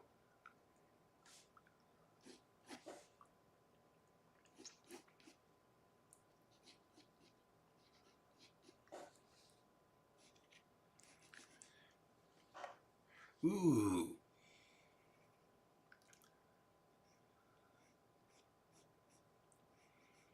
Did you go to that bar whose name I don't remember? I think it was called Arcade. If I that I think was called Arcade that had video games.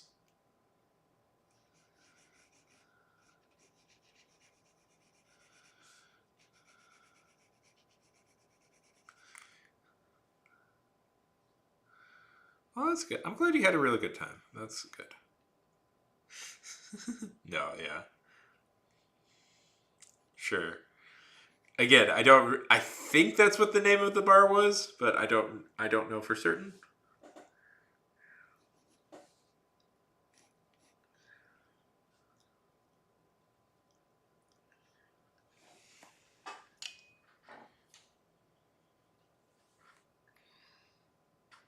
Okay. Yeah, I guess I could do that. It's a little bit awkward of a position.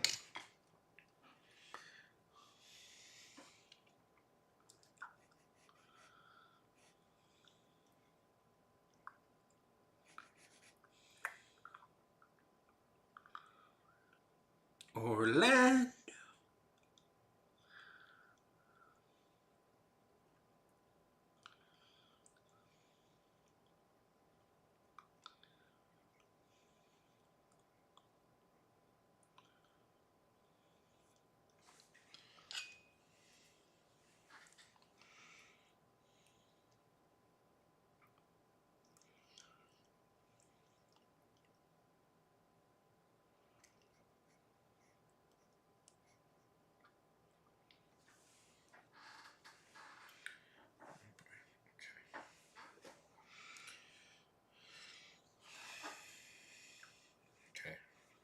See.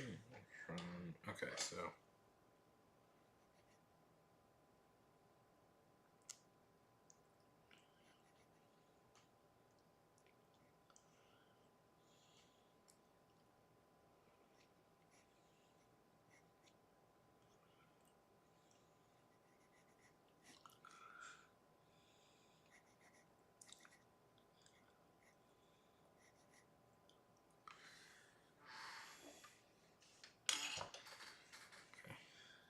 See, now I'm getting cocky with like my arms and trying like more complicated things that I maybe am not totally ready for.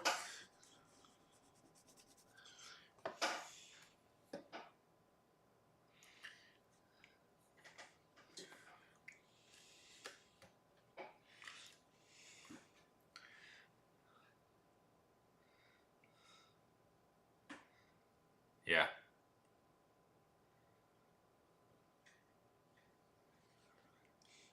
Yes, it is.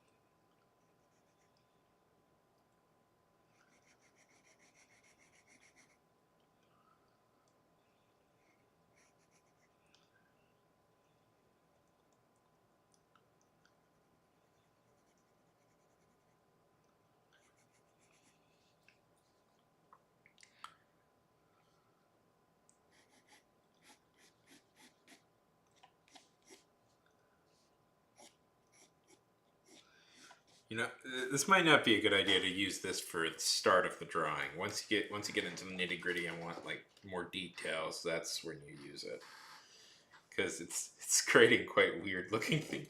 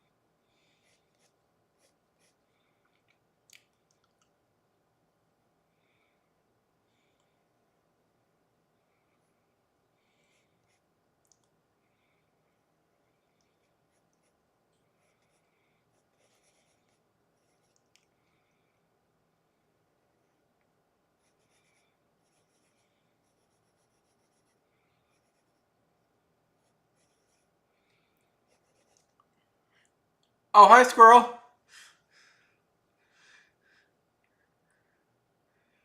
Hey, squirrel.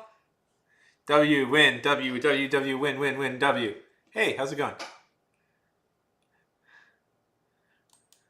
I am having a great night, especially now that you're here.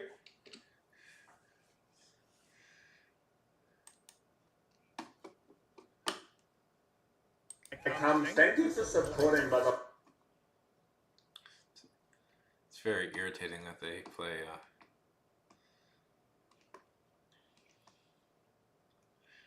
It's from. It's good to hear. Good to hear. How is Call of Duty Warzone?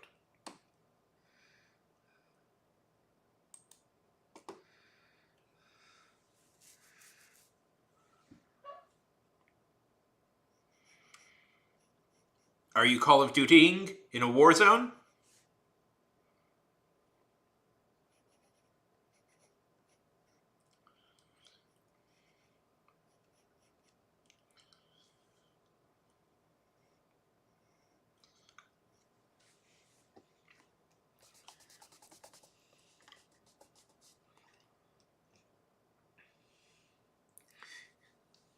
Enjoy.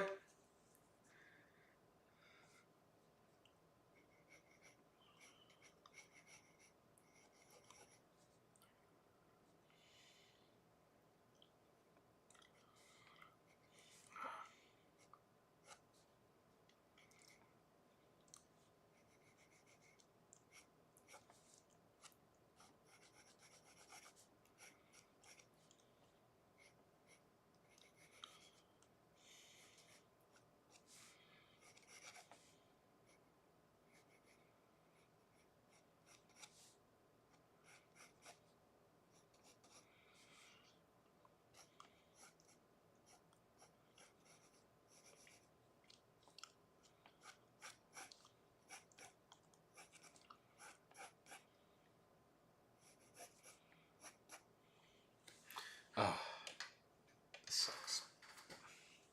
Sorry, I'm just tired.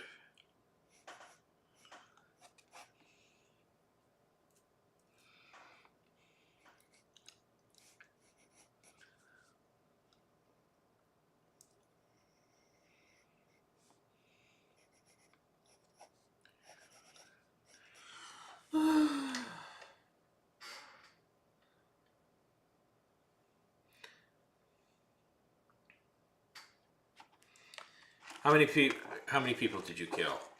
You know, I'm such a good Call of Call of Duty Warzone player that I actually was champion of Call of Duty Warzone for many years, but I retired to make it fair for everybody else because I was too good at it.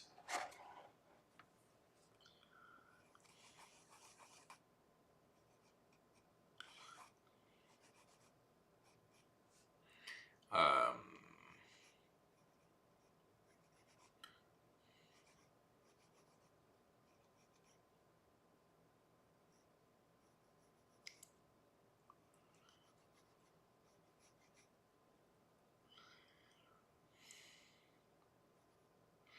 that's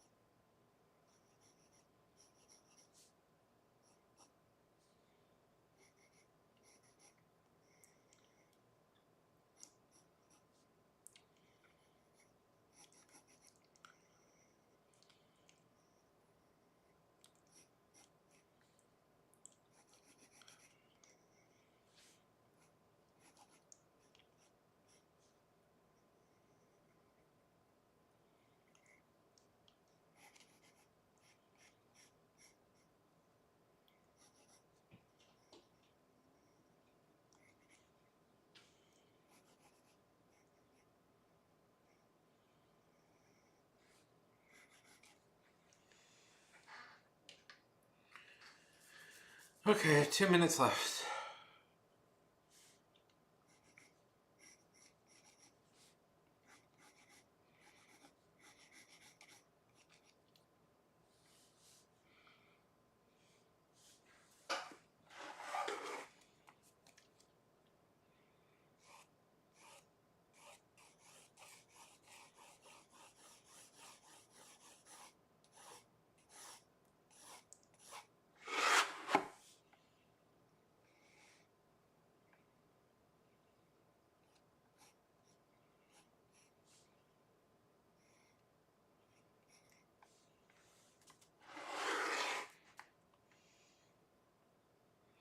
I mean, obviously you can keep working, but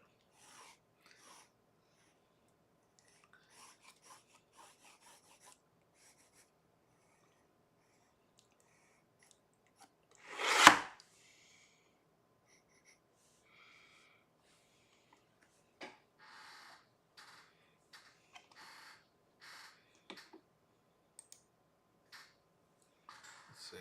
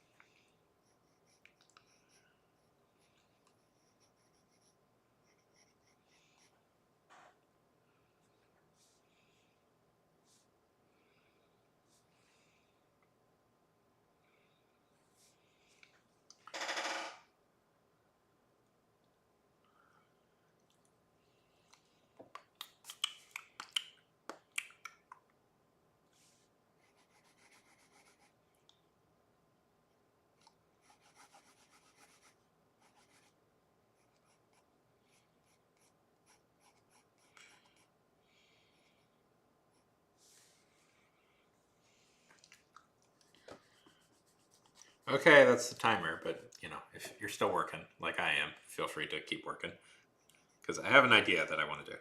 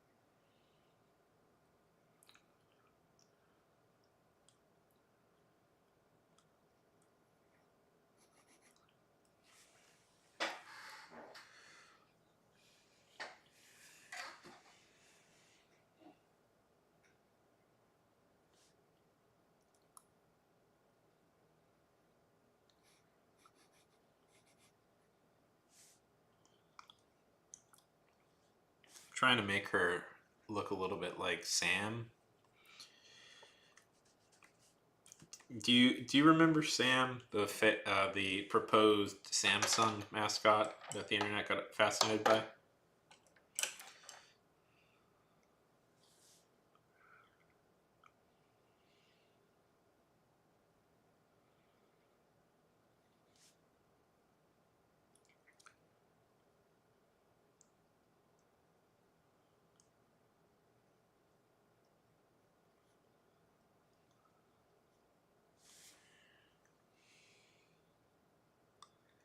Yeah, that's the look I'm going for. I don't know if I'm really succeeding, but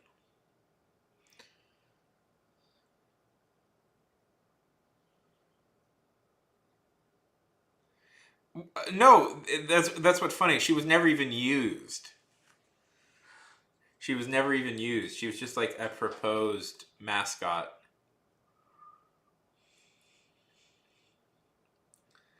And that like the image leaked and then everybody got got a little bit obsessed with her.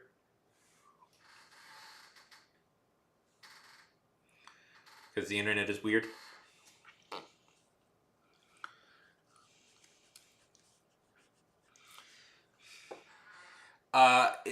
There was Aaron Esurance, which was a character that also that you couldn't Google, so they got rid of her.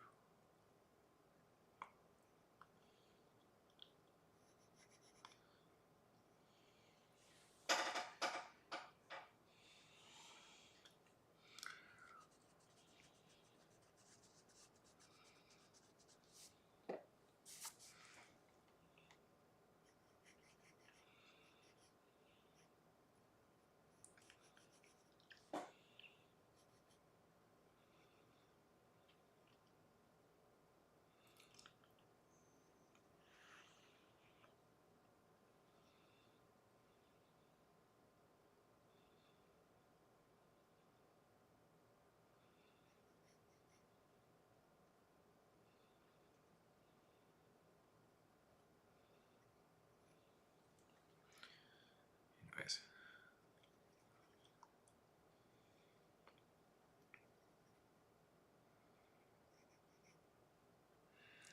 I wonder how many watch hours I'll get from this.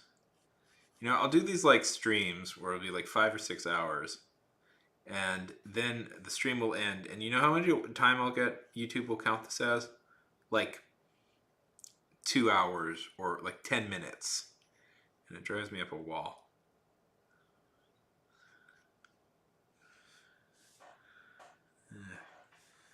Oh boy.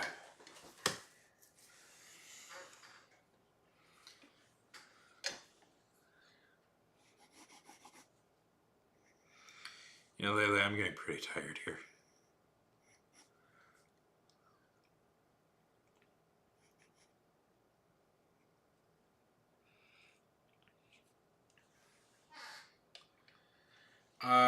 For it's. I mean, I was looking at your art. I don't know. It's complicated. Yeah. This is awfully late for a midweek stream. I have to admit, this is awfully late for a midweek stream. I would usually reserve this amount of time for like the weekend. But all the cool people came by today, so.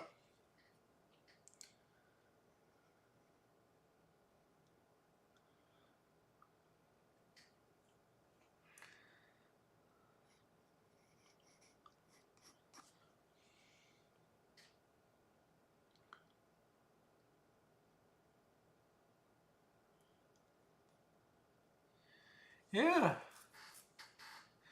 Well, I do try and get on. I'm trying to get on more. That's sort of taken it off. But I'm tired. I think I'm going to call it here, Layla. I think I'm tired. I think I'm too tired to keep going got one really good drawing done today, so I'm going to take this as a win. And the good drawing, of course, I mean, is my Minecraft pig, or Minecraft sheep. That's what I meant. Okay. Night.